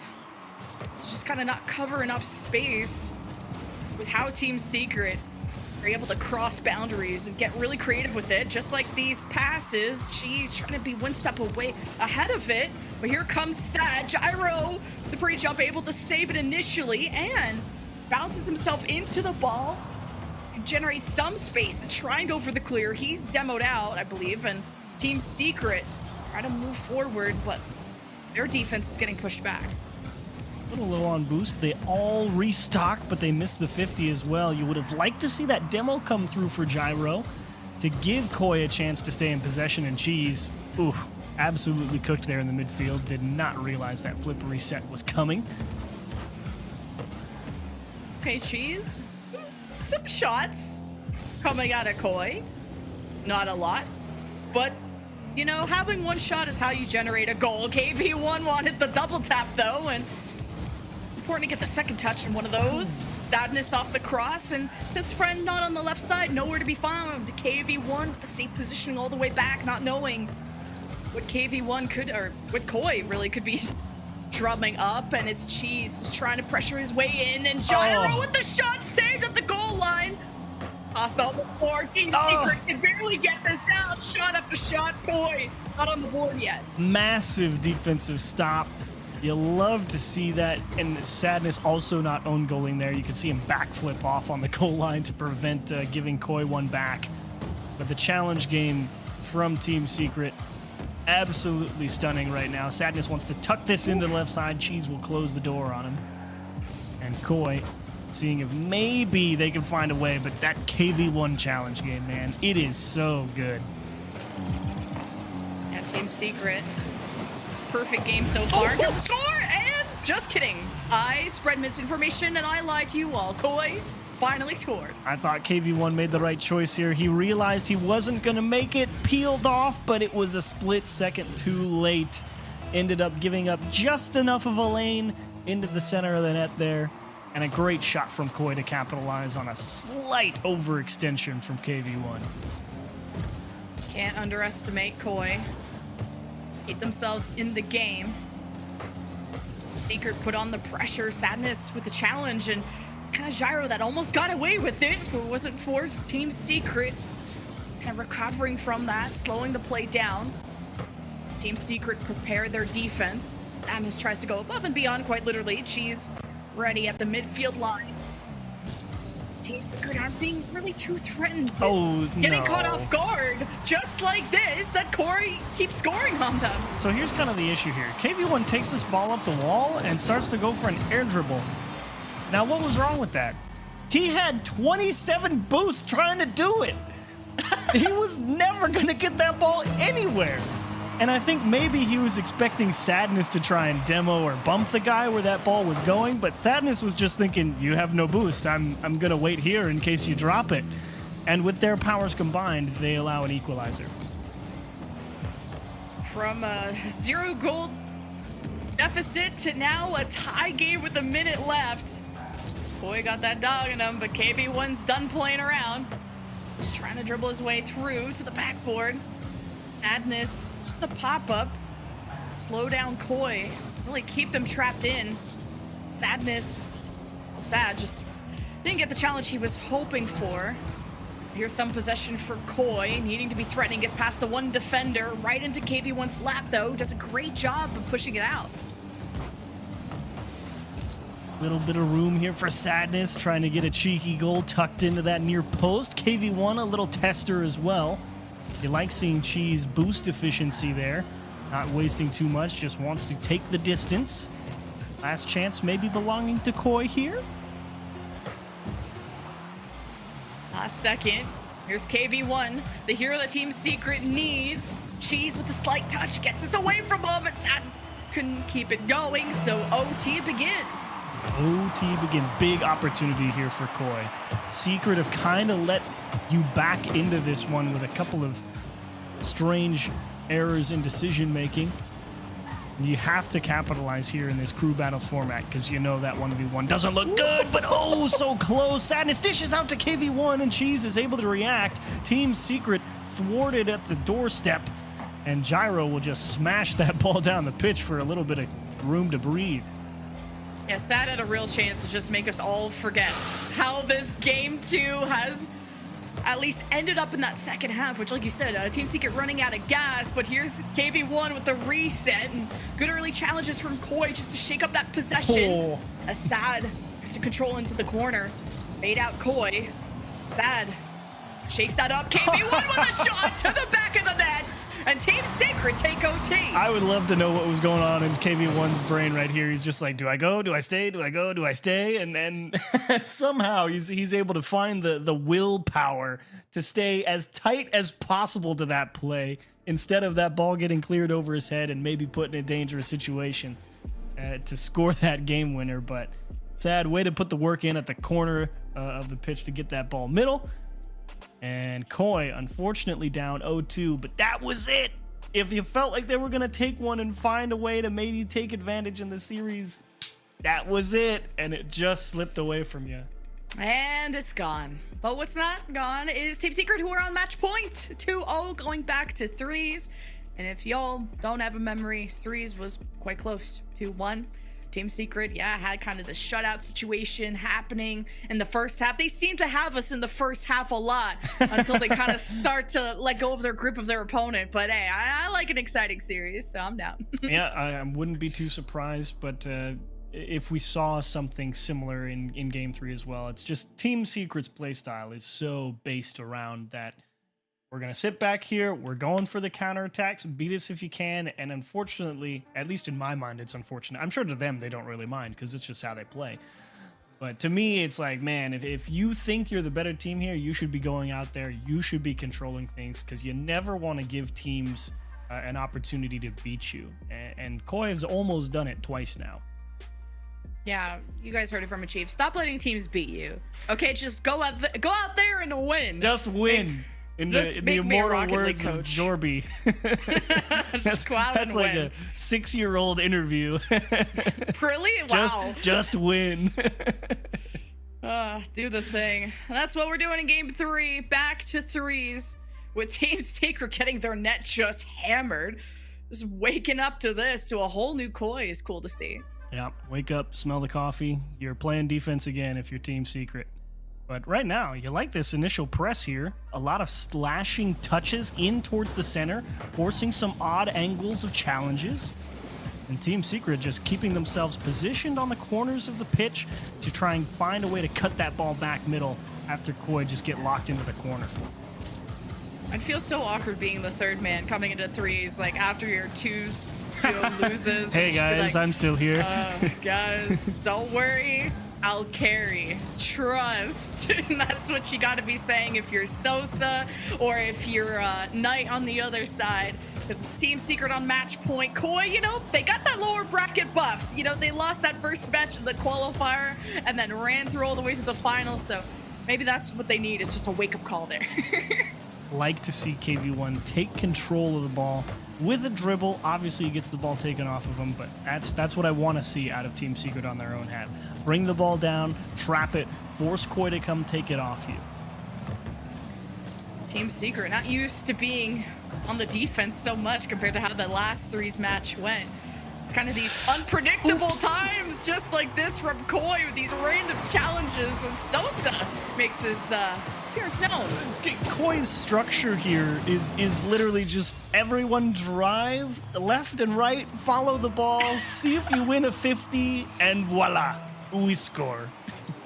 You're telling me that's not how you play Rocket League? No ball chasing? It's bold, that's all I'll say. Ball chasing seems to work for teams like Sa and Koi, and something teams like Team Secret are not used to. Oh, you gotta score that! You're making the Chiefs mad. Do better. It's just tragic. I mean, Team Secret is the favorite team here, and if you find a nice, wide open net like that with a teammate's demo, it's gotta at least be on target. Well, this could be on target. He's got Koi ready as the ball crosses. I don't even know how that's not going in. These teams are playing a lot faster. Not sure if fast just means better. It definitely doesn't mean better, it seems, in your eyes, but hey, faster is good, but it is not always better. But this is tough here if you're Secret, because you walked right back into the same issue you were having in game 1, but who am I to say? They ended up winning anyway. KV1 gets a little bump. Sad needs a little help. There it is, and they will score. Well, that's the opening Team Secret needed to get the bumps in the right places. If Koi are going to be all over the place, let them. Then we're going to also let this ball in the back of the net. 1-1 going into the second half. Team Secret staying in this and slowly but surely making those improvements that they need to get the sweep they hope for. So, because, I mean, Koi want to also avoid the next game because once don't necessarily favor them against a player as good as KB1. Unfortunately, that's kind of the ace up the sleeve, right? If you're Team Secret, even if you end up dropping a 3v3 right here, you're just saying, well, KV1 will just go win the 1v1, right? Right? At least that's what you think. Oh, huge read. KV1 just says, no, we're done letting you through the midfield line.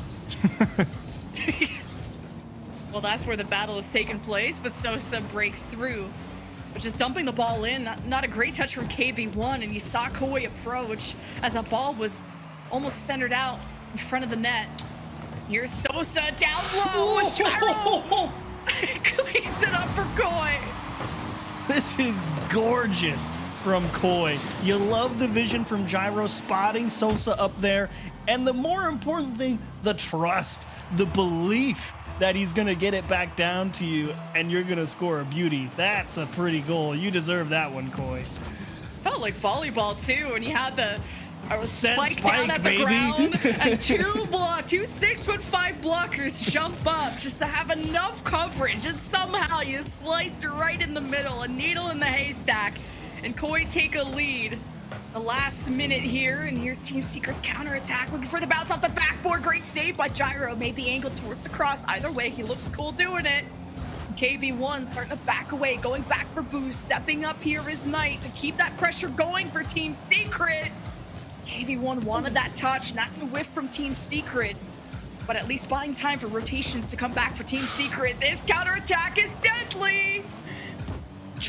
Gyro just needed a little bit of that follow-up. They were right on there. Could have extended the lead to 3. What can you do? KV1, Sad, and Knight.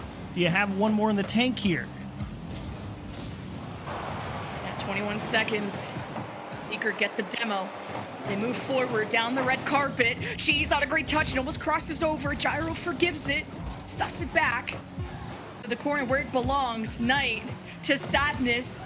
To the corner as Team Secret keep Koi trapped in this orange end.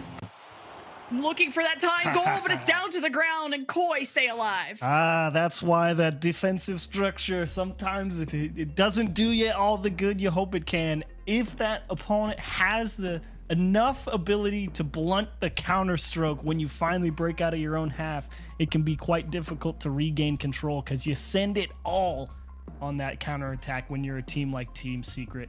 Koi was able to find an answer to some of those pushes. They find a way to win game 3, and now we get the 1v1. KV1 is gonna put on a show, I think. Yeah, and they don't call you a Cheese for being dumb. You called it. Cheese is going in for the 1v1. Excited for this. A lot of hype behind this player. Definitely one of the most talented ones.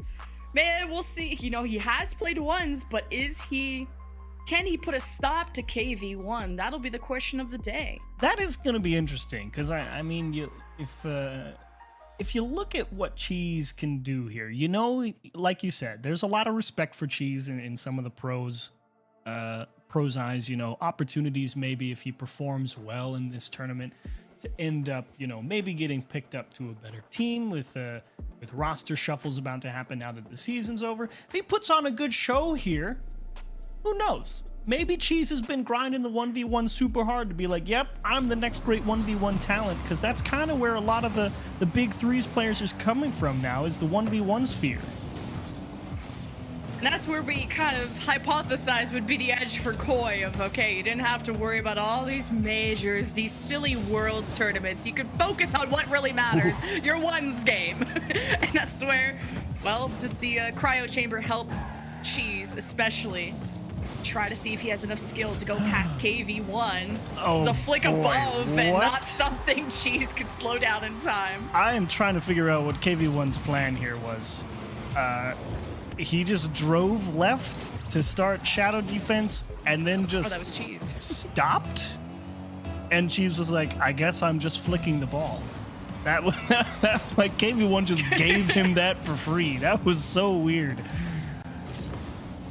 I'm just really satisfied with the colors right now of, you know, Brazilian team in green, the Cheese guy on the orange. It feels right. Feeling very cheddar right now, and he's getting that cheddar too. Just scoring on KV1 off the bat and just kind of depositing this, making him flip, making him sweat in the net.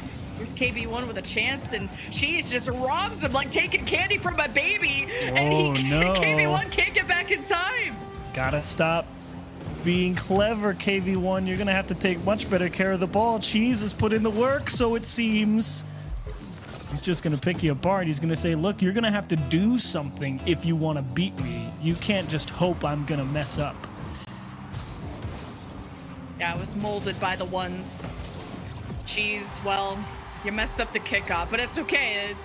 One's kickoffs, that was in the next chapter. KV1 keeps himself in the game. Yeah, the 1v1 50 kickoff game, not 50. The 1v1 kickoff game has quite a surprising amount of depth to it. It's all of timing angles. There you can see KV1 trying to use his flip to get a wave dash landing and get that quick recovery. Air dribble bump. Nice dodge from Cheese. And then with the high five, too slow and completely missed it. And Cheese seems to employ a lot of speed. See if he can get past KV1 and punish those rotations, especially taking advantage of having more boosts, and then KV1 not able to get out of this situation. Gives Cheese a decent lead. Excellent air dribble there from Cheese. He just kind of took that ball up the sidewall, and he notices KV1's positioning. It's tight to the near post, so the hardest, most difficult save for him is going to be that upper left-hand corner. And Cheese does a great job getting the car behind the center of the ball to make sure that when that challenge comes through, he gives himself the best chance of getting the dunk, and he nails it. KV1 finding himself in the hole early, and he might be down another one here. This, oh, not a favorable bounce. Stayed out to the center of the pitch instead of out in front of net. And Cheese is just absolutely making KV1 work for it. My goodness. They're both tripping each other up, and that's a good shot by KV1. Placed high. And always keeps himself within the 1-goal territory of Cheese. Man, I love KV1. You can see with the car control and the camera especially. Hit that flick, instantly took ball cam off. He was staring daggers at Cheese's car as that ball was coming down, waiting for the right moment to go and attack it. Casting with you and casting Cheese is so hard. I almost said a Cheese. I'm pretty sure I said a Cheese. It's early enough that I would make a blunder like that. Game secret. Look at him just jet sail across and deposit that in the bank, and we're all tied up. The KV1 50 game comes to fruition here, and again, he's staring at Cheese right there, and as soon as he sees him jump, instantly cuts out to the right to manipulate the angle of the challenge and goes right under him. Great challenge manipulation from KV1. Cheese might be good at the speed, but KV1's challenge game seems to be superior. As you said, Cheese with the shot forces the attention of KV1 and went to the corner for boost. We'll see if that resource advantage will help him out here. Cheese running out of that. There's a chance for KV1 to put a shot in a little too high. KV1 wants to keep Cheese trapped, but not play too close in case Cheese tries to flick it above him again.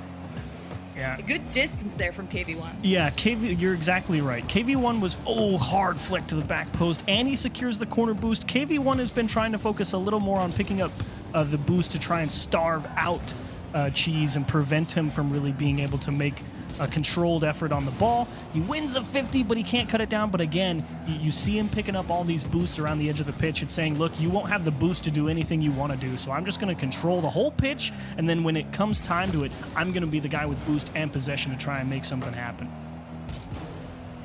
Ooh, this is the closest ones game we've had, and we've only casted 2. This being the second one, so I'm down for it. AV1 proven to have quite a challenge against what we predicted to be one of the weaker ones teams, but Cheese slips through.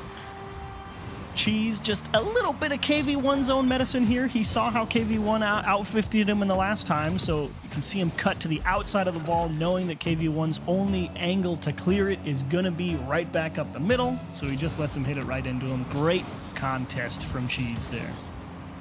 Oh, and another kickoff. Boy. Back. Well, I was about to say, you know, Cheese getting one back after it felt like KV1 had a bunch of unanswered goals in a row. And KV1's kickoff game, still better. Immaculate.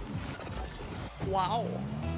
It's just, it's all about timing, all about the angle at which you hit the ball, and KV1 super dialed in on that front. Ooh, we got KV1 scared there. All right, Cheese flinging it to the backboard. KV1 protects it and has a huge bounce to it, gives time for Cheese to collect some boost. Yeah, huge advantage, doesn't matter. KV1 with the double tap. KV1 just went full pirate mode there. Like, that was crazy. You saw him turn around in the midfield. It's like, look, you have the ball, you have the boost advantage, come take a shot. And then as Cheese circles around, KV1 disappears behind the ball for a split second, and that's when he comes charging right through the center of it. And Cheese is like, yo, you went for that? That's crazy. I was crazy once. 106, 5-4, Team Secret. See if they can win off with this ones match. You don't call them KV1s for nothing, but Cheese has put up such a good fight so far. KV1 is trying to outplay Cheese here. For a challenge that KV1 take advantage of. Where KV1's challenge game has been better most of the time. Oh, and he gets it past Cheese, who has enough boost to race back. This won't be an open net situation. Keep away. KV1 just back passes. He says, yeah, no, you don't get the ball. I'm just going to waste as much time off the clock as I can. Cheese might have overextended here. And KV1 just kind of throwing everything at him to see if he'll make a mistake and waste more time. As smack towards the net, it's just wide. But KV1 absolutely playing this the right way. It's keep away and push Cheese off the ball when you get the chance. Cheese needs to see this and go for boost. This will be your last chance. Has a bunch of it. Koi. Cheese has to go all the way downfield. He has no help, only himself. Not enough air to it. Team Secret will take the series and move on to the semis. Excellent display in the 1v1 game there from Cheese, though.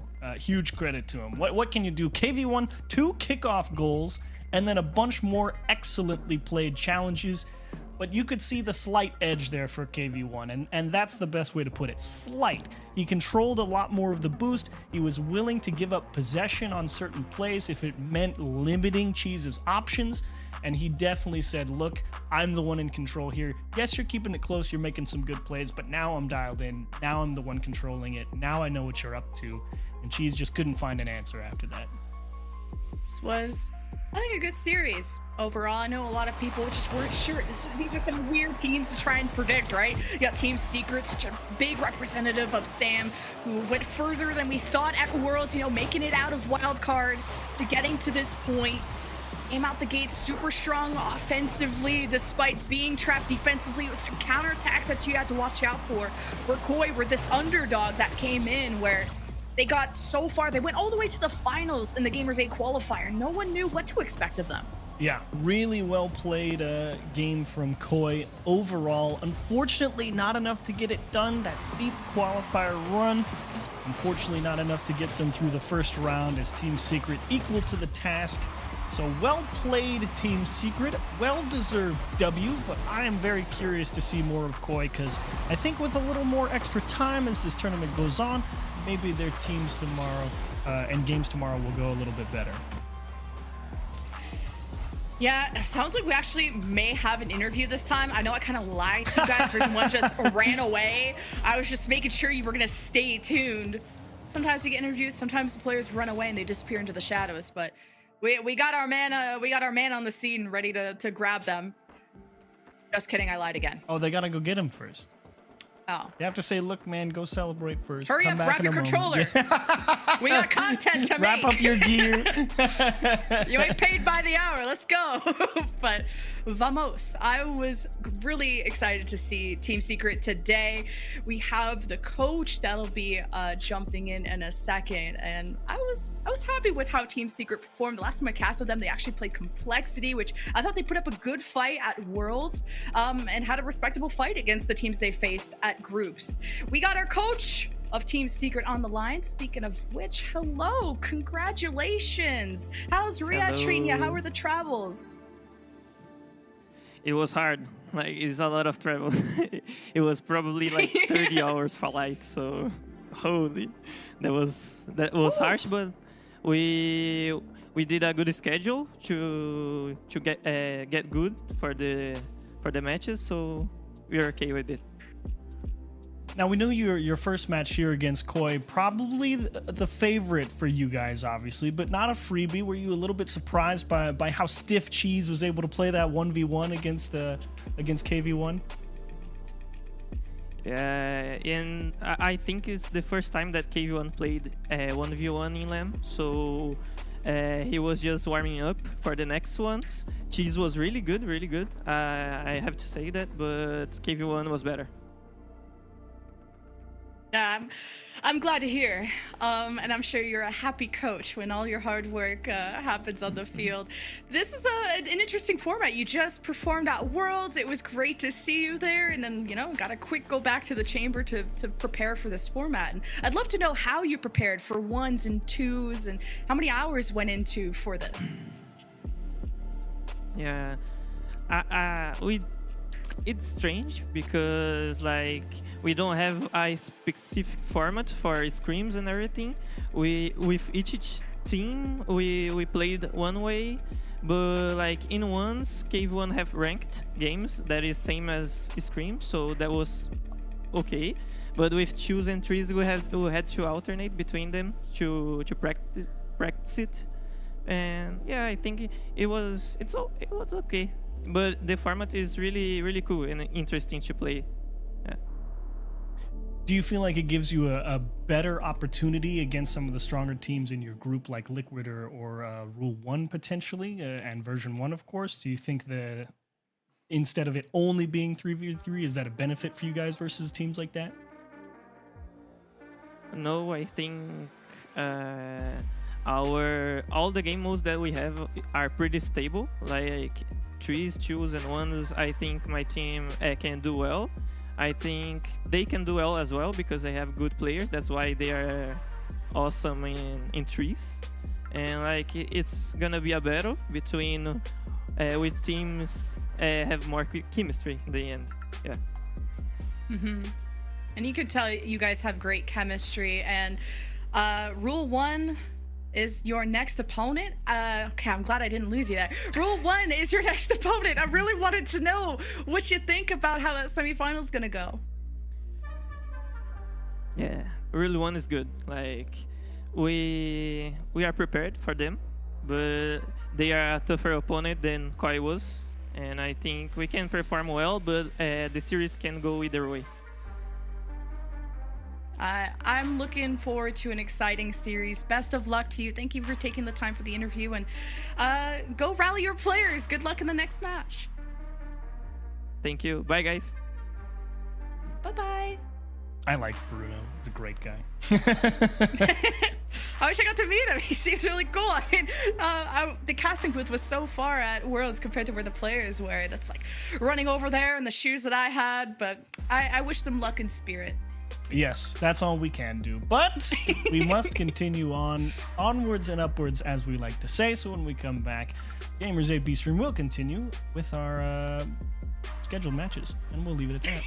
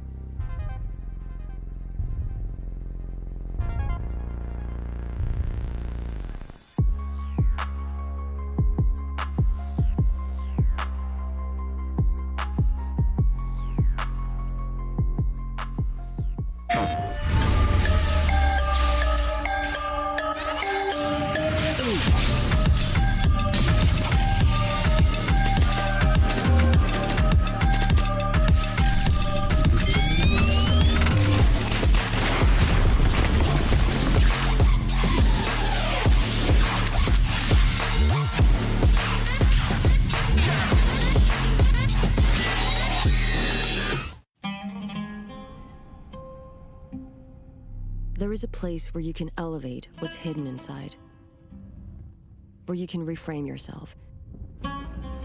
Sonomi means the new you. The you can step into. Because when we know who we really are, we become unstoppable. Enter new dimensions of you. Sonomi.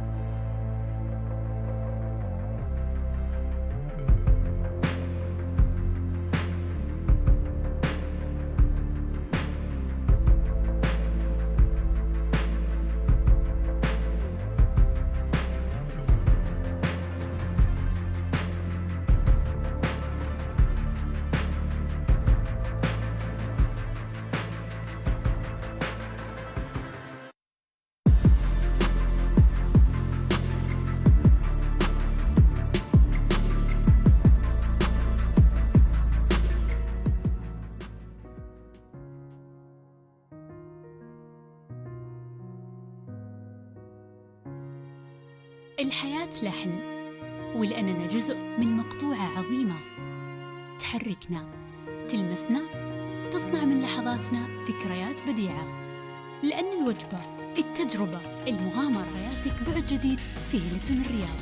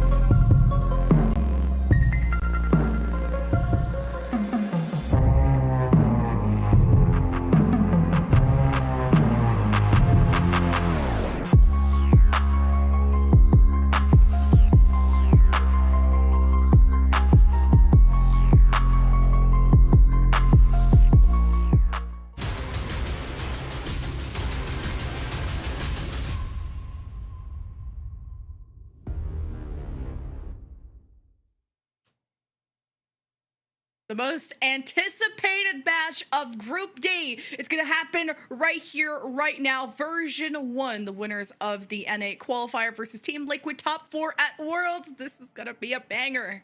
A tough one here for Liquid, I think. A surprisingly tough one. I think a lot of me wants to say Liquid definitely the front runner here.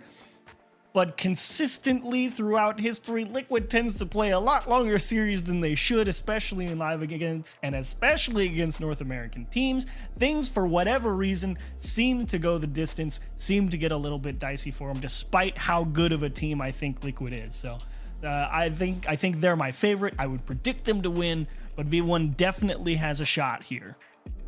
Yeah, version 1. It feels like the specialists of the crew battles. You got Beast Mode Daniel. We've already showed how great they are at 2s. You saw Daniel stomp 11-3 in his 1s. They got their sunglasses on, frozen in anticipation. Look how jacked they are. Like, they're chilling. But you're going up against Team Liquid, who have had really good results in 2s and obviously great results at Worlds. And, you know, I kind of wonder how much ego goes into this as well for V1. Because, like, let's say version 1 lose game 1. Let's just say that happens. Do they go for the haymaker off the rip and say, all right, Daniel versus Itao, let's do it? And, like, or do you keep that in the back pocket and think, nah, we can probably win the 2v2? But, like, it would be huge, I think, if Daniel just, like, runs right through Itao like he did earlier against Tho. But obviously I don't think it would be, you know, quite that same level. Itao is playing 1s a lot more than Tho has, of course. Itao is highly respected 1s player in his own right. But Liquid, I think in the 3v3, I still have to give them an edge. They're a lot more consistent than version 1 in that regard. Oski controls a lot of the pitch whenever he gets the ball. And of course, then you've just got a Chronic and a Tao who just create headaches for everybody that they go and attack the ball with. So there's a lot of good tools on Liquid, and they're a team that is definitely greater than the sum of their individual parts. Stitchy, my bad. Got the 2s match. I think if you're Team Liquid, you opt for the 2s match. Just kind of looking at their recent history of 2s of Itao and Oski, who won, you know, if you guys watch Johnny Boy's show matches, this is where you would do all your research and at least get all your results, your achieve statistics, if you're watching that. Where Itao and Oski played recently against Radosin and Zen and won, and they won against Nuepo and TRK. So I think those are some pretty tough 2s match for Itao and Oski to win. So I kind of give them the edge in 2s. But that don't flame me, Chad. I know Beast Mode and Daniel are built differently, but those are big wins. I would not want to play a 2s game against TRK and Nuepo. That's for sure. That's too much for me. So that's huge wins over on the Liquid side of things. But to be fair, I've not seen a whole lot of the Daniel Beast Mode 2v2 sphere get to go against some high quality competition. So jury's still out on that one for me. Yeah, and we can agree that version 1, the 3s, we've already seen some evidence of that. They dropped one of their 3s match in an OT against Suh, where, okay, why no A+? A lot of people were expecting the sweep. They didn't. -1 point on losing one of your 3s. And that's where Team Liquid have been consistent. Version 1, you have questions about that consistency. Team Liquid just recently got 4th at Worlds. So you expect as a unit, they're going to look incredible. But how does Itao look in 1s? That's something we just don't know because they weren't in the Gamers8 qualifier. They just, well, got the free pass right to the semi, so we haven't even seen them yet. Yes, but Itao, he does play a lot of 1v1. You can see him a lot. He's incredibly dangerous. I believe currently on RL Duels, he's rated number 8 overall. So you definitely don't want to mess with him, at least going in thinking lightly of it for sure.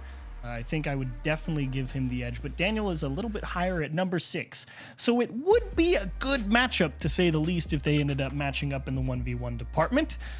So that could be a fun one. On LAN, all the gloves are off, you know, could be a great time, could be a blowout. Who knows? It's 1v1, it's best of 1, it's chaos in that regard. So we saw Jorius beat Zen. Anything can happen, man.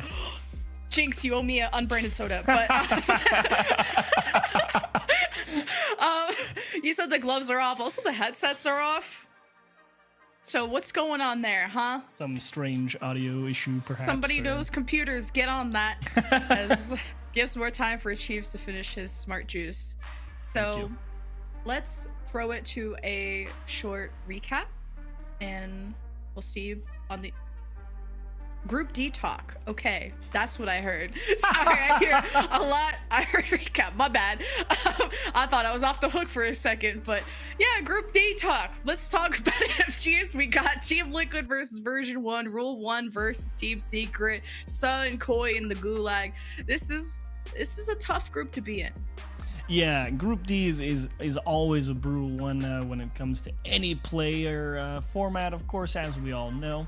You never want to be in Group D for reasons unknown to me other than internet memes. But Team Liquid version 1, this is the big one. I think whoever wins this probably can make it out of that lower bracket, of course. And the same goes for the upper bracket, the other semifinal, Rule 1 and Team Secret. They are, without question, the 4 heavy hitters in this bracket. They've found themselves, rightfully so, through their first round. Both of them dropping a game and series that a lot of people think they could be capable of sweeping. And I think the most important thing is the way that Version 1 lost to if you remember that Game 3, it was a lot of hyper-aggression from Sun. They were kind of just throwing themselves at the ball willy-nilly and just trying to chase things down, and it kept them in the game. And that's really the most important part. If you're within 1 or tied, doesn't matter how you're doing it, you're going to find a way to get to overtime or at least give yourself a chance to do it. And Team Liquid has a much more kind of like, how do I describe this? Octopus level of control over the pitch sometimes. It feels like they are everywhere. And everywhere you look, there is something coming at you that you have to pay attention to. And it is scary to play against the Liquid team. So if it's a lot more controlled versus Version 1, they might get boxed in a little bit here. Everywhere, anywhere, all at once. I think they made a movie about Team Liquid. But we also have some visual aid to talk about our group. Check this out. Watching our group is going to be Daniel. He's going to be playing our 1s and 2s. It's probably not much of a secret. So he's going to be in every single one of our games, and I think he's going to absolutely shine this event. In 2s and in 1s, Roaz is really consistent, so I think he's a big threat. Yeah, you're just very low compared to all the sounds. Because he's like really flashy and you can't really expect what he does. Olha, é o Roaz da Rule 1. Eu acho que ele é muito completo em todos os modos e vai dar realmente trabalho pra gente. I think the team I want to play the most would be Rule 1. We want to play Vitality. We really do. We want to stop them from winning everything, so that is our goal here. The only matchup in my mind is Team Secret. I'm super focused on that, and whatever comes next, comes next. Yeah, the Version 1 game I'm looking most forward to because, well, this is my first international LAN, so. I think in our group, we have the best 2v2. Liquid has a solid 2s team. I think any combination of those 3 could be a solid 2s team. I'd probably say Version 1 with Daniel in Beast Mode, and Rule 1 with RW9 and Clears. I feel like Atal and Polski are really good, so that's Team Liquid in 2s. But also Roaz and Killers. On our group would be Clears and Roaz, but my teammates are gonna probably prove me wrong, and I hope so. Eu acho que a melhor equipe de 2v2 do nosso grupo está entre Roaz e Killers da Rule 1 e Daniel e Beast Mode da Version 1. Roaz is the best ones player. Or W9. It's probably between Daniel or Roaz. I think the best 1v1 player is Roaz. That's why Ato is here, to prove me wrong again. O melhor jogador de 1v1 do nosso grupo é o Roaz da Rule 1.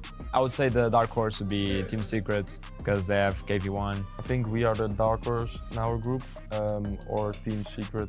I'd say us. I think people are really underestimating us, and I think we're gonna prove people wrong. If we were to make it out of groups, there'd be one other team joining us, and I think it's probably gonna be Rule 1. We make it through, and Rule 1 makes it through because, I mean, we have the best 2v2 and 1v1 players in the world, so.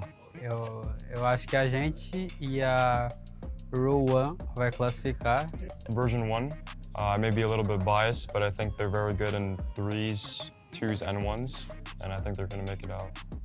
Yeah, we will try our best, but I think realistically, Liquid and Rule 1. Well, you heard it from the horse's mouth. Not to call the players horses, but they do know their stuff. They played against them, and they said Team Liquid, Rule 1 having the best ones and twos players. Even Team Liquid saying self-proclaimed best twos and ones team. Bold. You like to see the confidence. Best twos and ones team in the world? Maybe. Maybe. I would give, Vitality a pretty clean shot at that. Also, Rule 1. I like the confidence to say we're the best twos and ones team in the world. Collectively, obviously, we know that Atao is not the number one ones player in the world. But okay, don't be a little hater. What can I say, man? Have you seen Rojas and Zengo play ones? It's nuts.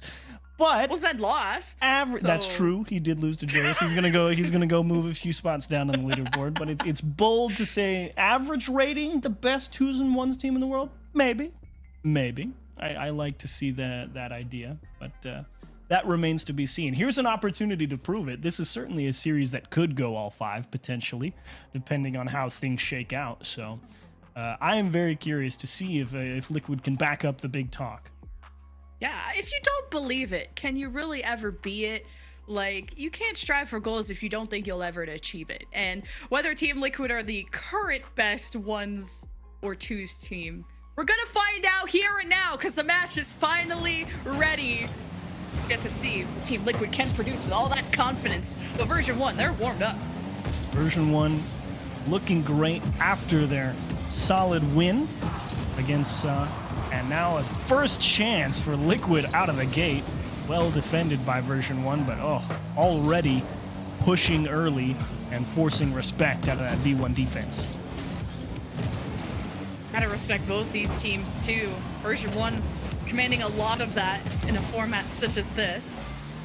I think came out swinging too against a team like SUH, which some would say aren't at their caliber, but even version 1 lost a threes match against them. It was a kind of a wacky overtime, kind of caught them off guard.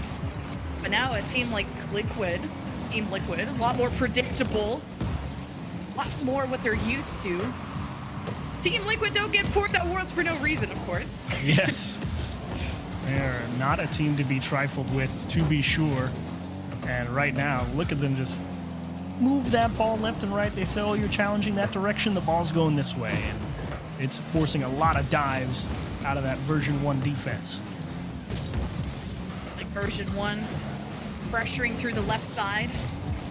Chronic just shoved out of the way. The challenge that he thought he had control over just gave back possession to version 1. Beast Mode just winning the ball clean here in the corner. He saw Oski camped out on the wall, decided to take the space in the middle of the pitch, and unfortunately, no one quite able to cover up. Nice little move there from Beast Mode. Green 1 out the gates, looking strong, like they did in their other game 1. Team Liquid, this is their first match of the day. I'm sure you're warming up, doing some scrims in the meantime, or maybe studying the competition. I don't know. Calm dodges the challenge, flicks it above. Daniel ready on the right side, crossing from one side to the other. Not in a position to score it necessarily. Version 1 maintaining possession. How do you center out this ball? Team Liquid making it impossible for you to develop a play up until now. Calm off the backboard, but Chronic sends it away. Look at Atao just pressing hard into the corner, forcing all of version 1 back. And Atao knows he's never actually going to get any type of control on that ball, but it does force everyone on version 1 to respect that Liquid push in case that ball goes into a position. And that's that type of map control that they're able to generate, but who cares about all of that? Because Calm is just scoring for free off of another dish from Beast Mode off the ceiling here, casually floating one towards the net. And Chronic has no other choice but to just dump it into the box. What a setup from Beast Mode. Like, Calm looks so good in the stats when you just get these lobs from Daniel or Beast Mode, just like they did in their previous series. Version 1 have a good start. This Team Liquid have made that offense of version 1 difficult to execute, making those angles difficult, but it's just that small gap that Team Liquid give up. that version 1 can capitalize on, but what can Team Liquid produce of their own? Having that second player ready on the right side gave some space to version 1. Team Liquid buy it right back, but just kind of late on these challenges, letting version 1 get away with a lot, and now with the full clear, it's not like version 1 are looking too threatening off the backboard at the very least, and that's an awkward touch from Oski. Chronic is already at the goal line. Team Liquid need to get out of this. Daniel, a lot of open space to work with, and look at the pressure just smashing it towards the goal. Version 1 taking names here in the first 3.5 minutes of game 1. Liquid just looking for any type of sustained pressure. That's the pressure Team Liquid are trying to apply right now, and just diving right at version 1. We don't seem shaken up too much. Version 1 getting these touches right before the execution of Team Liquid. But it is just game 1, where one team got warmed up, the other one is just getting started. Team Liquid have the offense that keeps brewing. And the Tau maybe wanting to drop this off to Oski. It's a little too far forward though. Team Liquid just haven't had the setup they really can capitalize on, and it's being saved even if it looks good. Some big boost issues though here for version 1. Only one player with over 25, and they go right towards the only person with boost on the backboard. The team is able to figure something out, but Liquid starting to constrict here. Version 1 just don't mess up. Is that the challenge they can do in the next 32 seconds? Don't choke! But a Tau, he's on the way. Gets the pass of one defender, goes to the corner. Oski is ready. Team Liquid is positionally in better spots to just get the rebounds, to have follow-up, but producing a threatening offense is something they'll have to think about in game 3 if this is how Team Liquid are starting. They're down 2 goals and not a lot of time left, and at least prove to me you could score once. You hyped you up. Not looking like it. Hyped you up too. They said the best 2s and 1s, not 3v3. This towards the middle, Calm will take that away. That should close out game 1. That might have enough on it, just shy. But version 1, way to go out there and get the job done. Beast Mode putting in the work there in this one. I believe he got both assists, if memory serves, but maybe I'm misremembering because the one off the ceiling was just that good. Team Liquid getting hydrated. That's what'll really power them up. And then that's their smart juice. That's their smart juice. It's hopefully everybody's smart juice. But version 1 take game 1, and Team Liquid get to choose their format, where you're assuming 2s with Oski and a Tau with how good they've performed recently in some show matches. But this ain't a show match, or at least this is the most expensive show match of all time. Of course, you got lower brackets, so it's maybe not as expensive as I think, but still an important one, and against one of the better 2s duos that we have in this tournament. This is a big one, as I have to agree, Lemon, because if you're V1 and you kind of go out there and thinking, everyone's thinking, or at least I certainly was, that Liquid is just going to come out there and control that one. That was absolutely not the case. So if you're Liquid and you're thinking, well, I know they got warmed up, but at the same time, we really couldn't get anything done regardless of being warm or not. So that was a very tough game 1 pill to swallow. And you certainly don't want to lose your 2v2 or 1v1, whichever way you go. And if they saw Daniel play the 1v1, they may second guess themselves, and indeed they do opt for the 2v2. I'm excited for this. Oski already putting on the pressure. Didn't have the angle he wanted on the double tap there, but a Tau just guiding this away while his buddy just dies off in the distance getting demoed, meaning version 1 can take up all of this space. Team Liquid, doesn't matter how much space you have when you have the ball, but for how long. Version 1 just trying to guide this objective from one side of the field to the other, and then version 1 get a free shot on net, I guess. Oski did the exact same thing that we saw KV1 do in their 2v1. Tried to go up the backboard, maybe start an air dribble, get a strong clear. What was the issue? The guy had 4 boost. He had even less than KV1 did, and he just had his bluff straight called. They all saw the ball just fall off his car, and Beast Mode's like, cool, thanks for the free goal. It's a slow start. for Team Liquid. I'm not gonna lie, but it's not how you start, it's how you end. Of course. Team Liquid, gotta have some presence, clean up the mistakes, not let this ball be for free. Daniel demos one. Good slowdown there by Team Liquid. Beast Mode at least receives the pass, guides it to the left side. Goes up and again is just drawing out these resources from Team Liquid to get him chasing. Now Team Liquid might be able to shake up possession. Good touch from Oski to pop that up. Really great recognition as well from Oski to realize that the hard shot was coming there and not challenging and getting beat by the shot. Yeah. Version 1 pushing up in the midfield, battling their way. What a touch by Oski! Bar down! Team Liquid tied it up. Goodness gracious, look at how tight Oski plays on this 50. How did he know the ball was going over that way? That's the 3v3 positioning, and it works to perfection there. A bullet to the top left. Big equalizer. Well, you got to capitalize on it for Team Liquid, that confidence that version 1 have in these twos. Being too aggressive, turning the ball on their heads, and Team Liquid getting some boost, getting ready for the upcoming offense of version 1, who seem to have the freedom to push us off the back wall and a double tap too. Oh my God. Oski makes a small mistake there. He had plenty of boost to turn. He had 100, but he opted to play defense and let a Tau come sweep across the middle. And version 1 are just like, look, if you're going to give us all this space, we're going to make something happen. They throw it up to the ceiling, and you can trust Daniel. He turned that one in with authority. Daniel getting shoved around. Beast Mode just kind of keeps the ball to himself while his teammate gets beat up, but all good. Version 1 want to beat up in twos. So far up 2-1. Oski goes up to the sky, has the reset. A Tau grabs the boost, trying to drain version 1 of those resources.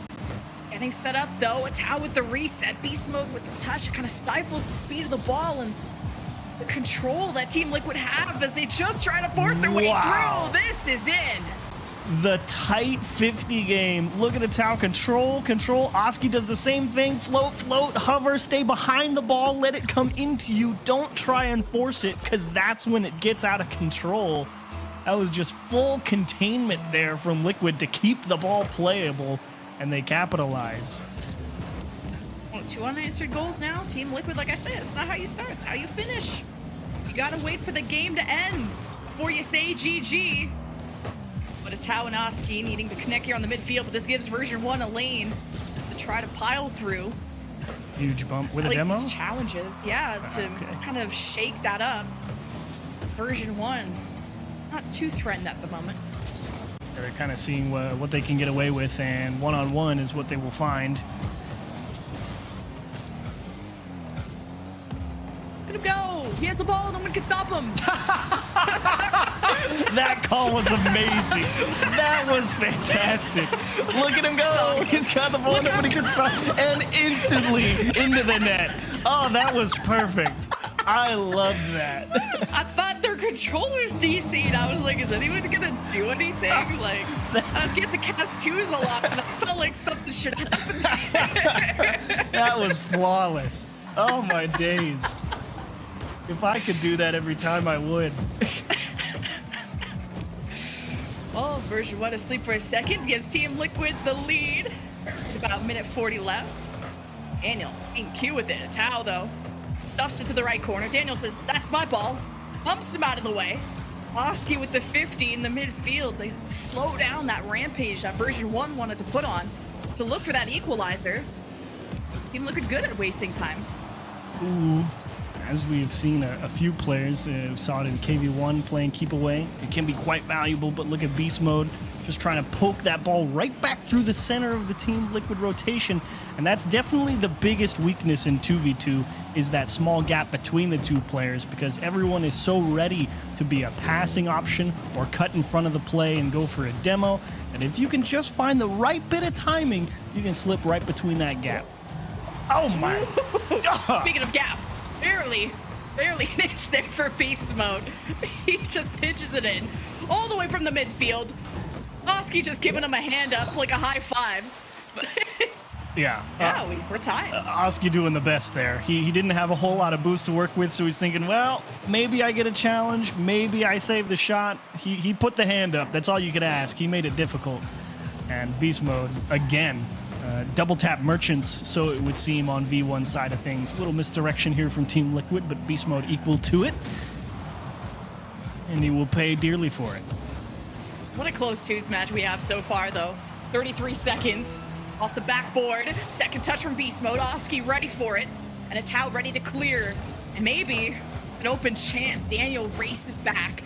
Has no boost because of that rotation. Maybe Team Liquid can keep them trapped. At least the 50 goes to the right. Oski there first. Had to use all his speed to maintain that possession. All his boost as a Tau left to make a play. Oski not letting version 1 leave for free, but you can't let Beast Mode have the ball. He's a scary guy, but having to center this out is quite difficult. The corner pass to Daniel, and Oski sends it away. And nope, not OT yet. One more play for Team Liquid. Okay. But the deny to a Tau now sends us into OT. That was stressful. I mean, it feels like in general, I think here in the 2v2, version 1 has had a little bit better boost control. They've been finding themselves in playable positions as they go for a bump here. Oski forced into an awkward clear. Beast Mode will convert in the top left. And that's why you just put these little weak shots towards the goal, force people to do something with it. And Beast Mode, he just goes again and gets a big piece of that ball. A lot of power behind it, just able to squeeze it into the near post. You tie people in a knot, you kind of handcuff them, and you can be the best player in the world. It is tough to make the perfect touch. Beast Mode is built differently for these modes. I swear, he's put on a show, but this has been a really exciting series. Just the fact that that twos match got tied up and both teams tried to outplay each other, and we end up with version 1 on match point, where we'll end this possibly in 3s coming up, where, hey, we were doubting version 1 and 3s, but hey, it's working out so far. The only thing I know is Liquid goes to game 5s. All right, that's all I'm saying. Oh, okay. That's all I'm saying. I would be shocked, to be quite honest, if Liquid got swept off the pitch right here, though. That does not feel like a Liquid I am familiar with. So, for me, a lot of expectation to at least take 1. There's no way you get swept out by version 1, right? Right, guys? Right? Right? I am less certain of it, but one never knows. Well, version 1 have been playing incredibly well, obviously. Considering, again, you have to look at it for them. Liquid's coming off Worlds, grinded super hard for that, right? They were in the lab, working hard on the 3v3 game. You get your, week and a half, maybe 2 weekish break before this event. You haven't had the time to drill the 2s, the 1v1. Meanwhile, version 1 is like, guys, we are going to destroy everybody. Yeah, version 1, oh, what a shot from Daniel. When you need 2 blockers in there, that's a good shot. But version 1 didn't lose a match in the Gamers8 North American qualifier. So they've proven themselves in this format before, and they even 4-0'd in the finals. Yes, it was against Koi, but Koi made this crazy lower bracket run. Obviously deserved to be there. But this is, now that you're in the proper event, this is going to be stiffer competition, and version 1 are continuing to prove themselves. Both of these teams are favorites to make it through. We'll see how Rule 1 fares in their next match. But the other side of the coin, right? With Liquid practicing all that 3v3 for the World Championship, why are we not winning this 3s game versus version 1, right?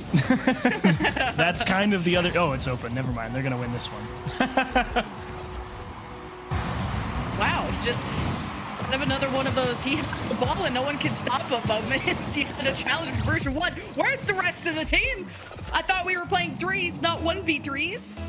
So, Team Liquid on the board, but like we saw that, we noticed that they had a slow start in game 1. Yes, and they got did. better in game 2. And now you're expecting peak Team Liquid in game 3. Right? Really hope so. Awkward challenge from them in the midfield, but at the moment, seems to have stabilized. Also, I do think Liquid is the team that tends to play better with a lead than having to equalize or play from behind. Then they really get that map control going. pass is connecting there from Team Liquid. Back wall, though, protected from version 1, not letting that play get executed. It's version 1 just barely able to slow down this ball, but at least taking it up to the skies, dodging where Team Liquid are, at least up until you run out of boost, and then this lands right into Team Liquid. But it's Calm trying to generate something for version 1, and the challenges from Team Liquid have sent them away. And we said that Team Liquid were really good at wasting time, which is a skill to have when you're up with a lead. Ooh, but almost Atao. a gap there from Atao, yeah. He did such a nice thing, I thought. Unfortunately, he wasn't able to convert it, but I liked his idea to go off the wall one more time, really throw off the timing of that last defender. Unfortunately, wasn't able to put the ball back on target, but that's that time waste mentality. Maybe extend the lead by seeing if you can get the defense to overcommit on something. Oski, hard shot, well defended by Beast Mode, but version 1 starting to get pressed back a little bit here. Yeah, Team Liquid aren't taking big risks. Like you said, they play well with the lead. They don't try to stretch themselves. It's version 1 that have the weight on their shoulders to make something happen, especially when you're on match point. If you're going up against the supposed Game 5 kings of Team Liquid, well, you want to finish they tend to out strong. lose more often than not, but they get there quite a bit. Well, that's sort of reassuring if you're version 1. It's the scary part.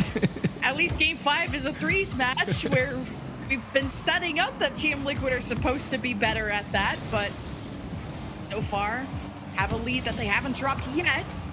With about 90 seconds of version 1 still hitting this brick wall. Yep. But now they hit each other. And look at Oski immediately correct, throw the ball into the corner, but finally an opportunity. V1 can maybe gain possession here and see if they can keep it and give themselves a chance to tie it up. But oh, they all had to fall back for boost, and Liquid, here they come again. Oof. Team Liquid have been really good at finding these gaps and executed on one of them. Made version 1 sweat for the rest of them. Beast Mode has to go high, looking for a connection with Calm.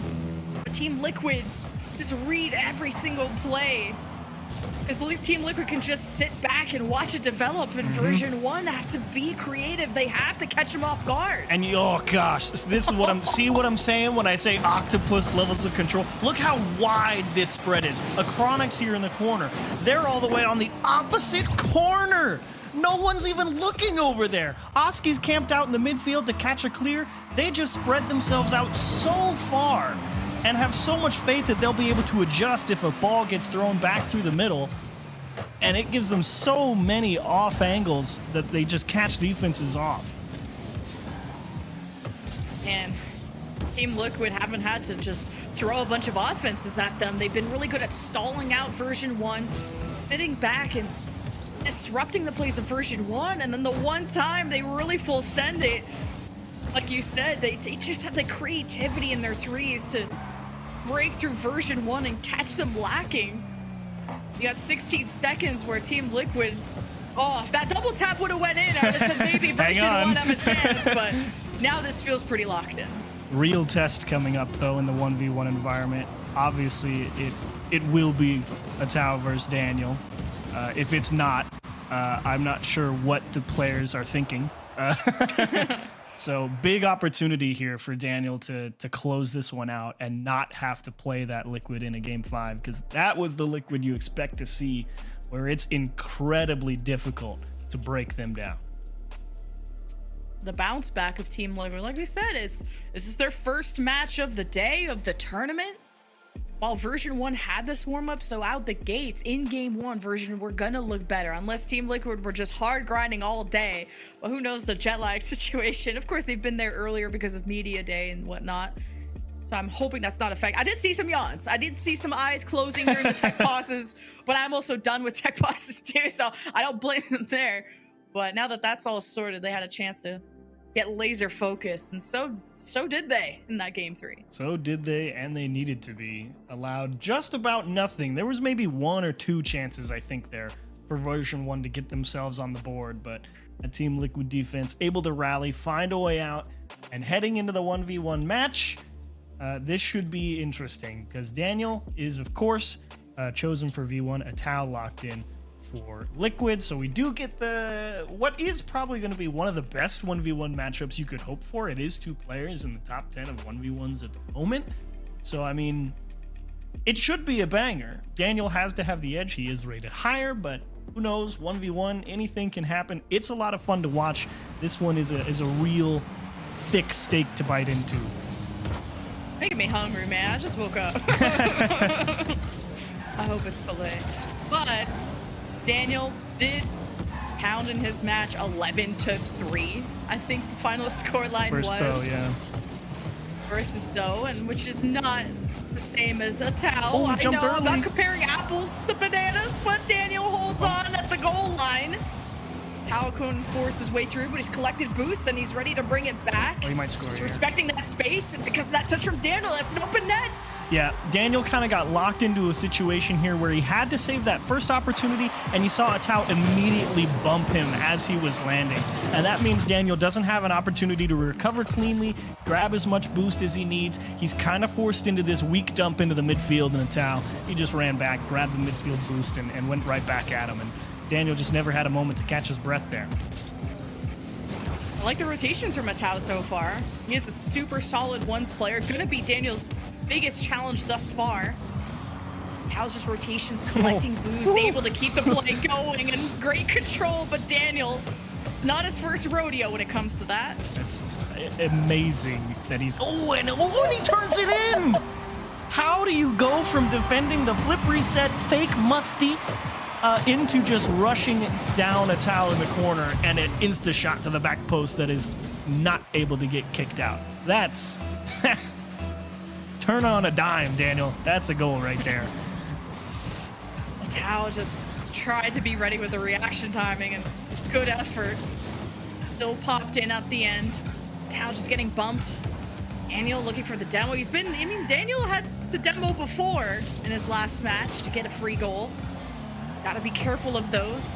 Daniel has to be careful where this drops off, and good touch and almost lines it up for Atao, but the second touch again, or third, whatever, I can't count, is the one that gets it away from Atao. Really respect Atao, knowing that Daniel's got the command on that ball to not just cut in and just keep the spacing.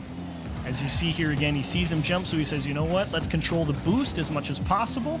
Even checks to make sure that the boost is there in the midfield, just to deny Daniel options. And we saw that same strategy from KV1, and it was quite effective, as you see him again just picking up all the pads and saying, good luck, buddy. You're gonna have to work quite hard. Yeah. Oh, look at that flick! Atao just looking for the bump, and still stopped by Daniel. And the recovery is quick from Daniel, but Atao was able to get back in time to just not let this turn into a breakaway. Stop after stop. You don't get to see one scorelines be this small. Oh, 1-1 after how much time? Atao with multiple touches. And Daniel couldn't shut the door. Daniel racing back. Again, you notice 0 boost, goes into the net with 12. His only option is an inside-out type of save, and Atao realized it. Said, I don't have to fake it. All faking it does is give him time to get set. I'm just going to power this one through off the backboard, tip it a couple of times, and make sure to turn that in. That's clinical from Atao. What an incredible match. Incredible game. For this one, the placement from Atao. Holy cow. The tester. It says, oh yeah, you're going to come challenge me early. Bang. Don't do that again, boyo. That's ice cold from Atao right there. Oh, jeez. Daniel down by 2, but plenty of time. This has been toe-to-toe so far. Now a few unanswered goals by Atao, and Daniel doesn't give up time to react. The return salvo from Daniel. Great command, gets the flip, and the precision to just dot that one right into the top of the net, off the bar as well. The tiniest window to squeeze that over Atao. Massive shot to get it back within 1. 74 miles per hour, too. Like, that was quick. And Daniel, that's a slow one that he couldn't stop. Again, the kickoff, it favors Atao. He picks up all the corner boosts. Daniel knows he doesn't have time to grab the pads. He can only get 1, and no, it's not enough. Welcome to physics-based games. Let's talk about vector math. Daniel did not have a big enough vector back the other way to change the direction. Thank you very much. That's my TED Talk. I did not do well enough in math in college to understand anything. I don't even vector. I only know Photoshop. But Team Liquid are up. A towel. The entirety of Team Liquid are up 4-2. 2 goals. Daniel has to drum up an answer. Long He's way. been quick with it before. 2 minutes is an eternity. 2 goals is very, very possible in 3v3. Yeah. Daniel has been you get him good back. at being quick. And the bounce is so awkward. It goes up. Daniel waits for his moment. Decent touch, but Atao had a chance to defend this. Atao tries to answer back, gets Daniel to own goal, and 5-2 for Atao. You saw Daniel try and hit Atao with the precision place banger from the midfield. It went off the post, and Atao says, here's how you do it. You gotta get it on frame, and again, he just can't get enough force on the ball to tip it further left. And Atao edging the lead, keeping Daniel at arm's length, saying you're not coming back into this one. But just kidding, he lets him back in. Oh, he missed the ball. Let's make this interesting. It's going up this wall, and I thought Atao would have just popped this more out, not to Daniel, but Daniel doesn't miss those, so the lead is only within 2 or 3. Brutal miss. Atao really locked into only one option there on that clear, and now he's got to defend with a limited amount of boost. Daniel with 100 tries to tuck it into the back post, and Atao, great recognition, but he got his boost stolen. This should be number 4. Yes, it is. Okay, we got a ones match on our hands. Daniel closing the gap between the two. Look how fast he is, too. Oh, it's kilometers per hour. My bad. Not freedom units. 100 kilometers per hour is about 60 miles per hour. We can give you that rough conversion. Okay, I knew the math guy would get it. I'm actually terrible at math. I've just seen that so often that I know now. You're so good at pretending, though. But 5-4. Such a close scoreline. I mean, this really ramped up in the second half. I feel like it was 1-1 for so many minutes. Stop after stop. Goals. Atao, double tap. He gets it. 6-4. Trying to slam the door in Daniel's face. Daniel knew this was coming. He said, look, you're going to have to hit the perfect double tap. Look how close Daniel came to making that stop. He was right there, but forcing Atao to hit the perfect angle down, and boy, did he deliver. Daniel has to close the gap, and maybe a chance here, depending on how this bounce goes. It goes high, not towards him. Would have been a free goal if it was. He got there before Atao. Now both players getting some boost. Atao with the carry and he's going to play keep away. Look, come get it. Look, come get it. Come get it. And then he's just going to hit it away. Oh, I love this. It's and he's going to drive the other way. It's brutal. Daniel, you're going to have to work so hard to take the ball off this guy. Oh my god, and he baits Daniel forward, but Daniel had enough boost to race back. Now you have the ball-ish, Daniel getting some boost, but now completely leaving the ball unattended and just is gonna give this up. Respect to Atao playing the game 6-4, defeating Daniel and sending Team Liquid to a game 5. That was a beautiful 1v1 game from Atao. If we could have the 1v1 show match best of 5, I would love to see that. I have no doubt that Daniel will find his revenge, but in that exact 1v1, that was perfect from Atao. If Daniel made a miscue in positioning, Atao was there to capitalize. If Daniel gave him only the smallest window and it had to be perfect, Atao delivered. That was a beautiful show from him to get his team to a game 5 in 3v3. Keep the brooms in your closet, folks. We gotta see how this game 5 shapes up. And according to Achieves, the stats don't speak in favor of Team Liquid when it comes to 5. Especially against NA teams. It's brutal sometimes for Team Liquid when they get to the game 5 scenario. But their last 3v3, it looked pretty good. That was hyper controlled. They got that nice early lead, and then they just said, yeah, you are welcome to try and find any type of opening, and V1 certainly could not do it. So Liquid got to be riding high on the momentum. 2 wins straight, 1 in 3v3, 1 in 1v1. And they're saying, yeah, you guys won the first 2, but we're storming back hard here at the end. Good win from a Tao, too, against such a tough opponent. We go to 5. We settle in a good old natural Rocket League 3's action where you think at the start of the series you would have said Team Liquid all the way, but it didn't start that way at the start of the series, but they're warmed up. So is this a new Team Liquid? A lot of questions to be answered here if you're version 1 in this game 5. You have to find a way to break that Liquid presence in the midfield. And you have to find a way to make sure that you enable Beast Mode to really go to work on the offensive side of things once you get through that midfield line. He's generally the guy who's able to break people down and get that ball into a scoreable spot. So Beast Mode just almost trying to bulldoze his way through the net. Still members alive defensively to stop that. As version 1, it felt like so impossible for them to score in that last threes match back in game 3. Team Liquid just stop after stop. Version 1, their passes were read from a mile away. How do Team Liquid just use that again? They just need that lead. Like you mentioned, Team Liquid, once they got that lead, they felt a lot more confident about how things were going. Very difficult team to beat. Nice demo in the midfield, removing some options from the version 1 counterattack here. This is very much the footwork test, so to speak. Everyone just saying, okay, we're in position. Is anyone going to make a misstep? Feels like a very classic game 5 where everything is tightly controlled and nobody wants to make a glaring error.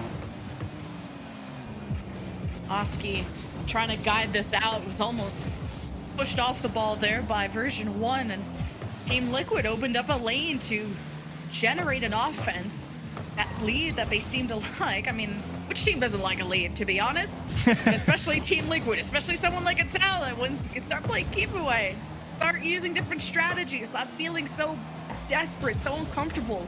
Team Liquid starting to put that pressure, as long as you can take the ball away from Daniel. But Oski reads that well and brings it right back to an offense. Calm, a little bit of space, and I like it. He's trying to keep that close, but it got away from him. Awkward ball into the middle. Not a lot of boost. Liquid gonna press hard here. They're trying to off the back wall, but the follow-up, at least the Tao is there. It's second too late, but it's a challenge that he's won. It's a backboard that is set up, but no one home. Team right down Liquid. the gut. Oh, just weren't ready for that one. They all backed off. They all went to go grab 100. They finally found a small gap, a nice pass in their own half, and then they sent that counterattack straight down the middle of the field. And against a team like Team Liquid that tries to spread the pitch very far, if you find that one seam, you can really tie them in a tight bind there where they can't really make a good approach on the ball.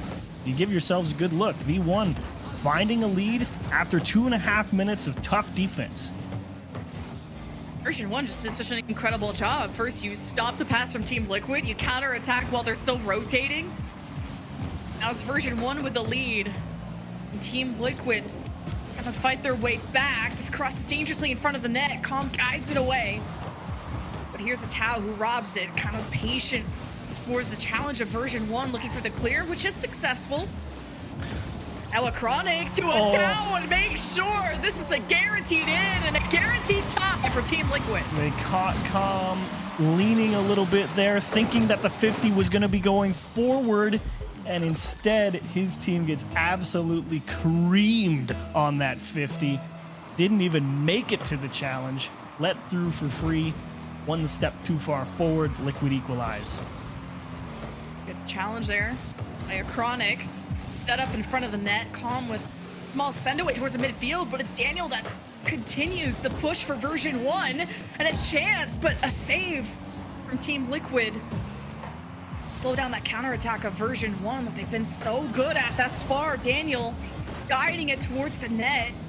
Maybe a bit more threat. See if you can get a lead here, but Version 1 now respect that space.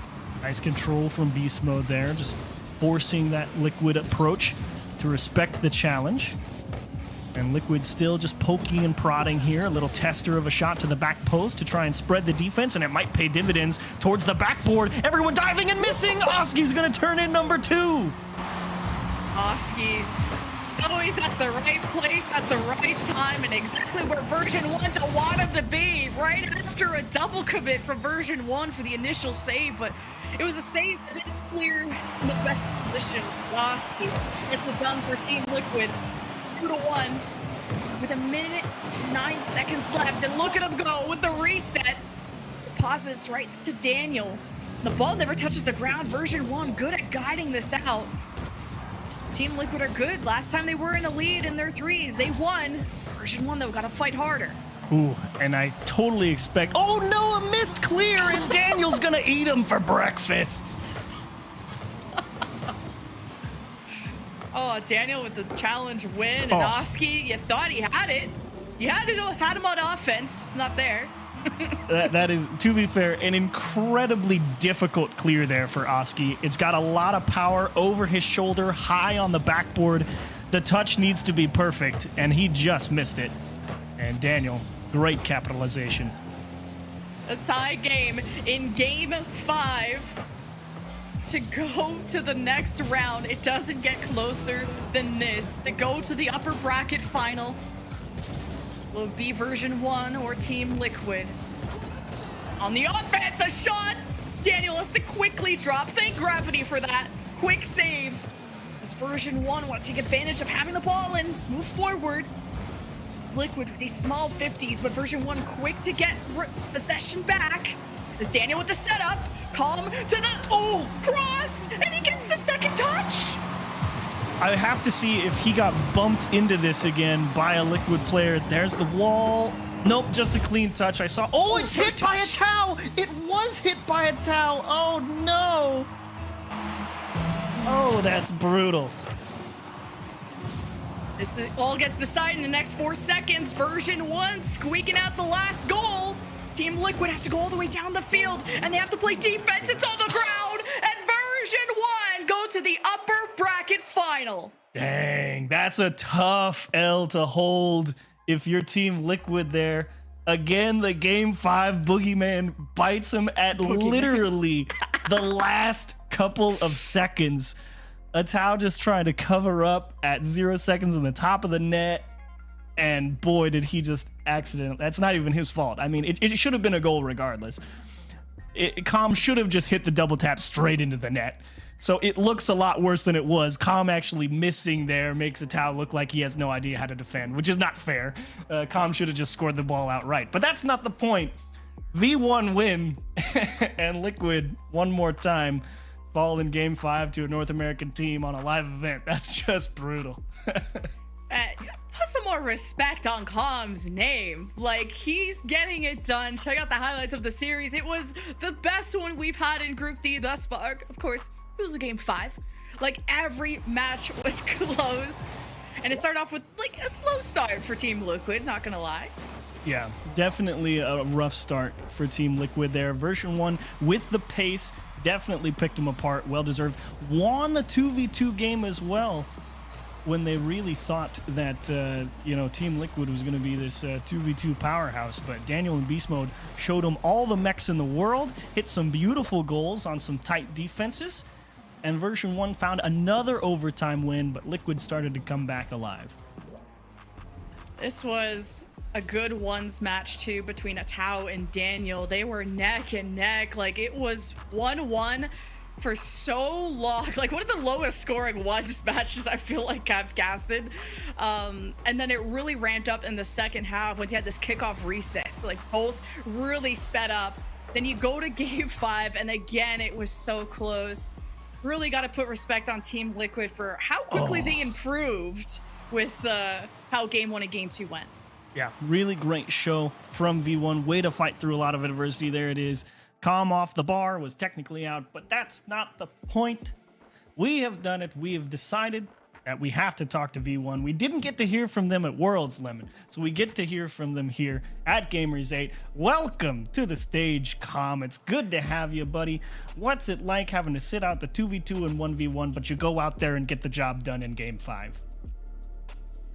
It's nice. I get to sit back, kick my feet up, drink some water, and I'm pretty much there just to practice my fist bump. So I'm kind of serving like I'm sat in the middle, so I'm serving as like a conduit between the two. So one of them will fist bump me, and I'll fist bump the other, pass it on over. Well, at least you get to make up in the time by doing interviews with us, which you're so well known at, and also well known with how well you guys did at the Gamers8 qualifier, not dropping a match and continuing that streak. What was your confidence coming into this tournament, considering that obviously the competition is just that much tighter here? Yeah, absolutely. I mean, missing out on Worlds, missing out on Boston was a big defeat for us. So we have wanted to get out here and play at this event more than anything else in the world. We know that through the qualifiers and also just knowing our players, we are heavily favored in this event. We have the ability to win in 1s, 2s, and 3s. I think we're favored against a lot of teams in all of those modes. So coming out here, we feel like we have a lot to prove. Me personally, I feel like I have a lot to prove, and I'm glad that we were able to show up and win the first 2 matches on the first day. Now, I am kind of curious because you do sit there, you know, biding your time, watching that 1v1 versus Daniel and a Chronic, but Game 3, that 3v3, Liquid really showed you that control that they're capable of, and it was very difficult. So were you kind of sitting there thinking, what do I want to do differently going into Game 5, or were you just, like you said, kick your feet back, watch the 1v1, and go out there and say, let's do our own thing, or were you really thinking about what you wanted to do in that last game? Yeah, we definitely were thinking about it. I know my teammates were. We weren't talking about it, obviously, because we don't want to let Dan focus, but we talked a little bit after Game 3 and talked before going to Game 5, like right after Dan lost the 1s game, we talked about like, this is what they're doing, this is what we need to do, here's what we're doing wrong, let's fix it. And even throughout the game, we were making sure that we talked about it, we made sure that we were fixing what we knew we had to do, and we ended up taking the dub because of it. And speaking of dubs, I mean, you're continuing to take those, so big congrats. We didn't start the interview with congrats, but amazing job coming, just finishing out the series. But what do you think of the strength of your group? 4 different groups. A lot of people thought this one was going to be tight. Tough competition against Rule 1 and Team Liquid. What do you think of your group? Yeah, I think our group is one of the harder groups. I think there's very few teams that are like very easy to beat, or easy to beat in 3s, easy to beat 2s and 1s. Feels like, you know, anybody can win in any game mode from our group. I think the big 3 in our group would be us, Liquid, and Rule 1. So we're happy to have taken down one of them and hoping that we get the chance to take down the other and, you know, make it into the next stage. Yeah, of course, looking ahead, your last match either against Rule 1 or Team Secret. I have to imagine you'll probably be expecting to take on Rule 1. And can you give us at least an idea of whether you'd want to go for the 2v2 or the 1v1 first, and why? I think we've thought about it a little bit. Granted, we weren't planning on picking because we're planning on winning the first game, so we're more so like, okay, what do we think they're gonna pick? Is kind of the question that we're asking ourselves. But realistically, I think the team looks really good in 1s and 2s. Dan had a bit of a rough match against Atao, but we know he can beat anybody in the world in 1s, so I think we'll kind of decide in the moment. And that's what we love about you in particular, and obviously the whole team, the confidence that radiates in this sort of revenge that you guys want for missing out on Worlds just by a hair. But we're so glad to see you here and how you're performing on LAN. So thank you so much for the interview. Good luck in your matches. We'll see if you go flawless again. Thank you. Thanks for having me. It's been a pleasure.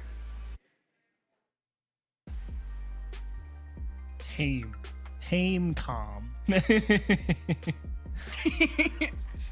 We'll see if he talks more smack later on, but you gotta stay composed. It's a new environment. I mean, it's day 1. You never know, but version 1 squeak out in the game 5, and now they face the winner of Rule 1 Team Secret. And yeah, speaking of Team Secret and Rule 1, when we come back, that'll be our final match of the day here on the B stream, at least the English portion. So stay with us when we come back. KV1 gonna be taking on Rojas. See you back in a minute.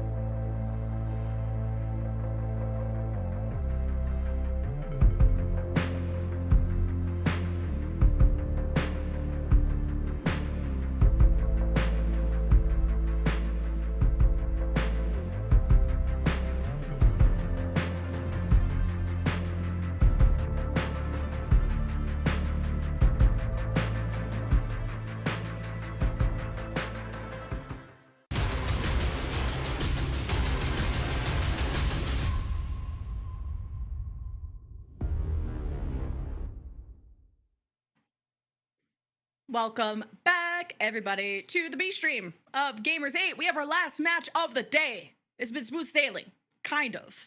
But we've had some amazing matches, and we got the King of One showing up today. I'm so excited to watch Rule 1. Yes, they have arrived, and I'm curious what Team Secret is going to go for if they lose Game 1. Do you take the chance and see if KV1 can outdo ROAS? It's a dangerous proposition to take. They may opt for the 2v2, but even there, it's no gimme. Rule 1's got a disgustingly capable 2v2 team as well. You're on home turf, too. Of Rule 1. We don't have to deal with jet lag. They got the home crowd if there were a crowd. They got them in spirit. This is them at their peak, being comfortable, but maybe, peak is an exaggeration because they didn't get as far as, well, most MENA teams at Worlds. Yeah, it's a tough run for them at the World Championship, of course. Not as deep a run as perhaps could have been expected considering their previous showing in a live event, but 9 through 12, that's okay. Sometimes you get bounced out. You run into a team that's playing really well, like G2 Esports, and then you run into another team that's playing really, really well, like Space Station Gaming. It's okay. I don't think you should take too much of that to heart, but Rule 1, still incredibly dangerous despite the 9 through 12 finish at the World Championship. Team Secret, I think, has their work cut out for him here. Kind of a bit of a mirror matchup in terms of play style, if that makes sense, They both tend to play this relatively defensive, go for the big counterattack thing. And when you've got that mirror matchup, it often comes down to the individual skill department. And unfortunately, I think across the board, Rule 1 a little bit more capable in that regard. Yeah, a lot of people would predict Rule 1 to come out of this just based on, okay, you actually have like the best ones player in the world in ROAS. But Team Secret, I think, came out the gates really strong against Koi, where we thought that was going to be a more highly contested match. They ended that 3-1, so they're warmed up and kind of like the same syndrome of what version 1 and Team Liquid went through. Team Liquid were waiting in the semis. They dropped the first 2 games, just kind of getting warmed up, getting settled. Is that going to be the case for Rule 1? I suppose it's possible. I've never seen Rule 1 come in and look cold, if that makes sense. Even if it is their first match, they've always looked rock solid. So I'm a little bit terrified just because they've never shown me any type of weakness apart from when a team just, goes out there and does the work that's required to beat an incredibly talented defensive team like Rule 1. So what can you do? It's a coin toss as far as I'm concerned on whether or not Team Secret is able to find an edge at the start of things, but let's go ahead and watch a short video about Rule 1. None of the European players wanted to play on the American servers. None of the American players wanted to play on the European servers because you're at a disadvantage. These guys were playing on an even worse connection than this from Saudi Arabia to the European servers. If you'd told people years ago that this is how good the region is, nobody would believe you. Nobody would think that this is possible. Rule 1 straight down the other end. Great 50 as well. This could be a shot coming through. ROAS, has he got a friend in the middle? You betcha! Rule 1, 3-1. Rule 1 qualified directly to the World Championship, #1 seed from the Middle East, and Their performance in Boston allowed them to skip the wildcard stage. Everybody wants to see that Boston success for Rule 1, especially with 2v2 and 1v1 being such strong game modes for them. وتأهلنا الحمد لله وتأهلنا للورد شامبيون بالسيد الأول وكان هذا هدفنا والحمد لله جبناه. I heard about Rawas first, a long time before I heard about Clears actually, and it was because of his 1v1 ability. هو أفضل جيم لي في الونز يوم أنهيت سلسلة زن يوم فاز على 12 لاعب مدة 13 لاعب ماني متأكد من الرقم بالضبط.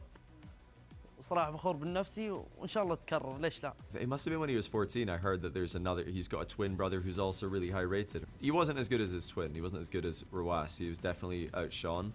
But I think it was his 6 months running up to being old enough to play RLCS. He improved so quickly. I couldn't believe now there really are two of them. احنا شفنا ولد خالتي لما نروح عندهم نشوفه يلعب روكت ليج وعلمنا على اللعبة وبالنسبة انه بدينا مع بعض. عيال خالتي ترى شعور حلو ان قريباي معي في البطولة. فترة من فترات كنا يعني متيمين مع بعض وكنا نحمس بعض زي كذا يعني. Mawson, now he's a player I've been aware of him for a long time. He really impressed me. He stepped up even further than I thought he could, and showed he's not just along for the ride, but he's taken his turn driving when the other two are tired. In goes Mostyn. They've got two players jumping. Who's around to finish it? Jovino couldn't do enough. It's no secret I've been a big fan of these players and a big fan of this region for a long time. I could see their ability, and yeah, it makes me very happy to see them get those chances to prove to the world that they are really that good. Rule 1 wanting to get further than they ever have, especially kind of that redemption from Worlds. They come in with a lot of confidence, but kind of that unexpected loss to Crew when they had beat them in not the wild card, but before in group stage. So it was strange to not see them get further than maybe a team like Falcons. But hey, MENA was well represented. Yes, well represented, and they're definitely coming in here with that chip on their shoulder. As you can see, Bruno behind Team Secret, well aware of what his team is about to go up against. And of course, Cresper back there behind Rule 1 as we go ahead and get into the game in short order. I think if I had to take my best guess, I will favor Rule 1, and I think I might do it in 3, believe it or not. Ooh, I think they would win. Expecting the sweep? I think they can win the 3v3s, and I think they've got the chops in the 2v2 or the 1v1. Sam and well, Jorby in particular is going to have some hands, or some words. Also some hands for you. Please no. Please. Well, he's very far away. But Rule 1, they're right here, and they're looking to see if they can sweep. But Team Secret can't underestimate that, can't sleep on them, because they've had that warm-up match, and we just saw how much of an edge that's given teams in the past. But we watch as Killers. I want to call him Killer because that's what he does. And look, Team Secret just dead as Roas cleans up. This is interesting. I think we may have a pause. This goal might come off the board because all of Team Secret did just stop playing there. I did see that. So, I thought it was like... Yeah, there we're going to have a pause. Not sure exactly what the issue was. Clearly, in the time I've been doing Rocket League Esports Lemon on live events, the most common thing that I've ever heard is some type of strange audio issue. But it appears that no, we will play on. Pause? Oh, okay. I was about to say, hold on. Hang on. Let's make sure that this is all correct. Did they pull in achieves and mute something by accident? For real, I've done that many times. You can't hear comms. How can you play good car soccer if you can't talk to your teammates? It's generally what it tends to be. Rarely is it some type of mechanical issue. Every now and again, maybe a controller swap, maybe get a new cable. But like a lot of times, it's an audio issue. Reboot, restart, fixes itself. Things go on in fairly short order, but who knows? The world of tech issues is vast. Put it in rice. What could go wrong? Yeah, what could go wrong? Well, from at least the results we have seen thus far, Team Secret won their 2s. They won their 1v1. That's a lot of ones. Cheese looked good. Team Secret, there wasn't the their best series ever that we've seen. I think the peak is just to be reached by Team Secret, and we've seen upsets before. We've had a close semifinal on the other side, but the big favorites have to be Rule 1 on home turf, and especially just being hungry for more. I think you can tell in their video just how much motivation, how much passion they have, and how a lot of expectations were for them in that region, and the fact that they were the ones expected to be the furthest out of all the MENA teams. I think Rule 1 want that one back. Yep. Lot to prove to themselves, I think, because they know they're better than they showed at the World Championship, and this is definitely the big chance for themselves to prove that, not just to the world, but more importantly to yourself as you look towards the next season of RLCS. As Team Secret trying to figure out whatever happened. It's really something. I'm trying to guess. It could be anything. The confusion, I don't know. The confusion says it's something complicated, but Team Secret also no strangers to facing MENA teams. Like, they had lost to Falcons. They put up a respectable fight against them, and at this point, you could say Falcons and Rule 1 are starting to be comparable. Rule 1 were supposed to be at the tippity top. The other ones had to fight through the wild card, and I was impressed with what Twisted Minds and Falcons could do, and I heard amazing things about Rule 1. And it's going to be my first time casting them, so I'm looking forward to They're seeing a lot of fun to things. watch. Rule 1, if they get put under pressure on the defense, they're incredibly capable of fending off just about any attack, and they've got one of the grossest, most dangerous counterattacks I have ever seen out of any team. As we do get back into the game, we kept the time off the clock. We did not just do a full restart, but the goal did come off the board. All right, starting from scratch. Team Secret happy about that, and almost Rule 1 just going back to the script, deja vu, but having to work a little bit harder now that you actually have players to play against. First, that spirit of competition or whatever. Ooh, that's it, right? Yeah, there it is. Great press here from Mawson. Of course, Roas, look at him get all the way to the back post. We kind of saw that in the 1v1 earlier, right? Sadness actually positioned pretty well to try and take that one away, but just not able to get enough forces as Karma's at the dead standstill on the back wall there. And Mawson just came through, dunked it in his face. Rule 1 back to what they originally intended. Hilliard's trying to drop this off, forcing the attention of Team Secret to defend that back wall. But now that Rule 1 had to head back for boost, you have Team Secret with a bit of freedom to move forward, and the pass to Sad, barely saved by Killiers. That's what I'm talking about. Against most teams in the world, you see that ball go in the back of the net, and somehow Rule 1 in every facet of the game just seems to find a way out in the most unlikeliest of circumstances. There's a nice 50 in the midfield, actually a free ball. Knight there for the save. Sadness forced to float it down. Here's the shot to the back post, and it will be kept out. Huge stop from Sadness in his own defensive heroic stand. And with Team Secret's backs against the wall, it came from stop after stop, and Phase 1 just knows down. To just keep that teed up for his team. Team Secret come up with nothing after all that effort, but you demo Rule 1, so you deny that opportunity. KV1 sailing away. It's kind of bumped off, but it goes right to Team Secret, who drive it home. Cheeky idea here from Rule 1. You see KV1 going for the air dribble. Roas, that's a nice challenge. Unfortunately, the 50, I mean, it's more trying to just take KV1 off the ball than it is actually trying to win the challenge, right? And unfortunately, that bump ends up just accelerating the ball faster than his teammates can cover it up. Team Secret there to jump all over it. Nice adjustment from Team Secret. Yeah, great adaptation when you get bumped off the ball and you're still able to complete the pass. Maybe a bit of luck sprinkled in there. Don't need luck for this one, but maybe Rule 1 got it. What a save, pitched off the post. There's a counterattack with one of them. With those offensive members demoed there by Knight, and Team Secret have been good at using that physicality to just kind of disrupt Rule 1's push.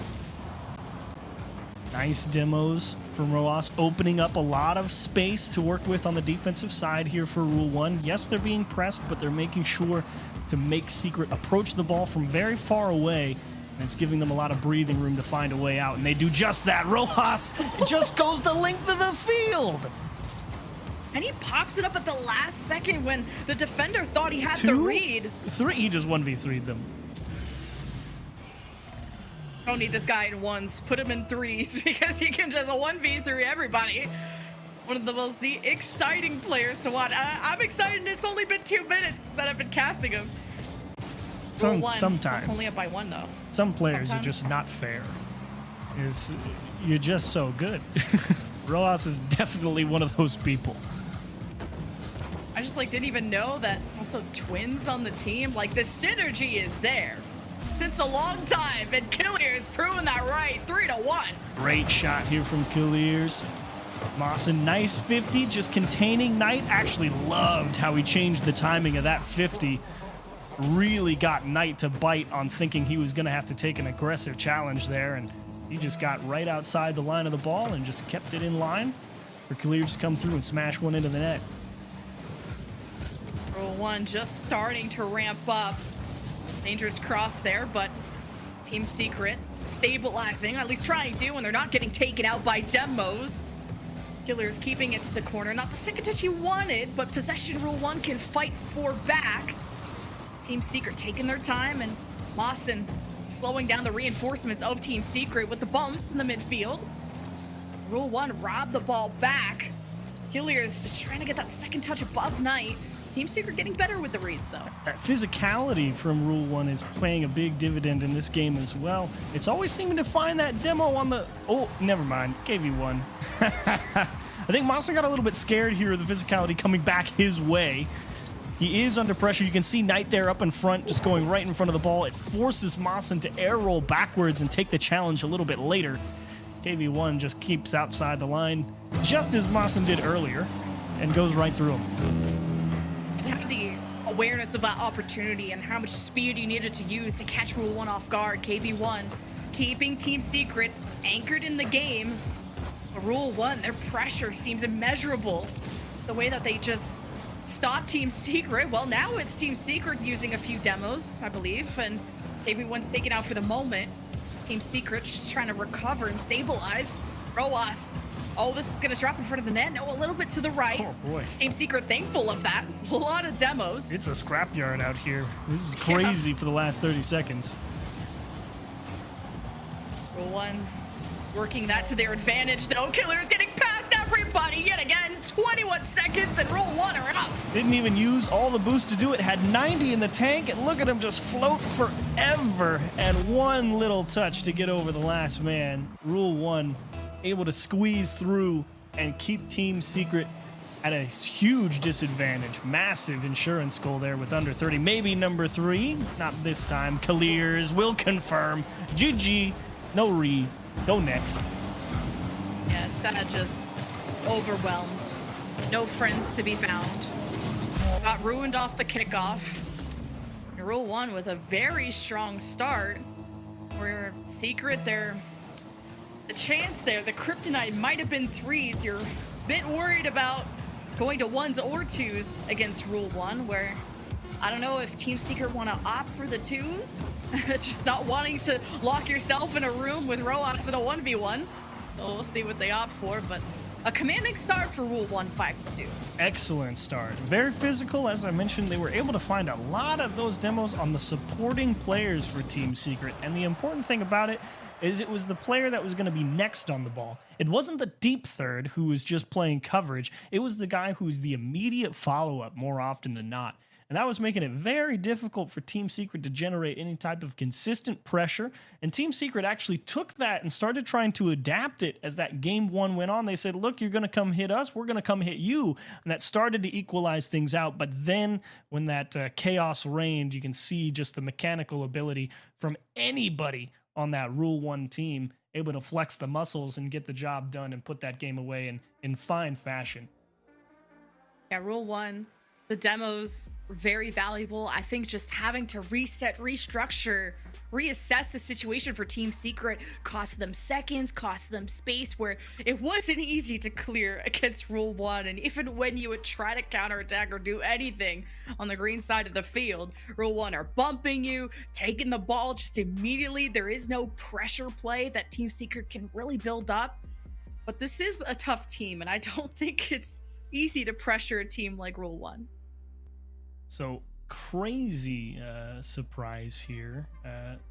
Team Secret has, in fact, opted for the 1v1, and I'm trying to confirm if it will be versus Moss. Okay, it is versus Rojas. I was about to say, it initially was put through that it was Mawson, and I was like, no way they picked Mawson for the 1v1 when they've got Rojas on their team, but it is, in fact, Rojas versus KV1. An opportunity to see if that consistent challenge game that we saw from KV1 earlier will be able to get the job done against Rojas. Yeah, KV1 had a close call against Cheese, 5-4. But oh boy, this is a whole new beast. Rojas with the first goal. KV1 wants the corner boost, thinking about how to challenge, and Rojas is just like, look, man, you can't come at me like that. I'm just gonna go to the net. I think you look at KV1, if he's feeling it, he's feeling confident. Everyone in this hype video was like, oh, Rojas, king of ones. Couple other names mentioned. He's pretty good. Respect towards KV1, of course. But hey, he's able to have an answer back. There's that challenge game again. You can kind of see Rojas doesn't get the best touch there, and he knew that dismount was so awkward. So he just puts himself right in front of the center of the ball and says, you are not 15 this one through me. Close match so far. First time we get to see Rojas in ones, at least in this tournament. When you get to play a threes match, it's a good warm-up as KV1 raced back after the corner boost and couldn't get a hand on it, at least a stiff enough hand. And Rojas just knew. He knew he was going to absolutely crush him on that 50. I mean, he didn't even try and use any extra boost, really. He's like, okay, I just go and get on the outside of the ball, and it should go in. Small lead for Rojas is kind of waits to see what KV1's cooking, respecting that space. Parry there from KV1, flicking it above, looking for the bump, doesn't get it. Rojas, now it's his turn to tango. KV1 rotating for boost, trying to cut to the left side. Now Rojas stealing the ball right back. KV1 just patrols. Oh my gosh. Trying to read the play and stifles the ball, but it's Rojas with the recovery. This is disgusting. He sees KV1 give him the space, and look at that soft hit. He scares KV1 to the ends of the earth. He says, boy, I'm about to pump one top of the net. And he gets KV1 to jump on a touch that goes about 3 miles an hour.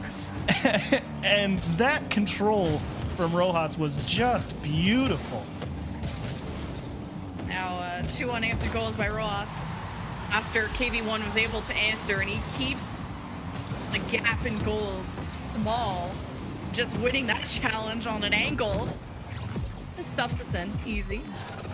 Big 50. You like to see that aggression from KV1. He's keeping himself in it, and it would not be the craziest win here if KV1 won, as we saw already in the 1v1 side of things. Just because you're one of the best does not mean you are guaranteed victory. KV1 keeping himself in the game. Full boost, side flip. Rojas just gets stuck on the net there, so KV1 has the ball yet again, trying to dangle, trying to break his ankles. Nothing yet for KV1. Back to his half, forced to ignore the boost and go back for the ball. Didn't want to give too much freedom, so good awareness from KV1. Almost got scored on there. Ooh, whoops, a little bit of a miss. That's okay. Maybe it'll just draw KV1 in, and he'll be able to take advantage of some extra space, but KV1 immediately pulling off and immediately overcommitting and able to recover. Hey, stop after stop. But now KV1 demoed, so Rojas can breathe for a second. See if he can get a shot in, but KV1 should be able to dive in. What a position. You love to see him. Look, he shows this flick. He's going to jump, and he says, look, it's going to the back post, and he recorrects and gets back behind the center of the ball. He shows that he's going to hit the musty into the top corner, and then he just commits to the bottom right of the net. I mean, Rojas, it's just gross. Just the read on that angle, knowing where the challenge was going to be coming from and how to direct the ball to the destination he intended all along. Rojas, just one of the best for a reason. KV1 has been in his shadow, though, and he has the ball. Bounce a little bit tough, though, and Rojas spots that moment of weakness. KV1 doesn't have any boost, so this is free. Yep, unfortunate reality of the 1v1 game sometimes. You just both have to take a 50 with no boost, and it definitely favors Roas. He did a really nice job there, just managing that 50. Nothing too special to say about it, and KV1 knew he was conceding right there. All going into the second half, KV1 has a lot of work yet to do, and if the kickoffs are gonna go this way, it's not gonna get any better. Brutal. Again. Oh. I would love to see or ask him what he looks for on a kickoff. Where does Roas look when he goes for a kickoff? How is he analyzing what people approach? Like, how does he manage the timing? Because a lot of the 1v1 game comes into the kickoff, and we've heard him, oh my goodness gracious, that's just in. Okay. Okay. It's the pain train with no stops. KV1 doing his best. You know, these aren't completely open unless it's like a weird kickoff challenge win from Roas. So KV1 is present, just like I was present in math class, and how much more present you were. So oh, we got what a one placement back. there too. All right.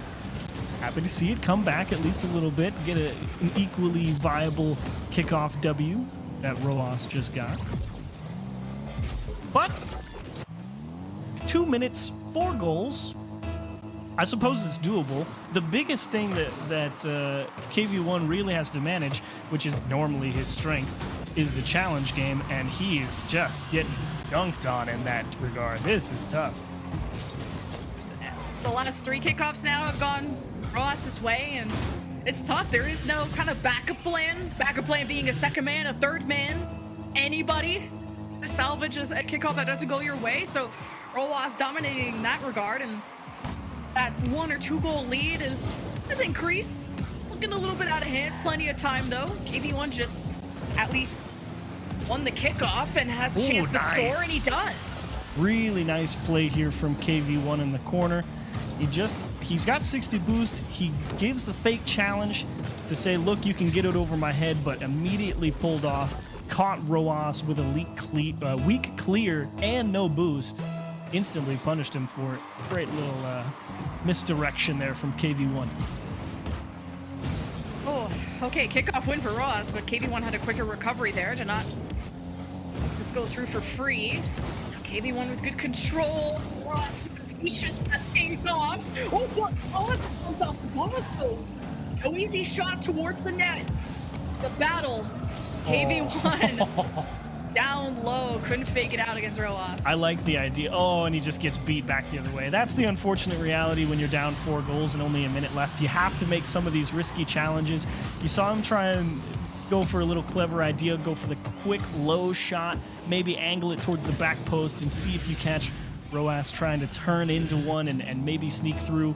And then as soon as you realize that he didn't bite on it, you have to immediately cycle back through and try and challenge him on the sidewall. And the timing just works out too well in the other guy's favor, and KV1 gives up another one trying to make something happen.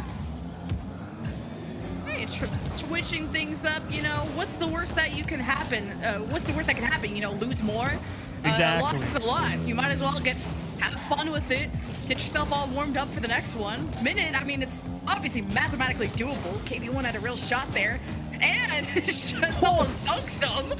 How did Roas save that? And he scores off of that. What? Man, that's just disgusting. How do you keep that out of the net? And then KV1 tries to pull the same trick earlier, go for the fake challenge, and Roas just eats him up. That's tough. Oh man, 10-4. Haven't seen a scoreline like that since Daniel. Roas proving that he is just gonna be the 11. final boss when it comes to that. Okay, beating Daniel's high score soon here, 11-4. Cool. Very nice. And it's like that's how you know, right? It's like you saw KV1 or a Chronic, more accurately, a Chronic versus Daniel, right? You remember that match? That was a great match. And a Chronic knew he didn't want to give Daniel anything, so he started playing keep away, right? The Chronic's like, you know what? There's still a world where I could lose this. Roas is just out here dunking KV1 because he can. He does not mind if he gives anything back because he's that confident. He's like, nah, I'm still going to play the 1v1 even if I'm up 8 with 30 seconds. I'm not going to run the clock down. I'm just playing it out because I can. Just extend the pain. He's- Maybe his friends are getting snacks or something. So, yes, high score beat when it comes to B stream 1s. Roas, you get a trophy made out of my imagination. Gold medal. For But the way that he here. wins, just all the kickoffs, like Roas's prowess in 1s, just feels like his recoveries on the 50s of those kickoffs. 13? Like KV1 gave up a lot from that, and now KV1 maybe gets one back if he can readjust this right. Nasty bounce. Ugh, the world just isn't fair sometimes. Yeah. No. No. No. All right, 13. Unlucky 13. The high score. That might be the highest score for the whole tournament for sure. What a display. All right. 13-4 puts Rule 1 on match point, going back to 3s for our potentially final game to see who will go up to the upper bracket final against version 1. You know, that was a tough one. Team Secret, it did kind of feel like a no-win situation right there in the 1v1 or the 2.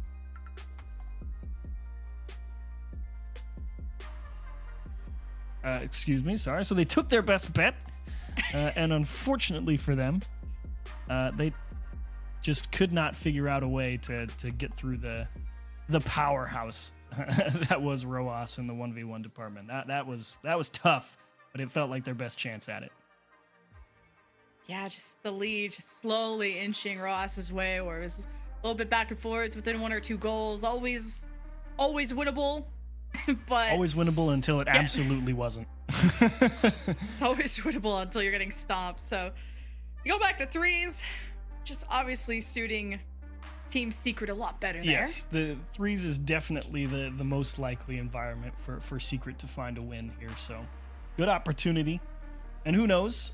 You know, maybe they can find a way in the 2v2, because even then, if you know 1v1 was a bust, you think, well, okay, give a little bit of extra support. Maybe 2v2 goes a little bit better, but don't overthink it. You got to win the next 5 minutes here in 3v3 first. Yeah, and just an update on the A stream. K-Corp and FaZe facing off right now in a game 2 of Vatira versus First Killer, and FaZe are playing Chrome, one of their substitutes, so that's all I've been hearing about on social media. Yep. So They signed Chrome as their coach for the World Championship, and then they said, guys, we're playing with Chrome at Gamers8, so Big R Gomez is back. nice. Well, don't worry, y'all. We'll throw you to the mainstream. This is the last match of B stream, but stay tuned, because we almost had that reverse sweep by Team Liquid just not long ago. So you always want to wait for a series to end. Roas, though, he's been just dominating both 3s and 1s. What can he not do? What can he not do sometimes feels like the question indeed. But right now, Secret seemingly stabilized here in the 3v3, at least initially. Can they find a way forward? They poke one right back down the middle, and KV1 just a step behind it. Clears off the ceiling to himself and should be easily handled by a retreating Sadness. Austin at least forces Team Secret back. Isn't gonna let them move up for free either. Just always challenging, even if it doesn't net them possession, even if it doesn't really do much. It's just so annoying for Team Secret to get through. They haven't had a push where they're undisrupted.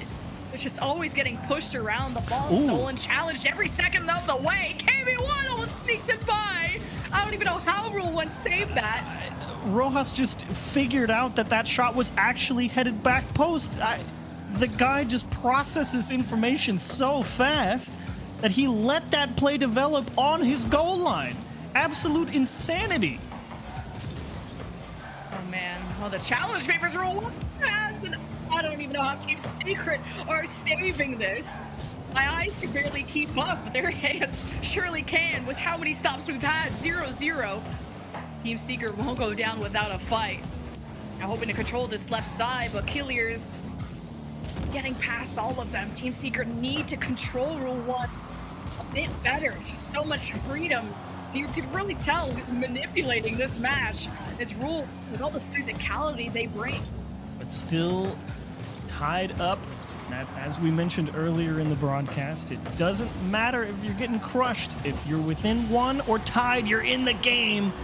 But Roas will give them advantage here with an authoritative dunk into the net. All three players involved in that play, I believe, and just rule one, when they do go for these challenges, they're also quicker on the recovery and the follow-up. And especially in these dangerous areas, like, I don't know, near Team Secret's net, it's just something Team Secret can't afford. And there is Roas almost sneaking that one in, double tap, not enough space. Hilliers is confident enough to always stand in Team Secret's face, but they go up into the sky where Rule 1 are, and that mistouch from Team Secret gives the ball back to Rule 1. Ooh, and Kalirs with a lot of space to work with here in the midfield. Unfortunately, not able to turn it into anything. Aggressive follow through from Mawson. And that might actually end up backfiring as it's Team Secret who start the counterattack.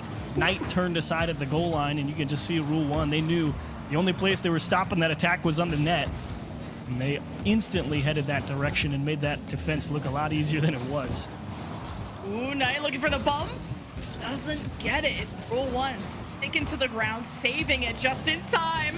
Team Secret throwing some shots in, but it's on the back wall.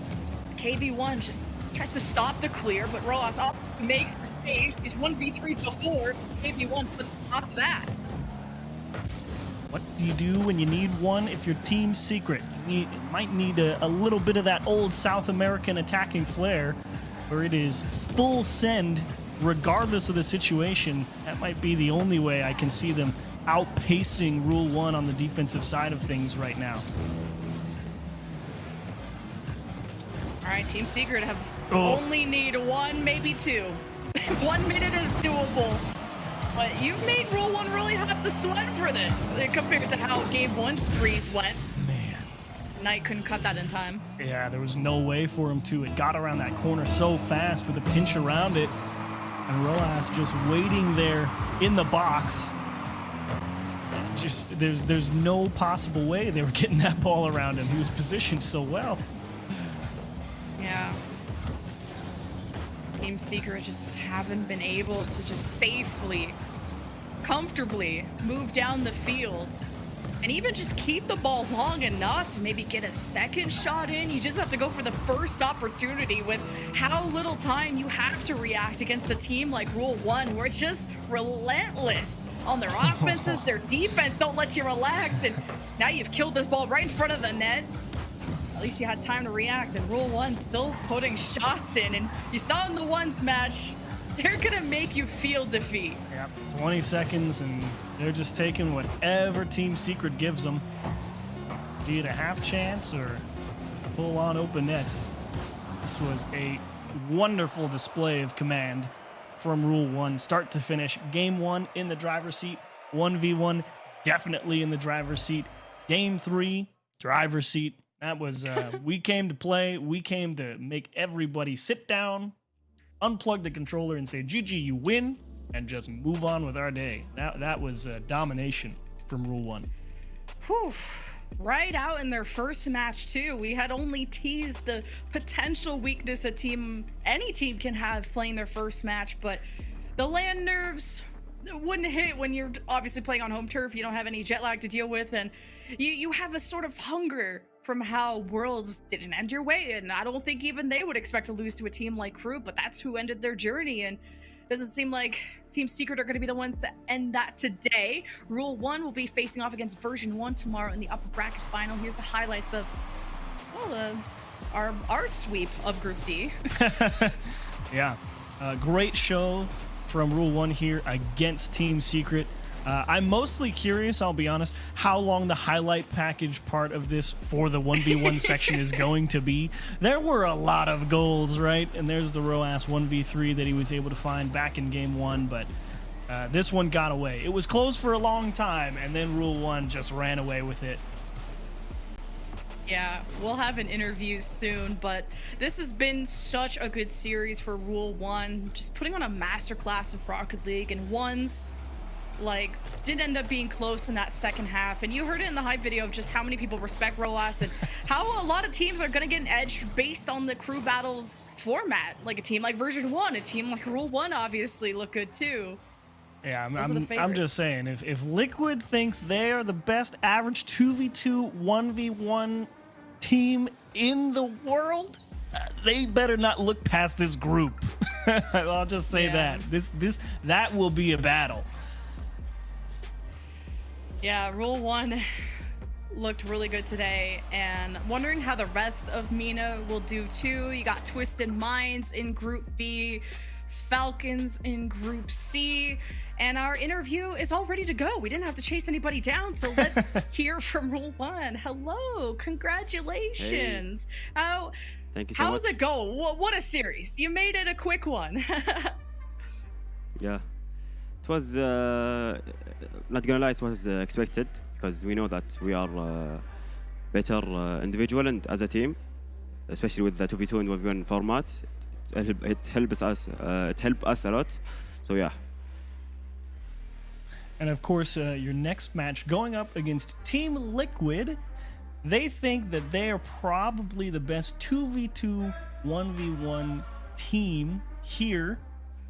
Just curious what your guys' thoughts on that are. Wait, I thought it was version 1. Didn't they win? Version 1 in the upper bracket final, yeah. Oh, I can't read. Dang it. I've ruined the quiz. See, you're paying more attention to this than I was, and I casted that game. So that's my fault. So I guess if you're going against version 1, you probably expect kind of the same result here, though. You guys were locked in versus Team Secret here. Yeah, version 1 is just like us. They were made for this format. Their individual talent is as good as us. So yeah, it will be a good matchup, but hopefully we will take that up. Hopefully. We know you're a confident team, and it's been a pleasure. It's been an honor to casting you guys. You did an amazing job. Congrats. Thank you for the interview, so and much. best of luck tomorrow. Thank you. Thank you. Have a good night. Thank you. You too. You ever just cast a game and forget who won, Lemon? It's been a day of all time, but an exciting one. You know, we almost had the reverse sweep between Team Liquid version 1. Rule 1 had that crazy sweep. I thought Team Secret had more of a fight, but they're gonna have to fight against Sa in the lower bracket, and Koi and Team Liquid are gonna face off. Where keep in mind of that Koi lower bracket buff they had in the qualifier. Yep, one never knows. Liquid obviously looking to bounce back, but a really nice D upper bracket for everybody involved. Tomorrow we'll get those lower bracket and see who gets to advance or who goes home. But a lot of fun here, Lemon. A lot of fun. Yes. Group A complete. Group B complete. Group C is in progress, I think. I believe that Carmen Core won the 1v1 Vati against First Killer. So good to Vati. So they're currently up against FaZe as far as I know. Yes, and if you want to tune in to the rest of B stream, of course, we're covering Group B and D. Tomorrow, we're going to conclude that. We got a bunch of time zones, depending on where you are in the world. 6 a.m. Pacific, 9 a.m. Eastern, 3 p.m. CEST. But you can also follow just Gamers8 on Twitter to find out when we go live. But we'll also be sending you towards a stream.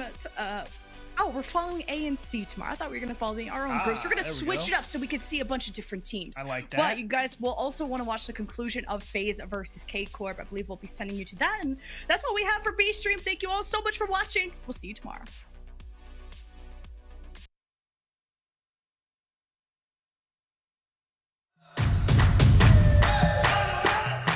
Dragging us down, face on the ground, but still we so proud. Just look at the crowd, we're making some noise, making some sound. We ain't got a choice, they're hearing us now.